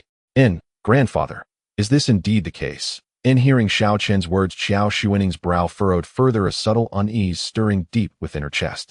Beside her, Xiao Zhenhai's face likewise darkened. Xiao Chen is absolutely correct. Xiao Wenqing sighed again, shaking his head with a wry, sorrowful smile. I am the legitimate eldest son of the Qiao family, whereas Xiao Wenhai is nothing but a bastard child. Worse still, he is ruthless by nature, his cruelty unmatched. Back then, during the succession struggle for the family headship, I held overwhelming superiority over Xiao Wenhai, not only in influence and connections, but also in cultivation strength. Then grandfather, why did Xiao Wenhai ultimately ascend as clan patriarch, while you ended up exiled to this remote corner of Hanqing? Xiao Xuening grew even more perplexed. He somehow secured the backing of a mysterious, powerful faction. Within merely 2 months, he surged from 5th-rank primordial realm to the master realm. Recalling the memory, Xiao Wenqing's expression twisted with bitter resentment and anguish. At the time, I had already reached 9th-rank primordial realm. Caught utterly off guard, I was ambushed by Qiao Wenhai, and faced with his master realm might, I stood no chance. I barely escaped with my life, fighting tooth and nail to break free, yet the injuries I sustained were so grievous that I nearly perished on the road of flight. Grandfather, you mentioned earlier that my master once saved your life. Was it precisely during this incident? Xiao Chen suddenly recalled Xiao Wenqing's prior remark, and linking it with what he had just heard, swiftly pieced together the truth. Indeed, Xiao Chen, if not for your master's intervention at the very brink of death, I would not be alive today, nor would the Qiao family of Hanqing exist at all. Xiao Wenqing spoke with profound gratitude and quiet reverence. After my master restored me to life, I wandered far and wide, before finally settling in Hanqing, marrying, raising children, and building everything from nothing through sheer will and resolve. Thus arose the Qiao family you see before you now. Father and grandfather. Nas Xiao Wenqing recounted his past. Both Xiao Xuening and Xiao Zhenhai's eyes welled with tears. They had never imagined such a hidden, weighty history bound them to him. Sigh, these old wounds. I had long resolved never to reopen them. So long as our family could live quietly and peacefully here in Hanqing, that was enough. Yet fate has delivered us this day's calamity. Xiao Wenqing sighed once more, then added with palpable concern, the reason I have concealed my identity as a cultivator all these years is precisely to prevent the Jingdu Qiao family from tracing us to Hanqing and carrying out total annihilation and vengeance. Then grandfather, we should never have let Chu Qingyun leave, In Xiaochun interjected firmly. Releasing him is tantamount to exposing your cultivation status to the world. Exactly, grandfather. In Xiao Xuaning echoed, equally bewildered. Do you truly believe killing Chu Qingyun would ensure our secrecy? If Chu Qingyun dies, the Chu family will dispatch investigators to Hansheng to uncover the cause of his death, and the truth will surface regardless. Xiao Wenxing offered a faint, weary smile before elaborating. For now, we've only slain a mere guest cultivator of the Chu family. Though Chu Qingyun bears us ill will, he may not immediately connect us to the Jingdu Xiao family. Moreover, among the elite families of Jingdu, internal power struggles run deep and vicious. Chu Qingyun's journey to Hansheng was likely driven by ambition to accumulate merit and prestige. Having suffered such a humiliating defeat at your hands, Xiaochun, he may well hesitate before reporting it to his elders, lest he appear incompetent. Grandfather, truly a man forged in the crucible of a great house. In Xiaochun nodded repeatedly. Xiao Wenxing's reasoning carried undeniable weight. Naturally. Otherwise, how could I have risen from utter destitution to build this substantial enterprise? A light chuckle escaped Xiao Wenxing, but his expression soon hardened with solemn gravity. Still, we must prepare. Should the Chu family remain unaware, all is well. Yet if they turn their gaze upon us, the Xiao family stands perpetually on the precipice of annihilation, a blade suspended above our throats, ever ready to fall. Then, grandfather, what shall we do? In Xiao Xuaning's voice trembled with worry. Sigh. Continue operating the company as usual. Meanwhile, Xuaning and Jinhai divert a portion of our funds overseas. Should danger loom, flee abroad immediately and never return. Xiao Wenxing spoke calmly. And what of you, grandfather? And realizing he had made no mention of himself, Xiao Xuaning's voice rose with urgency. I've lived far beyond my allotted span of this life is already a gift. If the Chu family moves against us, I cannot escape my fate. But if I remain behind, perhaps Xiao Wenhai will spare you both, refusing to pursue total extermination. Xiao Wenxing sighed again, then continued quietly. But Xiao Xuaning began only to be gently cut off by her grandfather. Xuaning, there is no but. The greater good must prevail. Xiao Wenxing turned his gaze fully upon Xiao Chun, astonishment and curiosity mingling in his eyes. Xiao Chun, you dispatched a 9th-rank primordial realm expert in a single move. What is your true cultivation realm? As he spoke, a flicker of hopeful anticipation shimmered in Xiao Wenxing's heart. In hearing his question, both Xiao Xuaning and Xiao Jinhai instinctively turned their eyes toward Xiao Chun. How best to put it? In Xiao Chun hesitated, uncertain whether to reveal the truth of his damaged meridians. Master realm, In Xiao Wenxing ventured cautiously. In more or less, In Xiao Chun replied, simply offering only a quiet nod. Excellent. Excellent. Truly the worthy disciple of my elder brother. With you here, I need no longer fear for your uncle Xiao's or Xuaning's safety. In Xiao Wenxing's face lit up with unrestrained delight, and his gaze upon Xiao Chun burned with fervent admiration. A master realm cultivator at 20, In grandfather, what does master realm signify? In Xiao Xuaning looked utterly baffled. I'll tell you plainly, Xuaning, a master realm cultivator at 20 is even in Jingdu a prodigy among prodigies, rare beyond measure. Xiao Wenxing smiled faintly, then spoke with grave solemnity. You shall wed Xiao Chun tomorrow. With him at your side, even if the Jingdu Chu family seeks your lives, you will possess the means to flee. And Xiao Chun is only 20. Given his extraordinary talent, within 10 or 15 years, he may well ascend to the pinnacle of the great master realm. Xiao Xuaning fell silent, her gaze fixed upon Xiao Chun, complex and unreadable. Must I truly marry this man? Admittedly, he appeared admirable, yet to have her lifelong destiny decided so hastily left a disquieting hollowness deep within her heart. Grandfather, let us postpone the wedding with Xuaning for now. If I may ask, how formidable are the martial cultivators of the Qiao clan in the capital? Xiao Chun posed the question. Their strength. Upon hearing this, Xiao Wenxing fell into deep contemplation before replying hesitantly. When I left the Qiao clan years ago, it already boasted no fewer than 7 grandmasters. After all this time, their number must surely have increased. Are there no cultivators beyond the grandmaster rank? Xiao Chun asked, puzzled, because above grandmaster lay realms transcending the artifact forging realm. Impossible. To my knowledge, the grandmaster rank remains the absolute pinnacle of secular martial cultivation. Having spent decades within the Chu clan, I have never heard of a single soul surpassing the grandmaster threshold. It is as though heaven and earth themselves erected an immutable barrier for all worldly cultivators. To date, no one has ever been reported to cross it. Xiao Wenxing shook his head in firm denial upon hearing Xiao Chun's query. I see. Xiao Chun fell silent, lost in thought. For years he had trained solely in the mountains under the old master's guidance, never pausing to study the cultivation landscape of the secular world. Yet now Qiao Wenqing claimed that not a single martial cultivator in the world had ever stepped beyond the Grand Master threshold. As former patriarch of the capital's most powerful Qiao clan, his words carried undeniable weight. Could it be that his own failure to break through the qi condensation realm stemmed not merely from his damaged meridians, but also from this celestial barrier itself? Enough. First restore the meridians. Only then shall he confront the question of breaking through the qi condensation threshold. Xiaoqun, you just said the wedding can wait. Does something trouble you? Are you fearful of the Qiao clan and the cap? Recalling Xiaoqun's earlier remark, Qiao Wenqing grew uneasy and forced a smile. If so, there's no shame in speaking plainly. The Qiao clan of the capital is no ordinary force. Should you face any difficulty, we may simply annul the marriage. I shall hold no grudge. Beside him, Qiao Xuanning glanced at Xiaoqun with quiet curiosity. Her grandfather's words echoed precisely what she longed to know. At this juncture, even if Xiaoqun openly admitted fear of the Qiao clan, it would be entirely understandable. Indeed, Qiao Xuanning herself believed it would be unnatural not to feel such trepidation. Not at all. It isn't the Qiao clan that gives me pause. If they dare set foot in Hanqing, I'll strike down each one who comes. A faint, confident smile crossed Xiaoqun's lips. Fine, lad. I knew I hadn't misjudged you. You've got the spine of a true man. Xiao Zhenhai roared with delight, clapping Xiaoqun heartily on the shoulder. Tonight, uncle will drink 2 cups with you. Oh, father, must you meddle like this? Let Xiaoqun finish speaking first. Qiao Xuanning sighed. Indeed, Xiaoqun. If it isn't the Qiao clan, then why delay? Could it be that you deem Xuanning unworthy of you? Qiao Wenqing frowned, unable to fathom any other explanation. Far from it, grandfather. Please don't jump to conclusions. I only wish to postpone the wedding because I have personal matters to resolve here in Hanqing. Once those are settled, we may discuss marriage again. Unbidden Lu Lingxin flashed across Xiaoqun's mind. His brow furrowed slightly. He added quickly, of course marriage is not a decision I make alone.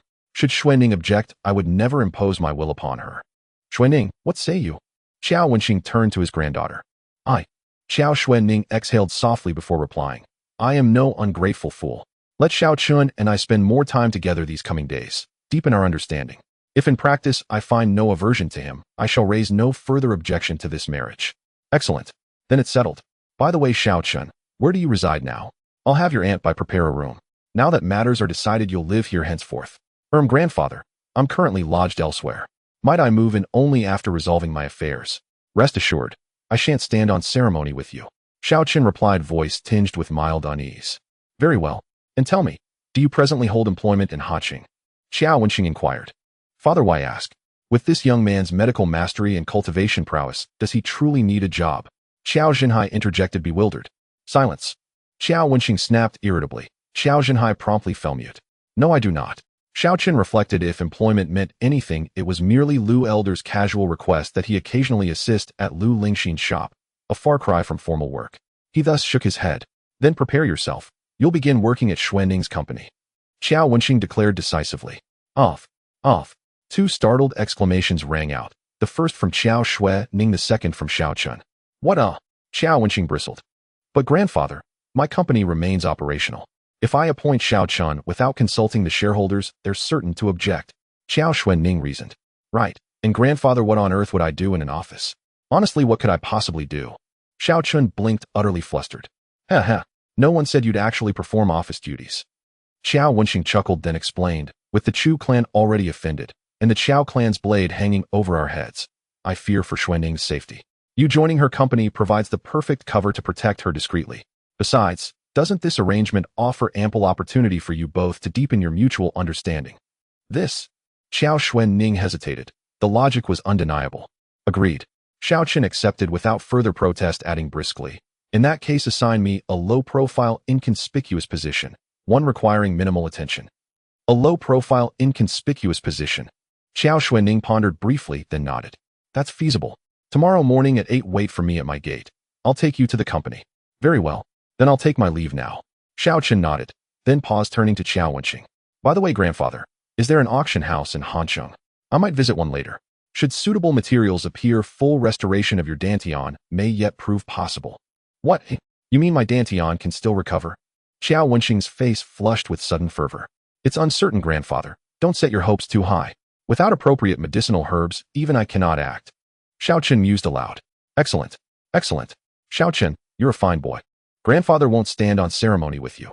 We're family now. Though Xiao Chen offered no guarantee, Xiao Wenxing could barely contain his elation.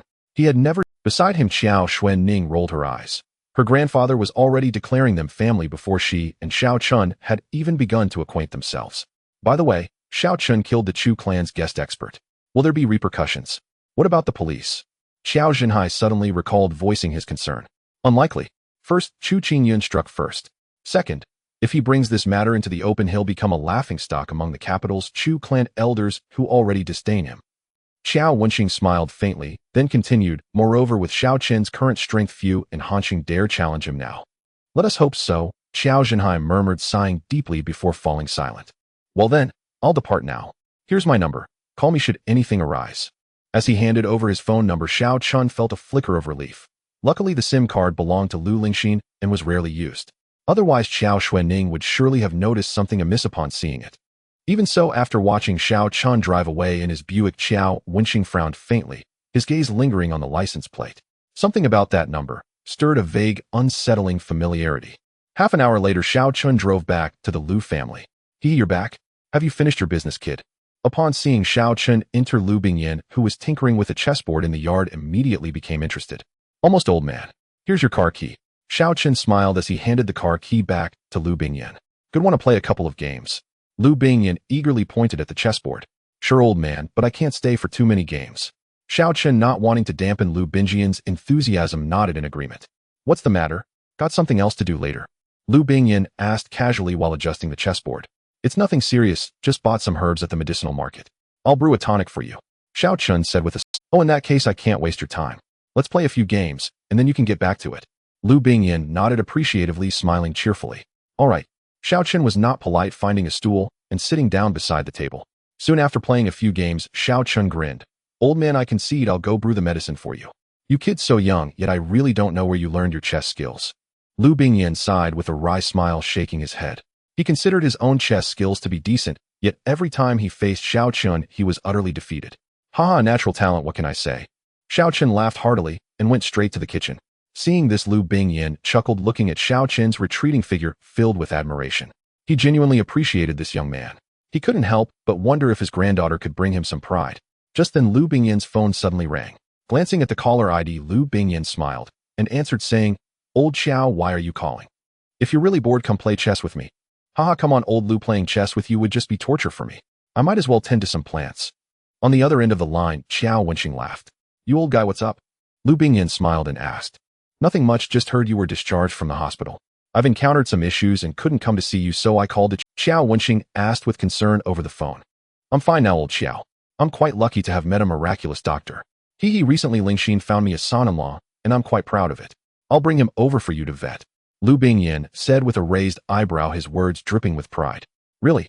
Then I need to find time to meet him. By the way, it's a coincidence. My son-in-law is quite remarkable too, definitely not inferior to yours. I'll let you see him later. Xiao Wenxing suddenly was filled with competitive spirit. Haha, that's not necessarily the case. Lu Bingyan laughed heartily, then said with satisfaction. So it seems good things come in pairs. Xuanning and Lingxin, although they are only cousins, truly have a natural bond. They not only look alike, but even their timing for choosing husbands is the same. Yeah, by the way, old Lu, is your car at home? Xiao Wenxing suddenly asked over the phone. Yes, it's parked at home every day. I don't like going out. Why do you need to use it? Haha, no need. I just saw a car on the road that looked quite a bit like yours and thought you were out having fun. On the other end of the line, Xiao Wenxing sighed in relief jokingly. Lu Bingyan chuckled, thinking it was quite a coincidence that Xiao Chun just took his car out for a spin and was spotted by. However, Lu Bingyan didn't explain. Instead, he thought about taking Xiao Chun to meet Xiao Wenxing later, as this old guy had mentioned that his son-in-law was quite excellent. Hell, when the time comes, he'll bring Xiao Chun along to let the old man see what a true young talent looks like. After chatting a bit more, they hung up the phone. Meanwhile, in the kitchen, Xiao Chun was placing herbs into the medicinal pot while keeping an eye on the heat. At the same time, however, thoughts were stirring in his mind. The spiritual bloodwood and century-old fire ginseng in his hands could not be absorbed directly. If brewed into a herbal soup, he could absorb it, but at most he could only absorb 30% of the efficacy. In contrast, if these two precious herbs were used for pill concocting, their medicinal properties could be maximized to at least 60% or even entirely. Due to reaching a bottleneck in his cultivation years ago and being unable to break through, Xiao Chun had devoted most of his energy to alchemy since then. Moreover, Xiao Qin's talent for alchemy was no less than his martial arts talent. While there were limitations in martial arts, his understanding and insights into alchemy relied entirely on his natural gift. Thus, when it came to pill concocting, Xiao Qin was more than capable. He just needed a pill furnace for alchemy. If he could break through the qi refinement stage, he might not even need a pill furnace. As of now, without forcing it, he had a 70% chance of producing pills, but the quality would definitely be compromised. So for safety's sake, it was better to find a suitable pill furnace. But where could he find such a thing? It couldn't be just any furnace. It had to be ancient and nurtured by the energy of heaven and earth. Just when Xiao Qin was at a loss, a sudden flash of inspiration struck him. He slapped his thigh and exclaimed, "Right, the Taoist temple." Some larger Taoist temples had been around for who knows how many years. Their pill furnaces must be good. He'd have to find a chance to visit the nearby Taoist temple to see if there were any suitable pill furnaces. With this decision made, the stone weighing on Xiao Qin's heart finally lifted. Meanwhile, at the only 5-star hotel in Han City, Chu Qingyun smashed everything in the room to the ground. Young master, the doctor is here." At this moment, a beautifully dressed woman entered, trembling with fear. The woman, named Su Ting, was brought over from the Chu family in Kyoto by Chu Qingyun. She was a top student majoring in finance at a certain university in Kyoto, recruited by the Chu family and later brought into the company by Chu Qingyun. This time she was brought to manage the assets in Han City and also to satisfy some of Chu Qingyun's sporadic unusual requests. However, seeing Chu Qingyun in such a rage made Su Ting hesitant to approach. "Let him wait," Chu Qingyun mumbled, then took out his phone, looking at a number with a gradually bitter expression. This number belonged to Li Qi's senior brother, a man named Lu Yunhe. According to Li Qi, Lu Yunhe had been in seclusion for 3 years and finally broke through to the Master Realm 2 years ago. Before coming to Han City, Li Qi had introduced Lu Yunhe to Chu Qingyun, and the three had shared a meal together. However, Lu Yunhe was unwilling to be bound by the influence of powerful families, so he politely declined Chu Qingyun's offer. However, according to Li Qi, Lu Yunhe was not greedy for wealth, but was extremely lustful. Thinking of this, Chu Qingyun took a photo of the nearby Su Ting and sent it to Lu Yunhe with a message: "Come to Han City, I'll introduce you."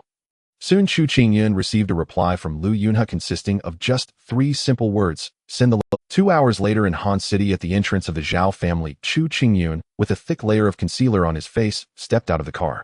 "Go notify your family head and tell him that young Master Chu from Kyoto has come to pay a visit."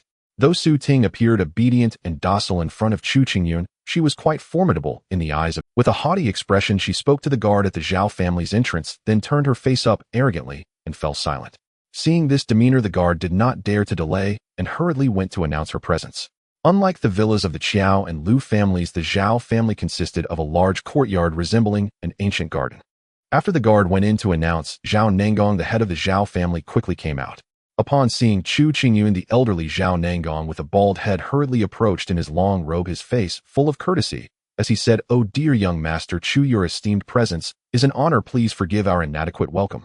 However, seeing the thick layer of makeup on Chu Qingyun's face, Zhao Nangong felt a wave of discomfort in his heart, wondering how a grown man could apply makeup like this. Wasn't it disgusting? But as he got closer, Zhao Nangong noticed something was off. Why did Chu Qingyun's face look a bit swollen?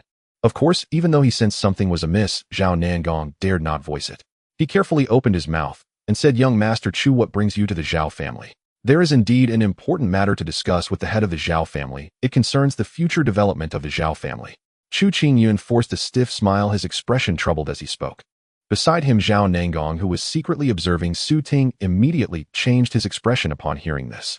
Although he didn't know what scheme Chu Qingyun was concocting as the head of the Zhao family, he naturally couldn't afford to be negligent regarding matters that concerned the Zhao family's future. He quickly said solemnly, "Young Master Chu, please let's discuss this in the house."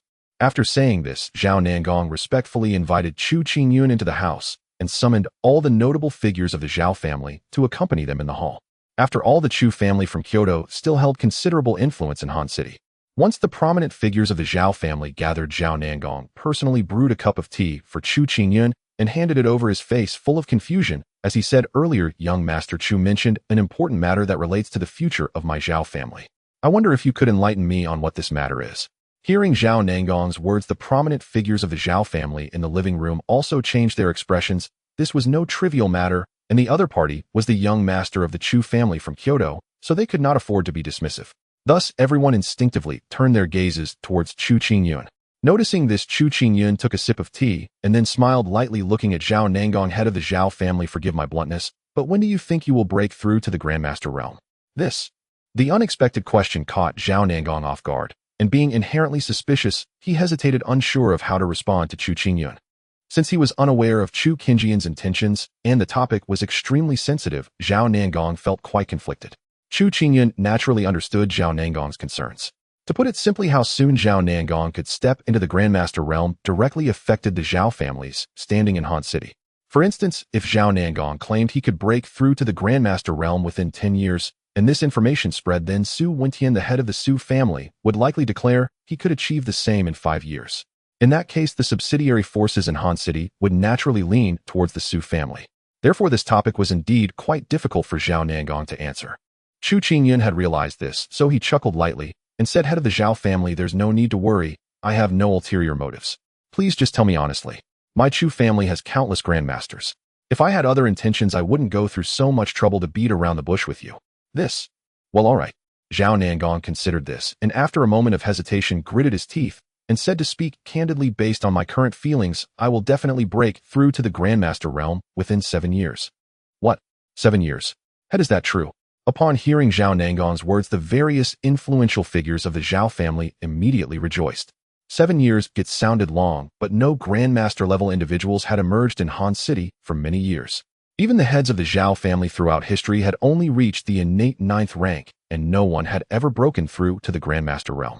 In contrast, the Su family, which was on par with the Zhao family, had seen the same situation. Over the years, they had subconsciously come to a consensus that the innate 9th rank was the strongest capability of both families. Now, however, hearing the head of the Zhao family, Zhao Nangong, say he could break through to the Grandmaster realm within 7 years, how could they not feel elated? The Zhao and Su families were at odds, yet their strengths were nearly equal, leading to continuous small conflicts between them, but neither dared to sever ties completely. However, if either family were to produce a Grandmaster-level powerhouse, the situation would inevitably change drastically. Both families knew that whoever among them first produced a Grandmaster would spell disaster for the other. 7 years, or as long as their head Zhao Nangong could break through to the Grandmaster realm. In that time, the Su family would undoubtedly face fierce retaliation. Thinking of this, the influential members of the Zhao family felt a surge of excitement. Not to mention the wealth of the Su family's enterprises, just the beautiful women of the Su family would be enough for them to indulge for a long time. As everyone fantasized about that day, they looked at Zhao Nangong with admiration in their eyes. Feeling the adoring gazes of his clan members, Zhao Nangong was filled with a sense of pride. As the head of the Zhao family, he was on the verge of surpassing the highest strength achieved by any of his predecessors, about to step into the realm of a master. His name would surely be etched in bold strokes in the family lineage of Zhao. Master Zhao, I had intended to present you with an opportunity for the Zhao family, but it seems now that your sincerity is lacking." Upon hearing Zhao Nangong's response, Chu Qingyun chuckled lightly. The Zhao family members were momentarily stunned, then furrowed their brows at Chu Qingyun, their hearts filled with confusion. What does Chu Xiao mean by this? Could it be that our family head was deceiving them about breaking into the master realm within 7 years? Just as the crowd was perplexed, Zhao Nangong realized something and smiled as he asked Chu Xiao, "What do you mean by that?" "I am absolutely confident that I can break into the master realm within 7 years. Zhao Nangong's words caused the tension in the Zhao family's hearts to ease, igniting their enthusiasm once again. 100% confidence. What immense self-assurance. The family head was definitely not deceiving them. Observing the reactions of the Zhao family members, Chu Qingyun chuckled softly. Isn't 7 years too long? With Master Zhao's strength, it certainly wouldn't take 7 years to break into the master realm. After all, I know that the Zhao family possesses a breaking mirror Dan. With this pill's assistance, Master Zhao could likely break into the master realm in less than 2 years, right?" "What? Breaking into the master realm within 2 years? Family head, is what Chu Xiao said true?" The Zhao family members almost stood up in disbelief, looking excitedly at Zhao Nangong. However, Zhao Nangong's expression slightly changed as he looked at Chu Qingyun, his face darkening. "Chu Xiao, did you come for this breaking mirror Dan?" It was understandable for Zhao Nangong to have concerns, as the breaking mirror Dan was the most precious item within the entire Zhao family. Without it, he would need at least 10 years to break into the master realm. Moreover, the head of the Su family, Su Wentian, was slightly stronger than him. Otherwise, he wouldn't have entered the innate 9th rank before him. The innate 9th rank was manageable, as the Zhao family had also accumulated innate 9th rank warriors over the years, so the impact was not too significant. However, breaking into the master realm was a different story. If that old man from the Su family broke into the master realm 2 years ahead of him, it would undoubtedly be a catastrophic disaster for the Zhao family. Conversely, if he could enter the Master Realm a few years before Su Wentian, then it would be the Su family facing extermination. Thus, this breaking mirror Dan became exceedingly important. With it, Zhao Nangong had always been confident he could break into the Master Realm within 2 years, and then completely obliterate the Su family. He could even trample over the Han family, currently the most powerful family in Han City. Yet now, with Chu Qingjian's visit and his inquiries about the breaking mirror Dan, how could he not be worried? Given the strength of the Chu family, if they covet this breaking mirror Dan, he would have no choice but to hand it over with no capability to resist. Of course, if he could exchange the breaking mirror Dan for the Chu family's protection, it wouldn't be a loss. Even if Su Wentian broke into the Master Realm, he wouldn't dare to do anything reckless against the Zhao family. But he feared that Chu Qingyun might take everything without acknowledging him. After all, Chu Qingyun was not a figure of real power in the Chu family. His attitude didn't fully represent the Chu family. Thus, he felt it was safer to have power in his own hands.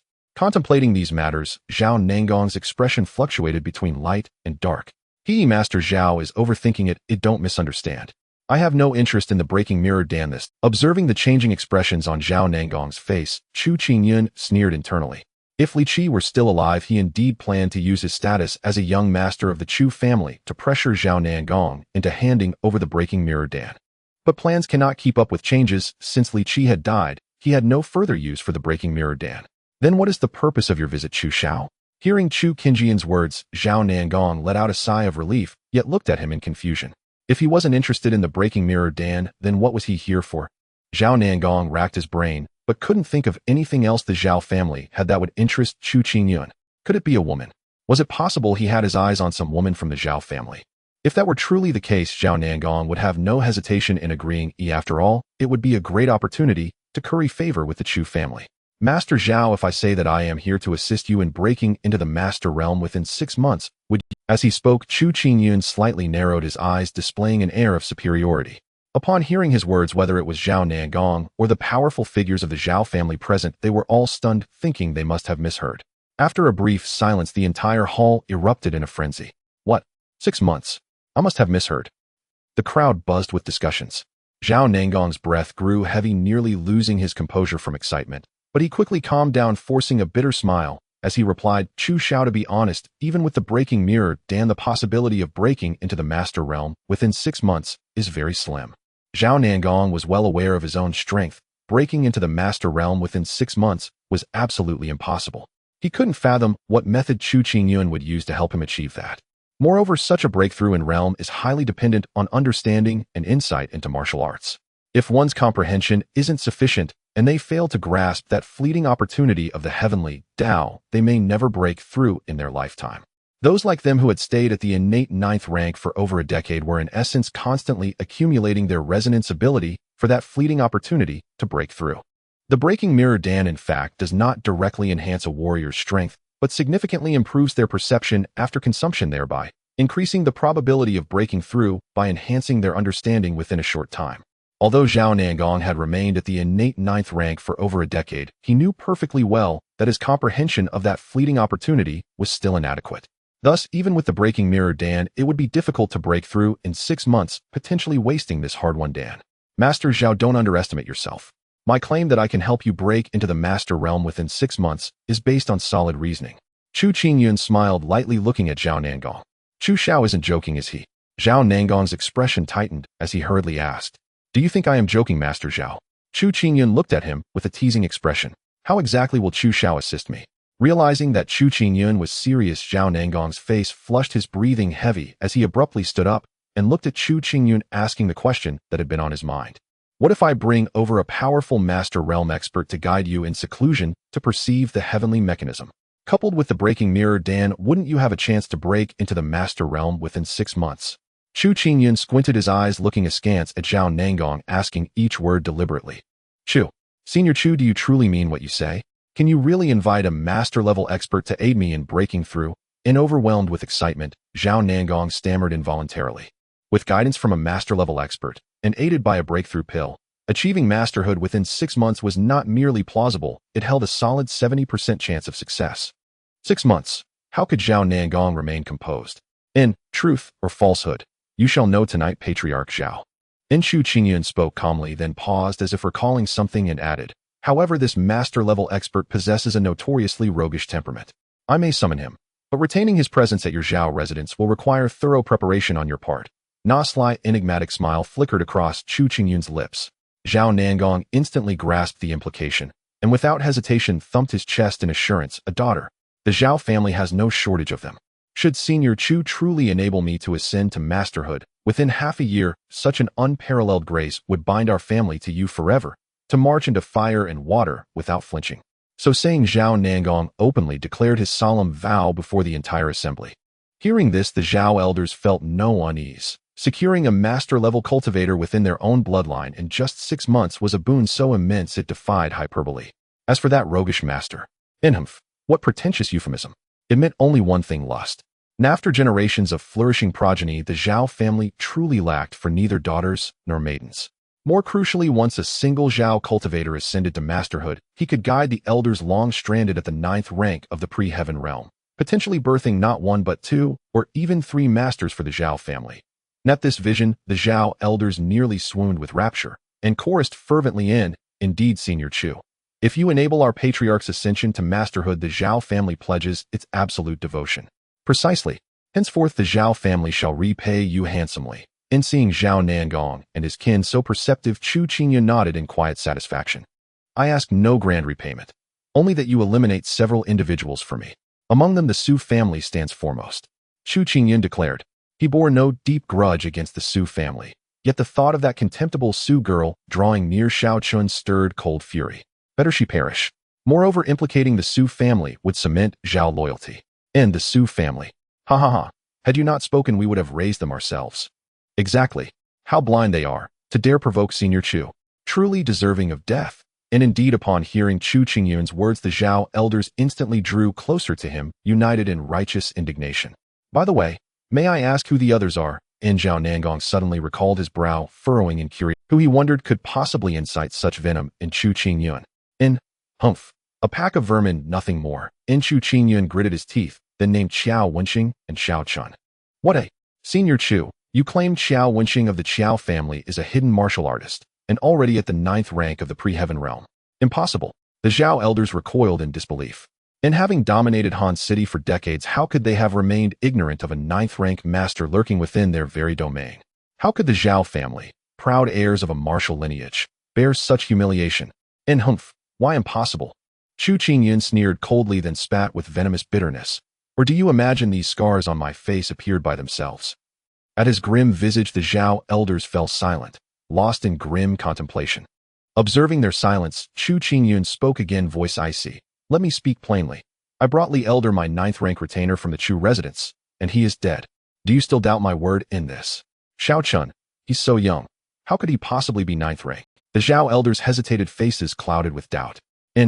Humph. You disbelieve me. Chu Qingyun seethed inwardly, so furious he longed to curse aloud. Had he dared utter it, he might even suspect Xiao Chun himself had reached masterhood. Yet such a notion was utterly preposterous. Not master at 20. Who would credit it? Not even he himself, let alone expect the Zhao elders to believe it.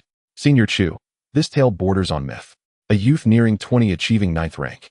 What manner of prodigy is this? Zhao Nangong's expression twisted with bitter incredulity. Patriarch, the Senior Chu speaks truth. Just then a middle-aged Zhao elder stepped forward. Memory. Explain yourself. Zhao Nangong turned sharply, urgency sharpening his tone.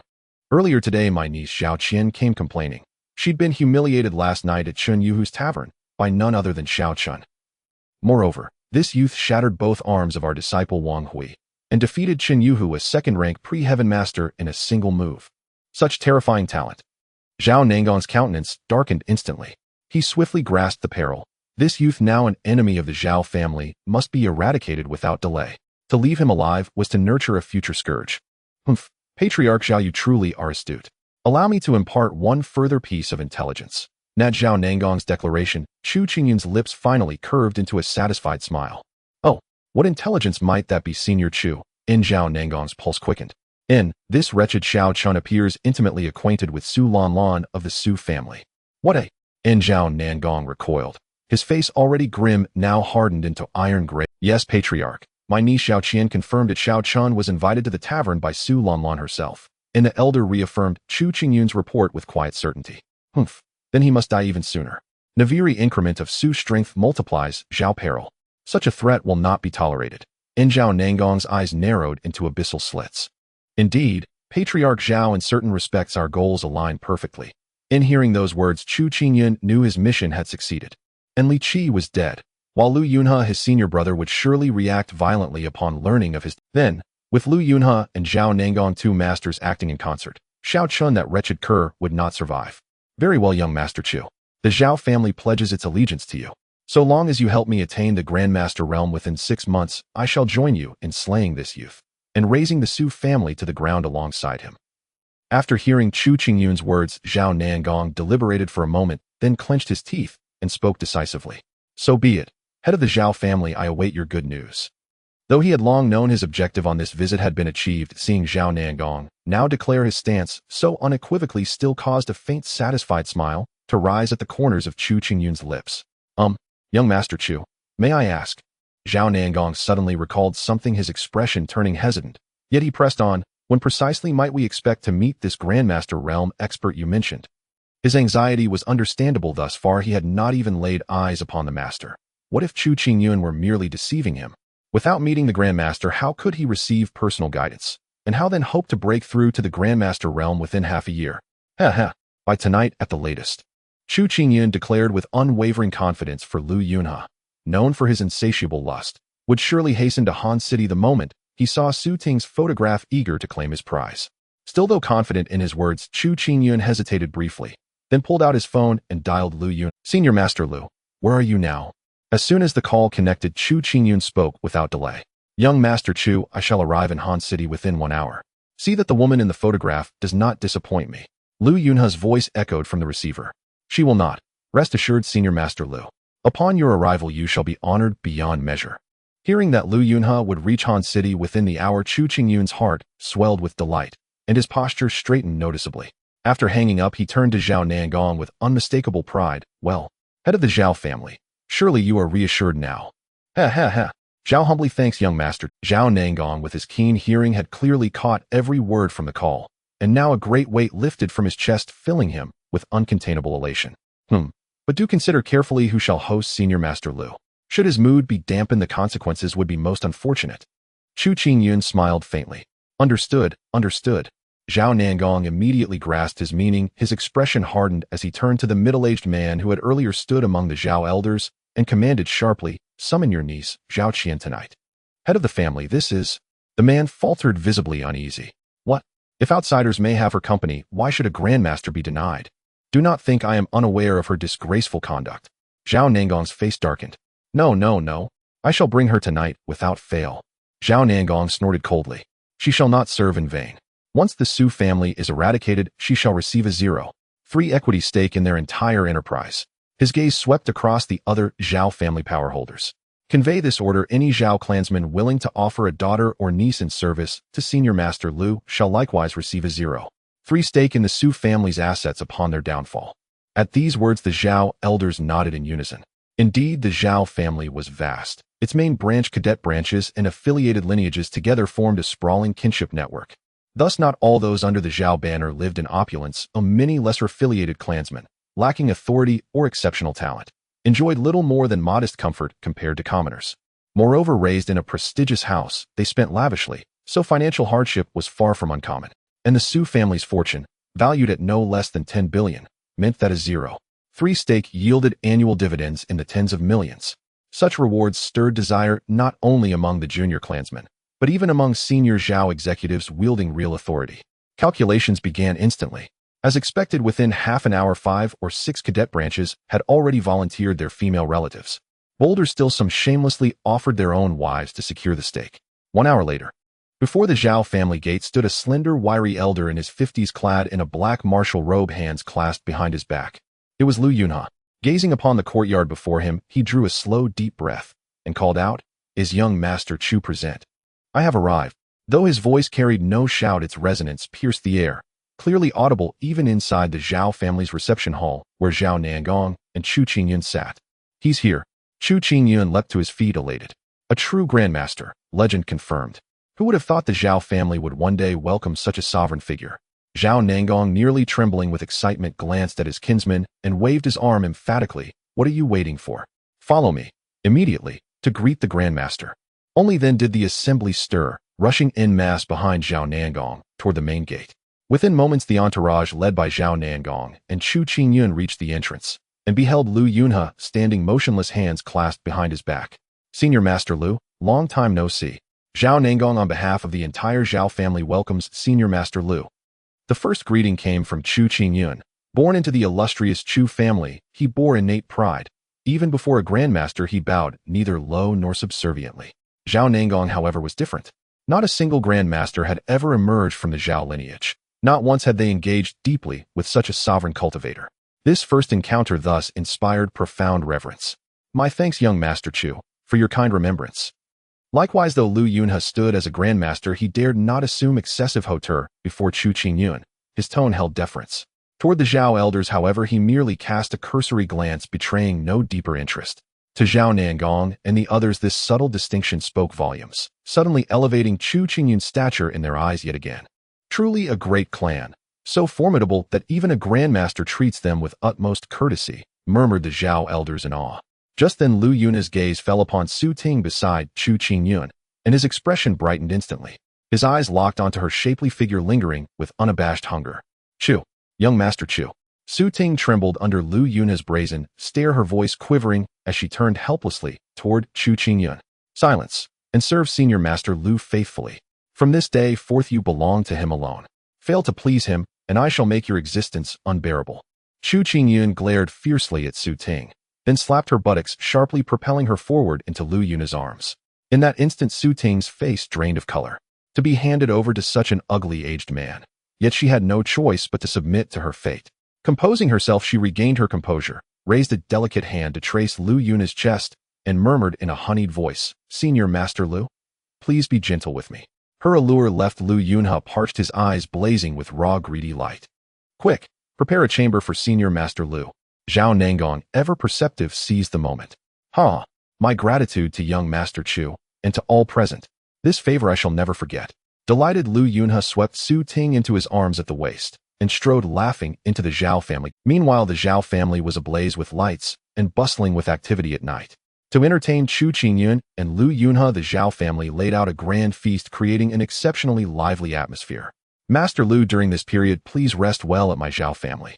Whatever you need, as long as it's within our capability, we will certainly fulfill it. At the dining table, Zhao Nangong raised his glass and spoke to Lu Yunhe, then downed the drink in one go. I appreciate the kindness of the Zhao family head, but this. Lu Yunhe looked at Zhao Nangong, who had just downed his drink, a smile forced on his face, but his words carried hesitation. I understand, Master Lu. Zhao Nangong chuckled, put down his glass, and then clapped his hands towards the door. Soon, led by a steward from the Zhao family, 8 or 9 young and beautiful women dressed provocatively entered in a line, and in unison they greeted Lu Yunhe, Greetings, Master Lu. Among these women, the leader was surprisingly Zhao Qian. Lu Yunhe was dumbfounded. Which man could resist such temptation? Zhao family head, what? What is the meaning of this? Lu Yunhe feigned ignorance, pointing at the young girls, and, since Master Lu rarely visits my Zhao family, we naturally must take good care of you. These women from the Zhao family will warm your bed and wash your feet at night. I hope Master Lu won't find it distasteful. Zhao Nangong spoke without a hint of embarrassment. Yes, Master Lu, they may be a bit clumsy, but I hope you... Seeing this, Zhao Qian immediately understood and walked to Lu Yun's side, sitting in his lap and teasing him incessantly. At that moment, Zhao Qian was dressed in a black JK skirt with a white shirt on the upper body. Coupled with her slightly ample figure, she exuded an aura of youthfulness. Lu Yunhe felt a surge of blood and heat rushing from his lower abdomen to his forehead. Seeing this, Zhao Nangong revealed a smile, particularly pleased with Zhao Qian's performance, but pretended to scold her, saying, Qian, in public, how can you behave like this? You are delaying Master Liu's meal. I will have words with you. I understand, Grandpa family head. Zhao Qian pretended to be pitiful as she got off Lu Yun's lap, feeling disgusted inside. This old man actually dared to touch places he shouldn't have, truly shameless. However, thinking of the threatened share of the Su family stocks and how she needed this old man to deal with Xiao Chen, all her discontent vanished. After all, whether it was a young handsome man or an old man with the lights off, it was all the same. As long as this old thing is not useless, it's fine. Hump Su Lamlin, you little wretch, once the Zhao family eradicates the Su family, just wait and see how I make you kneel at my feet and be humiliated. With this thought, Zhao Qian began to secretly look forward to it. Not a problem, Zhao family head has a good heart. Lu Yunhe, seeing Zhao Qian get off him, said with reluctance, "Since Zhao family head is so hospitable, I will stay at Zhao Mansion. If you have any questions about cultivation, feel free to ask me." "Really? Oh, I am so grateful, Master Lu." Zhao Nangong was overjoyed and hurriedly expressed his thanks. "Zhao family head is being polite. I am very satisfied with today's banquet, but unfortunately, I am already full. After a long day, I will return to my room to rest." Lu Yunhe, having no interest in eating or drinking anymore, found an excuse to decline. All right, Qian, why aren't you quickly escorting Master Lu back?" Zhao Nangong had a smiling face, but inwardly cursed this Lu Yunhe is indeed an old lecher. How long has it been since he just finished with that Su Ting, and he can't help himself again? Indeed, the master's body is still robust. "Yes, Grandpa family head, you can rest assured I will take good care." Zhao Qian forced a sweet smile on her face, then approached Lu Yunhe, deliberately brushing against his shoulder, and said softly, "Master Lu, you drank too much, let me help you back to your room."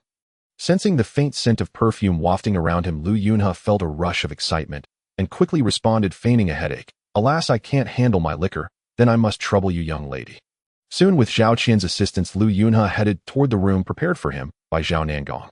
Thinking of the mature woman named Su Ting still sleeping in the bed, Lu Yunhe felt a surge of heat within. Tonight was destined to be a sleepless night. After the two left, Chu Qingyun, who had been quietly watching the scene at the table, finally revealed an ambiguous smile. "Zhao family head, well done. It's getting late, I must return." Zhao Nangong could hear the discontent hidden in Chu Qingyun's words. He chuckled and leaned over, pointing at the remaining young women beside the table, saying, "That won't do. Since young Master Chu has come all this way, you must stay the night at my Zhao family and experience our family's hospitality." "Zhao family head, you are indeed a person capable of great things, though I did not misjudge you." Hearing this, Chu Qingyun laughed heartily in satisfaction, then stood up from the table and exchanged glances with the remaining women. The few women immediately understood and followed Chu Qingyun towards the bedroom. At the same time, in the northern suburbs of Hanqing, the Su family. At this moment, the meeting hall of the Su family was filled with people. At the forefront was an elderly man dressed casually with white hair and a kindly expression. He was Su Wentian, the head of the Su family. The fact that Chu Qingyun visited the Zhao family and stayed for a day could not be concealed from the Su family. Upon learning of this, Su Wentian felt an unease arise in his heart. "Grandpa, I found out something." At this moment, Su Lanlan rushed in, disregarding the many elders in the meeting hall, panting and sweaty. "Quickly say, what did Chu Qingyun do at the Zhao family today?" Su Wentian quickly stood up and asked. "Grandpa, I heard from a friend at the airport that the old man in a black robe who appeared at the Zhao family today registered his identity as Lu Yunhe when boarding the flight to Hanqing."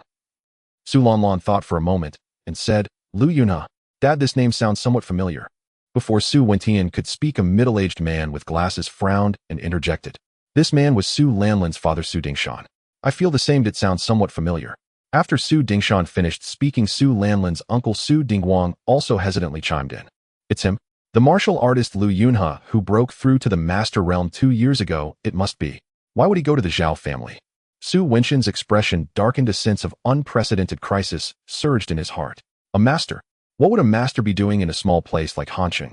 And why go to the Zhao family? Upon hearing Su Wentian's words, the members of the Su family present couldn't help but ask. "Everyone quiet down." Su Wentian scolded, then sighed, and said, "Although Zhao Nangong entered the innate 9th rank a few years later than I did, he unexpectedly obtained a mirror-breaking pill many years ago, making him more likely to reach the Master Realm than me.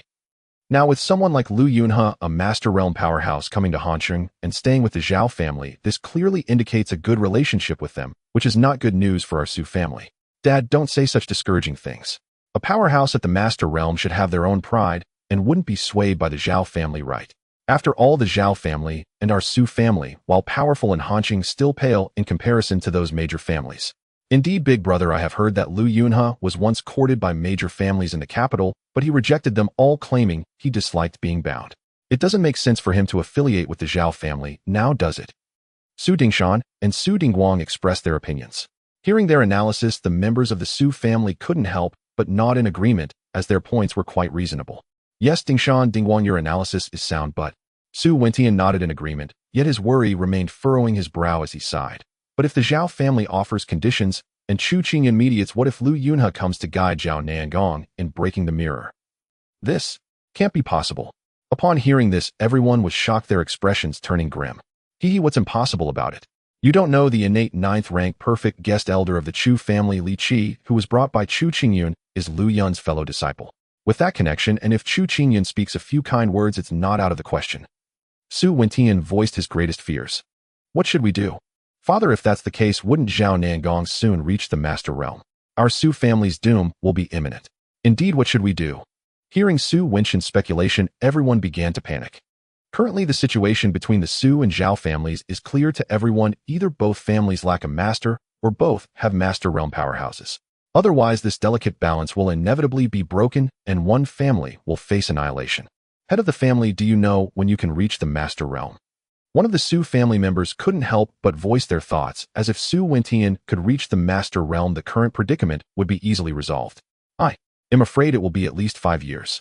Su Wentian sighed, admitting that 5 years was still optimistic. Based on his current cultivation feeling, he wouldn't touch the threshold of the master realm for at least 8 years. In an instant, everyone in the Su family's living room fell silent. They all understood what 5 years meant. The Zhao family with a master realm powerhouse to guide them, and the mirror-breaking pill would definitely not let them wait 5 years. By the way, I didn't see Li Qi around Chu Qingyan today. Oh, why is that? Jingqing quickly sent someone to investigate. Seeing the Su family members fall silent, Su Wentian suddenly thought of something and looked at a young man in his 30s wearing glasses. This person was the son of Su Dingwang and also Su Lanlan's cousin. Although he was only in his 30s, he was already a core power holder in the Su family and held a significant position in Hanqing, making him an exceptional young talent. All right, Grandpa, I happen to have a friend in the Special Administration Bureau. The information about these external cultivators should not escape their notice. I will go check it out right now. Su Jingqing nodded immediately upon hearing this, then turned and left without hesitation. Okay, go. Su Wentian nodded, then addressed the members of the Su family. This matter is still uncertain. It is merely my speculation. Everyone go back and rest. Also, do not reveal this to the younger generation of the Su family to avoid unnecessary complications. Yes. The others, feeling slightly reassured, nodded in agreement. Meanwhile, Su Lanlan's eyes darted around. Seeing that Su Wentian and her father and uncle were still focused on their thoughts, she quickly slipped into Su Wenqian's study, rummaging through and slipping a palm-sized wooden box into her pocket.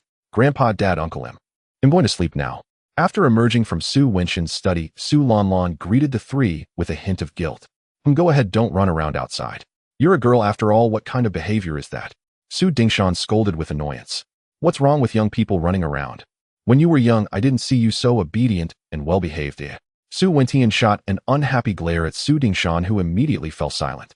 Hee, hurry along, your dad, your grandpa, and I still have matters to discuss.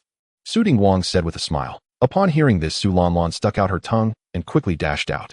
Of course, she had no intention of going to sleep. She grabbed the car keys and ran to the garage, starting the car and driving out. This girl, just indulge her. Hearing the roar of the car engine, Su Dingshan said with a bitter smile to Su Wentian. Let her run around. Oh, as long as the family acts normal, the other clan members won't panic. Su Wentian sighed, feeling helpless about the hidden crisis facing the Su family. On the spacious highway at night, Su Lanlan was speeding in her red sports car. Humph, that bastard scoundrel. How dare he not answer my calls? With one hand on the steering wheel and the other dialing Xiao Chen's number, she tried calling multiple times, but no one answered. In the end, it was even worse. It rang for a few seconds before directly informing her that the number you are calling is temporarily unavailable. What unavailable? It clearly rang a few times before someone hung up. After cursing Xiao Chen fiercely, Su Lanlan simply parked the car on the roadside, took out her phone, and sent him a message. You jerk, dare not answer my calls. The 300 years old Snow Lotus, I promised you aren't planning to give up on it, are you? After sending the message, Su Lanlan originally intended to wait a bit longer, but before she could even put down her phone, a reply from Xiao Chen came back. Yes, where? These short words nearly made Su Lanlan jump in anger. Indeed, this bastard was deliberately ignoring her calls. Nighttime at the Lu family's villa. After having dinner, Xiao Chun and Lu Lingxin returned to their room, and not long after, Xiao Chun received a call from Su Lanlan. However, Xiao Chun did not answer. It wasn't that he was worried about Lu Lingxin getting angry, it was mainly that he had no good feelings for Su Lanlan at the moment, and did not intend to have too much interaction with her. So when Su Lanlan called for the last time, he simply hung up and set his phone to vibrate. But after seeing the message from Su Lanlan, Xiao Chen immediately changed his mind. There was no helping it. The temptation of the 300-year-old Ice Mountain Snow Lotus was too great for him. I got kicked out of the house, brother Xiao Chen. Send me the address, and I'll bring it to you. Su Lanlan sent another message on his phone. No need, just tell me a place, and I'll go pick it up. Without thinking, Xiao Chen dismissed Su Lanlan's idea. What a joke. If Su Lanlan really came to deliver it in the middle of the night, how could he explain it to Su Lanlan and old Master Lu? All right, there's a bar called Hong Yanqing in Sanhuanchang on road. Come here to get it. On the other end of the phone, Su Lanlan chose to compromise. Okay, wait for me. Saying this, Xiaochen picked up his phone and told Lu Lingxin, who was taking a shower in the bathroom, "Little rich woman, I have something to do, will be back soon." However, it seemed that Lu Lingxin didn't hear him because she was showering. Xiaochen shrugged, to at least he had informed her. Coming downstairs, he just happened to see Lu Bingyin sitting on the sofa watching the news. "Old master, I need to borrow the car key again." Xiaochen was not polite. Alright, going out this late." Lu Bingyin did not plan to meddle and readily tossed the car key to Xiaochen. "Just going out to get something. By the way, how's your body feeling?" Xiaochen also asked. "Very good, your medicine is quite effective. Can't you see him so energetic, I can't even sleep." Lu Bingyin said with satisfaction. "Then you can hire a prettier nanny, otherwise it's a waste of all that energy, ha." Xiaochen joked. "Haha, alright, I won't be polite then, old man." Xiaochen grabbed the car key, made a joke, and went out. At 9 in the evening, Xiaochen parked the car in the parking lot in front of Han Yanqing. "I'm here, where are you? Are you going in?" After parking the car, Xiaochen took out his phone and sent a message to Su Lanlan. "No need him in the car, the one with the hazard lights on." Soon Su Lanlan replied. Seeing this, Xiaochen also got out of the car and soon spotted Su Lanlan's red sports car with its hazard lights flashing not far away. "Get in." Su Lanlan rolled down the window and pointed to the passenger seat. "Not going in, just give it to me." Xiaochen shook his head without hesitation, fearing that once he got in the car, she would drag him around. "Hee brother Xiaochen, don't be so distant, it makes it seem like I could eat you up." Su Lanlan pouted. "You? Eat me? Even if you had 3 guts you wouldn't dare?" "Enough nonsense, where's the snow lotus? Don't keep me waiting," Xiaochen stated straightforwardly. "Alright." Su Lanlan wasn't angry as she got out of the car, opened the trunk, took out a handbag, and handed. Xiaochen took it, opened the wooden box inside, and his eyes lit up. "Girl, you really gave it to me. What else?" Su Lanlan snorted softly, feeling pleased, because she could clearly sense that the tone Xiaochen used to talk to her had softened considerably. "Alright, but I have to tell you, this snow lotus is not just 300 years old, it might even be 500. Xiaochen thought for a moment and said, that long?" Su Lanlan was also surprised. "So if you want to back out now, it's still not too late." Xiaochen placed the handbag in front of Su Lanlan. "Forget it, it was hard to steal it out. If I take it back and my grandfather sees it, he will definitely scold me. Besides, this is what I promised you. I, Su Lanlan, keep my word." Su Lanlan stuck out her tongue and said playfully, "Stole it out? Well, then I definitely can't take it." Xiaochen said, stuffing the snow lotus back. Seeing this, Su Lanlan suddenly looked a bit dispirited, returning the handbag to Xiaochen and said gloomily, "Forget it anyway. If my grandfather's guess is correct, these things will only benefit the Zhao family, so it's better to give it to you. Moreover, my grandfather won't even care if I stole his things right now, don't worry." Saying this, Su Lanlan suddenly looked at Xiaochen with a hint of guilt tugging at her clothes and said, "Brother Xiaochen, I was wrong last night, but I'm really not what you think. Please don't be angry, okay? You probably won't see me in a while." Xiaochen was stunned, reached out to feel Su Lanlan's forehead, and asked in confusion, "No, of course not. What are you talking about?" Su Lanlan was amused. "So tell me what happened." Xiaochen looked at Su Lanlan speechlessly, thinking this woman was really changeable, one moment calling him brother and the next moment calling him a jerk. "Then tell me you aren't angry anymore, right?" Su Lanlan pressed on. Alright, seeing as you brought me the snow lotus at night, I won't be angry. Now can you tell me what happened?" Xiaochen said helplessly. I knew brother Xiaochen wouldn't be mad at me." Hearing Xiaochen's words, Su Lanlan was instantly happy, clinging to Xiaochen's arm and rubbing against him, her long legs brushing against Xiaochen's calf inadvertently. "Little vixen." Xiaochen was both amused and itchy inside. Then Su Lanlan began to explain that Lu Yunhe and Chu Qingyun had stayed overnight at the Zhao family and about the crisis that the Su family was currently facing. "You mean that idiot Chu Qingyun went to the Zhao family and even invited a grandmaster for them?" Lu Yunhe. Xiaochen raised his eyebrows in surprise and asked. "Yes." Su Lanlan nodded, then said gloomily, "Brother Xiaochen, we should avoid seeing each other in the future. If that old man from the Zhao family really breaks through to the grandmaster level, our Su family will probably be the first target for their revenge. Don't let me drag you down." At 10 o'clock in the evening, Su Lanlan drove back to the Su family's courtyard. After parking the car, as Su Lanlan was getting out, she saw a black Audi A8 approaching and stopping in the parking space beside her. "Elder brother, you're back." Su Lanlan recognized that it was her cousin Su Jingqing's car and greeted him. As soon as she finished speaking, she saw Su Jingqing hurriedly get out of the Audi A8. Upon seeing Su Lanlan, a forced smile appeared on his face. "Lanlan, where are you planning to go at such a late hour?" "I just got back from outside, elder brother." "Is something wrong?" Feeling the urgency and anxiety in Su Jingqing's words, Su Lanlan's heart tightened, and she instinctively asked. "Something indeed happened. Let's go inside and talk. Grandpa and the others are waiting for me." Su Jingcheng said, not looking back as he headed towards the Su family's conference hall. Su Lanlan frowned, feeling an ominous premonition, and hurriedly followed behind Su Jingcheng. Inside the conference hall, Su Wentian, Su Dingshan, and Su Dingguang sat silently in their chairs, the cigarettes in their hands betraying their underlying worry. Just moments ago, they had learned from Su Jingcheng's phone call that something significant had happened.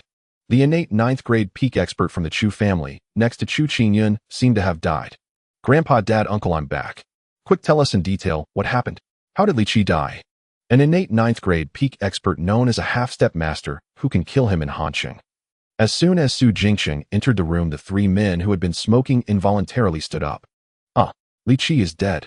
Su Lanlan, who had just stepped over the threshold, happened to overhear Su Wenqian's words and was stunned, unable to react for a long time. What are you doing here? This is none of your business. You're a girl. I hurry back to sleep. Su Dingshan scolded when he saw his daughter burst in. Shut up. Lanlan is also a member of our Su family. She carries our blood. How can she not listen to what's happening here? Su Wentian glared at Su Dingshan, then pointed to a chair beside him and said kindly to Su Lanlan, "Come, Lanlan, sit here with Grandpa." "Thank you, Grandpa." Su Lanlan looked at her father with dissatisfaction, then proudly sat down in the chair next to Su Wentian. "All right, Jingqing, quickly explain what happened." After arranging everyone, Su Wentian finally spoke and asked Su Jingqing again. "Yes, Grandpa." Su Jingqing nodded, then took out his phone, pulling up an interface displaying a cremation certificate with the name Li Qi prominently listed. Moreover, next to the name, there was a photo of Li Qi. "Today I found a friend in the special administration who works under a high-ranking official. I asked him to inquire about Li Qi's whereabouts, and he gave me this." Su Jingqing's expression was serious. "This can't be wrong. What really is Li Qi? But how did he die? Jingqing, did you find out the specific details?" The three men looked at the photo on the cremation certificate, all of them shocked, and exclaimed, "I don't know the specific cause, because the special administration is also investigating." According to their findings, Li Qi's body was delivered to the crematorium by a woman named Su Ting, who seems to be the same woman that Chu Qingyun brought to the Zhao family today. Su Jingqing said, then hesitated before adding, "By the way, there's something very strange. When the special administration called Chu Qingyun to inquire about this matter, he adamantly claimed that Li Qi had died of illness." Died of illness? Humph, how is that possible? How could a dignified, innate ninth-grade peak martial artist suddenly die of illness? There must be something fishy about this. Su Dingshan snorted upon hearing this. Indeed, since Chu Qingyun dares not speak, it indicates that this matter is extraordinary. In Hanqing, who could make Chu Qingyun suffer such a great loss and still remain silent? You two haven't considered the key point. What kind of realm must someone possess to kill an innate ninth-grade peak? Su Wentian asked seriously. A master. The faces of Su Dingguang and Su Dingshan changed. Even Su Jingqing, who was beside them, was startled and looked at Su Wentian, saying, "But Grandpa, our Su family and the Zhao family are the two largest martial artist families in Hanqing, and there has never been a master among us. Where did this master who killed Li Qi come from? Such a big incident, and we have no information at all." Su Wentian sighed. Hanqing is indeed a place where hidden dragons and crouching tigers abound. If the one who killed Li Qi is truly a master, then everything makes sense. Yes, if that's the case, it explains why Chu Qingyun sought out Lu Yunhe for help. It's likely to take revenge on this mysterious master. But that doesn't add up. If it's revenge, why go to the Zhao family? What does this have to do with them? Su Jingqing. Hearing this, Su Wentian chuckled and said seriously, "What if Chu Qingyun thinks that with Lu Yunhe alone, he can't secure his revenge? Thus he sought the Zhao family to help Zhao Nangong break through to the master realm, and then both masters would join forces against this mysterious master." Hiss. This is too outrageous. Upon hearing Su Wenqian's speculation, everyone gasped in shock. Hanqing actually has such a figure. I really want to see the style of this senior. Su Jingqing murmured with admiration. My. Su Wentian's eyes suddenly lit up upon hearing Su Jingqing's muttering. "Grandpa, what's wrong?" Su Jingqing, thinking he had misspoken, nervously looked at Su Wentian. Su Dingshan, Su Dingguang, and even Su Lanlan turned their attention to him as well. Haha, Jingqing is right. Su Wenqian's expression was somewhat excited as he scanned everyone and said, "Since this mysterious master is an enemy of Chu Qingyun, and Chu Qingyun is allied with the Zhao family, then naturally the Zhao family is also in a hostile position against this mysterious master. Dad, do you want to find this mysterious master and bring him to our Su family?" Su Dingshan and Su Dingguang were both clever and immediately understood. "Exactly. Grandpa, you are so brilliant. If we can find this mysterious master and befriend him, given that we share a common enemy, this mysterious master may not refuse to ally with us. In that case, the current situation will be easily resolved." Su Jingqing also said excitedly, his face flushed as he spoke. "Excellent. Our most urgent task now is to ascertain the identity of this mysterious master-level expert. Su Wenqian's expression flared with excitement. Rubbing his palms repeatedly, he declared confidently, if this master-level expert would lend his aid to the Su family, or even offer guidance on my cultivation bottleneck, I am certain I can break through to the master realm within 2 years. Then I shall fear no one, not even Zhao Nangong. Very well, father.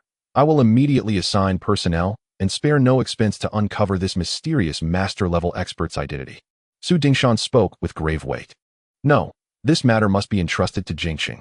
A cultivator of such caliber cannot be traced outside the Special Administration Bureau. To swiftly uncover this enigmatic master's true background, we must rely entirely on the Bureau. Su Wentian waved his hand, halting Su Dingshan's plan. His gaze grew solemn as he turned to Su Jingqing. Jingqing, grandfather entrusts this mission to you alone. Do you have the confidence to see it through? Yes, grandfather. I swear to complete this task. Entrusted with such gravity, Su Jingqing instantly felt the immense weight settle upon his shoulders. Well said. You truly are a worthy scion of the Su family. Su Wentian nodded approvingly and gently patted Su Jingqing's shoulder. Yet still uneasy, he added gravely, this concerns nothing less than the life or death of our entire Su family. Jingqing, act swiftly. Should you require resources, connections, or influence along the way, speak freely to grandfather. Remember, spare no cost. This must be done. Understood, grandfather. Su Jingqing bowed his head firmly. At that very moment his phone chimed. Glancing at the screen, his expression shifted abruptly. It's a message from my contact at the Special Administration Bureau. Quick, open it. It must relate to Li Qi's murder. The others urged urgently. Without hesitation, Su Jingqing tapped open the message, and after scanning it his face lit up. We've got a lead. Tell us now. All three leaned in, breathless with anxiety. My bureau contact explained they pulled all travel records for Chu Qingyun and Li Qi today to investigate the cause of Li Qi's death. Su Jingqing then enlarged a photograph on his phone, a sleek black business sedan. Pointing to the image, he continued, this is Chu Qingyun's vehicle. Surveillance footage shows he and Li Qi drove here this morning to the Bai-Hubei Villa district. They remained inside for less than half an hour before departing, and crucially bloodstains were clearly visible on the car's exterior. Truly, their breathing quickened. Indeed, grandfather. Look, this is the exact moment Chu Qingyun's black sedan exited the Bai-Hubei Villa compound. Su Jingqing opened another image. They gazed intently, and there unmistakably were spatters of dried blood marring the dark chassis. So Li Qi was almost certainly slain within that villa district. Su Wentian's voice trembled with rising fervor. If Li Qi died there, then the mysterious master-level expert likely resides within that very compound. Even if he does not dwell there, he must hold profound ties to someone within that estate. Following this thread, locating the master is merely a question of time. Can we retrieve the internal surveillance footage from Bai-Hubei? Su Wentian suddenly asked, recalling a critical, grandfather, that may not be possible. As you know, residents of such exclusive enclaves are exceptionally privacy-conscious. Take our own Su family compound, its surveillance system operates on a fully isolated network. Only a hacker of extraordinary skill could breach it. No outsider could ever access our data. Su Jingqing explained. You're right, but surely the Special Administration Bureau could obtain those feeds if they wished. Su Dingshan ventured hesitantly. I'll ask right away. Su Jingqing typed a swift query. A reply arrived almost instantly. My contact confirmed it's technically feasible, but the Bureau dares not attempt it. Su Jingqing sighed. Why not? Su Dingshan and Su Dingguang exchanged puzzled glances. How could you both grow so suddenly obtuse? Could you truly not grasp it? Su Wentian chuckled softly, then clarified. This involves a clash between master-level experts, and Chu Qingyun's reaction makes it plain neither side wishes this conflict exposed. Even the Han City Special Administration Bureau, however bold, would never risk provoking a master by forcibly seizing private surveillance footage. Jingqing, was grandfather correct? Absolutely, grandfather. Your insight is flawless. Su Jingqing nodded in deep admiration. Precisely to avoid angering a master, the Bureau dared only retrieve external surveillance footage. Ah, so that's how it stands. A pity, truly. How I long to witness a master's power firsthand, to behold the awe-inspiring spectacle of a master-level strike. Su Dingshan and Su Dingguang exchanged wistful glances, sighing in unison. Jingqing, does your bureau contact have any further intelligence? Su Wentian asked, a spark of anticipation kindling in his eyes. Grandfather, indeed he does. Hearing the question, Su Jingqing adjusted his glasses and couldn't suppress a faint knowing smile. You rascal, how dare you tease us at a time like this? Seeing his expression, the others instantly sensed he held vital news, and retorted with mock exasperation. Su Dingguang even delivered a light kick. Ouch, no violence please. I'll tell you already. Wincing from his father's playful shove, Su Jingxing sheepishly enlarged the final photo on his phone. Grandfather, father, uncle. According to my contact, there's an 80% probability this master-level expert was aboard this vehicle. He elaborated, this Buick sedan, license plate Hane, arrived at by Hubei Villa early this morning. Moments later, Chu Qingyun and Li Qi's car entered the compound. 30 minutes later, Chu Qingyun's black sedan departed, and 10 minutes after that, this Buick sedan also left the estate. The timing is far too precise to be coincidence. Excellent. Then locating this vehicle will lead us straight to the mysterious master. Su Wentian exclaimed, then asked eagerly, was the master himself captured on camera? At his words, Su Dingshan and Su Dingguang leaned forward, hearts pounding. If they had the master's likeness, the search would become infinitely simpler. No, the lens caught only the driver's face. The master seated in the rear remains unseen. Su Jingxing shook his head, zooming in to highlight a young man behind the Buick's wheel. Ah, what a shame. Still, matters have progressed far better than we dared hope. Su Wentian sighed, then Su Dingshan and Su Dingguang nodded in agreement. Meanwhile, Su Lanlan, who had remained silent, curiously studied the photograph. Her gaze lingered on the car, and a flicker of recognition crossed her features. Have I seen this vehicle tonight? Instantly, a memory surfaced. Her breath hitched, her pulse surging as though struck by lightning. Could it truly be him? Lanlan, what's wrong?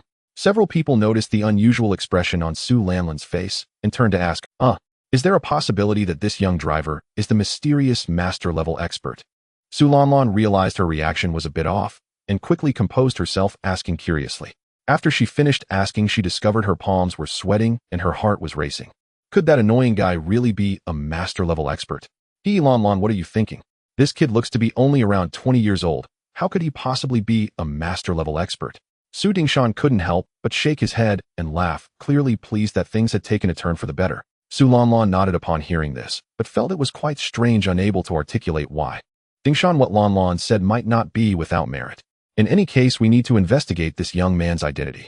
As long as we find this young man, we can uncover the whereabouts of the mysterious master-level expert.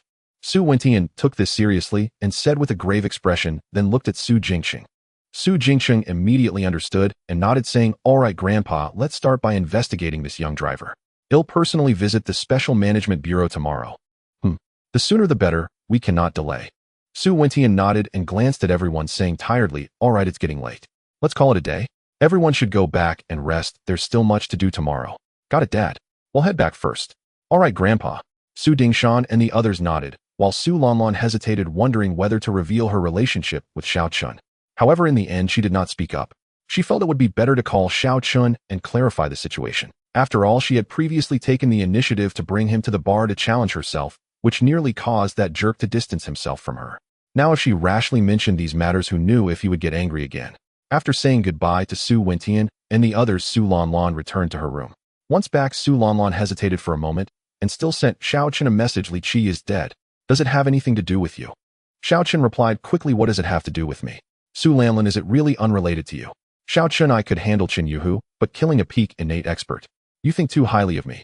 Su Lanlan, all right, many people are investigating who killed Li Qi. The surveillance captured a photo of you driving. Xiao Chen, you're overthinking it. I went to drive for a ride-hailing service, but after a few times I realized it wasn't suitable for me, so I'm not planning to continue. Su Lanlan, I don't believe you, humph, going to sleep. Xiao Chen, good night. After putting down her phone, Su Lanlan lay in bed, but couldn't fall asleep. Despite Xiao Chen's straightforward denial of any connection to Li Qi's death, her intuition told her that things were far from simple. Meanwhile, in the Liu family's villa, Liu Lingxin was already asleep. On the balcony, after replying to Su Lanlan's message, Xiao Chen frowned and fell into deep thought. He hadn't expected that Li Qi's death would so quickly be suspected to be connected to him. However, thinking about it, it wasn't surprising. After all, he and Chu Qingyun had left the Behuan villa in quick succession, and anyone with a bit of sense would suspect him. But suspicion is one thing, he would never admit to it. Even if everyone knew Li Qi was killed by him, as long as Chu Qingyun didn't speak up, the Special Management Bureau or the government wouldn't have direct evidence. Having thought this through, Xiao Chun cast the matter aside and peacefully closed his eyes to cultivate. A night passed without incident. The next morning, when Xiao Chun woke up, the little rich girl Liu Lingxin was already gone from the room. Looking at the time, it was only a little past 6.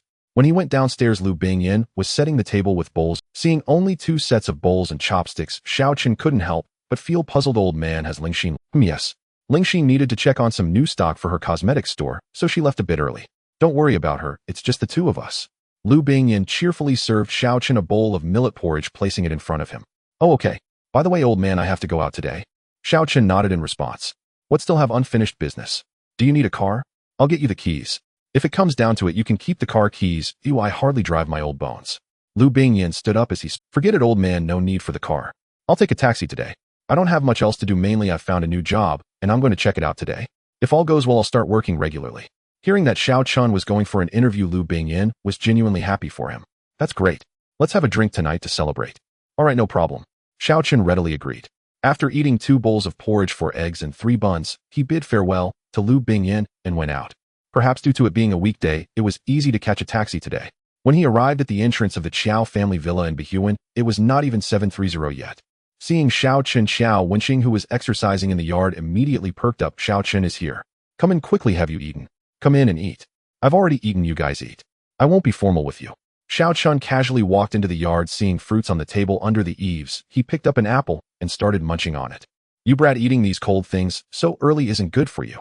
Xiao Wenxing joked, but felt warm inside, understanding that Xiao Chen was trying to show he was not being formal with them. Haha, Xiao Chen is here. Don't rush, Xuanning, we'll be down soon. I'll have Aunt Bai call her. Seeing Xiao Chen, Xiao Zhenhai was also very enthusiastic, making Xiao Chen feel a bit uncomfortable. 20 minutes later, after finishing breakfast, Xuanning finally walked out of the house. Due to work, she was dressed very formally today in a white shirt and a black pencil skirt, looking like a workplace beauty. Soon Xuanning drove out in a BMW X5 and called Xiao Chen to get in the car. Once in the car, Xiao Chen curiously looked at Xuanning and asked with a grin, "Wife, what kind of job have you arranged for me? Can you give me a hint?" Xuanning's expression turned cold upon hearing Xiao Chen's address. However, thinking of how Xiao Chen not only saved her father, but also assisted her in temporarily resolving the entanglement with Chu Qing Yun, she felt a surge of guilt. After a moment of hesitation, Xuanning sighed and looked at Xiao Chen earnestly, saying, "Xiao Chen, you have helped the Qiao family quite a bit, and logically I should treat you a bit better." Hearing this, Xiao Chen nodded, a smile playing on his lips as he looked at Xuanning, knowing that she had not finished her sentence yet. Indeed, Xuanning paused for a moment and continued, "However, marriage is a lifelong commitment. I will never compromise just because you have helped my family. I still stand by my words. If we are truly suitable, that would be wonderful, but if we are not, please understand my choice. Alright, I'm not the kind of person who takes advantage of others." Xiao Chen nodded, not feeling offended by Xuanning's words, but rather he understood. As a strong woman, Xuanning has her own life plans and boundaries, which are hard to change due to external. In other words, women like this are quite difficult to conquer. But the upside is that once such a woman has made up her mind about you, she will generally not waver. Thank you. Seeing that Xiao Chen was not angry, Xuanning breathed a sigh of relief and sincerely expressed her gratitude. She then continued, "So once we arrive at the company, please be mindful of how you address me, all right? Then what should I call you?" Xiao Chen asked, gazing intently at Xuanning's cool demeanor teasingly. It's up to you, just don't call me those 2 words. Xuanning felt uncomfortable under Xiao Chen's penetrating gaze, her expression flustered as she spoke aimlessly. "Oh, all right." Xiao Chen nodded, falling silent. The atmosphere suddenly turned awkward. Xuanning decided to drive on her own. Half an hour later, at the entrance of the Qiao Beauty Group's underground parking lot, Xuanning parked the car and got out of the driver's seat. "Xiao Chen, I will head up first. You just need to report to the HR department later." Once Xiao Chen got out of the car, Xuanning tidied her hair and said, "All right, but you can't give me a hint about what job I've been assigned, can you? What kind of job will I be doing?" Xiao Chen asked curiously. You will know once you get there." It's quite. A hint of awkwardness flashed in Xuanning's eyes, and after leaving that remark, she left, strutting away in her high heels. A laid-back job sounds good. Hearing that the job was relaxed, Xiao Chen felt quite satisfied, as he was genuinely afraid of encountering a demanding position. However, after Xuanning left, Xiao Chen suddenly realized, where on earth is the HR department? After wandering around the underground parking lot, Xiao Chen finally found the exit and arrived at the entrance of the Qiao Beauty Group's main building. Quite impressive. Looking at the 9-story office building, Xiao Chen couldn't help but exclaim, "Hey kid, what are you doing here?" A security guard in his 30s stationed at the entrance immediately became alert upon seeing Xiao Chen. Although Xiao Chen was dressed neatly, his overall attire exuded a cheap and rustic vibe. Thus, upon seeing Xiao Chen, the guard instinctively assumed he was just a country bumpkin wandering in from outside. Especially after hearing Xiao Chen's exclamation, he was even more convinced. "Big brother, I'm here to work. Can I ask where the HR department is?" Xiao Chen smiled and approached to ask. You, here to work. Do you know where this place is? I've seen plenty of people like you. Don't think that just because there are a lot of beautiful women here, you can just stroll in. The women here are not someone like you can approach, hurry up and leave. The guard scoffed. Many tried to mix into the chow group for the simple reason that it was a beauty company where women were plentiful and all dressed beautifully, so some young men from the society often try to sneak in to flirt. Are there really many beautiful women here? Xiao Chen's eyes lit up. What do you think? All right, stop pretending to be foolish. Just by looking at your outfit, it's obvious you're from the countryside. If you don't leave, don't blame me for being rude. The guard sneered. Why would I lie to you? I really am here to work. Xiao Chen felt a bit helpless, thinking he needed to find an opportunity to buy some clothes, otherwise dealing with such snobbish society would surely be problematic. Not wanting to argue further with the guard at the entrance, Xiao Chun decided to walk straight in. What the hell are you trying to force your way in? The guard in the duty room became furious upon seeing this. He felt completely disrespected. Immediately, the guard grabbed his baton and rushed out of the duty room to subdue Xiao Chun. Xiao Chun instinctively dodged and then grabbed the guard's collar, giving him a gentle push, causing him to fall onto the ground. Captain Lee, someone is fighting. Someone has broken into the company and is fighting. Feeling embarrassed after being knocked down by a country bumpkin, the guard quickly pulled out his walkie-talkie to call for backup. Soon a dark-skinned security guard with prominent temples rushed in with a dozen others surrounding Xiao Chun. So you're a martial artist? Xiao Chun curiously looked at Captain Lee. The prominent temples were a clear sign of a martial artist. Kid, is it you who hit him? Li Jin coldly stared at Xiao Chun. What? Dark face, are you trying to protect him? Xiao Chun remained noncommittal. You're asking for trouble. Li Jin, growing up, hated being called dark. Now this kid immediately called him dark face. How could he possibly endure it? After cursing, Li Jin tightened his fists, ready to teach this guy a lesson. Everyone stop. What kind of ruckus? At that moment, a tall, well-built woman in a black professional outfit with short hair approached, exuding an icy demeanor, and shouted at the group. Director Wu, this kid broke into our company and hit our people. Upon seeing her, Li Jin's expression changed, and he pointed at Xiao Chen to explain. What do you mean broke in? I came to work, beautiful lady. You must clarify the situation and not wrongfully accuse a good person. Xiao Chun spread his hands. Hell, working. You. Then tell me, what position are you here for? The guard who was pushed down by Xiao Chun sneered. Position? Xiao Chun was taken aback, awkwardly saying, I actually don't know yet. Looks like you can't keep the act up anymore. Not clear. The HR director Wu Yaru immediately frowned, looking at Xiao Chun with a hint of disgust. Many young men from society had impersonated employees to come to the company to flirt, and she genuinely found such people repulsive. Thinking of this, Wu Yaru's expression turned cold as she said, Sir, please respect yourself. The company regulations state that non-employees are not allowed to enter. If you continue to cause trouble, we will call the police. What the hell? Fine. If I can't get in, then I won't work here. Xiao Chen found it amusing, wondering what kind of nonsense Qiao Xuanning's foolishness was causing. Since you invited me to work and then arranged this, who are you trying to disgust? Do you really think I was eager to come here to work? I can just walk away if I want. With that, without saying another word, Xiao Chun turned around and left.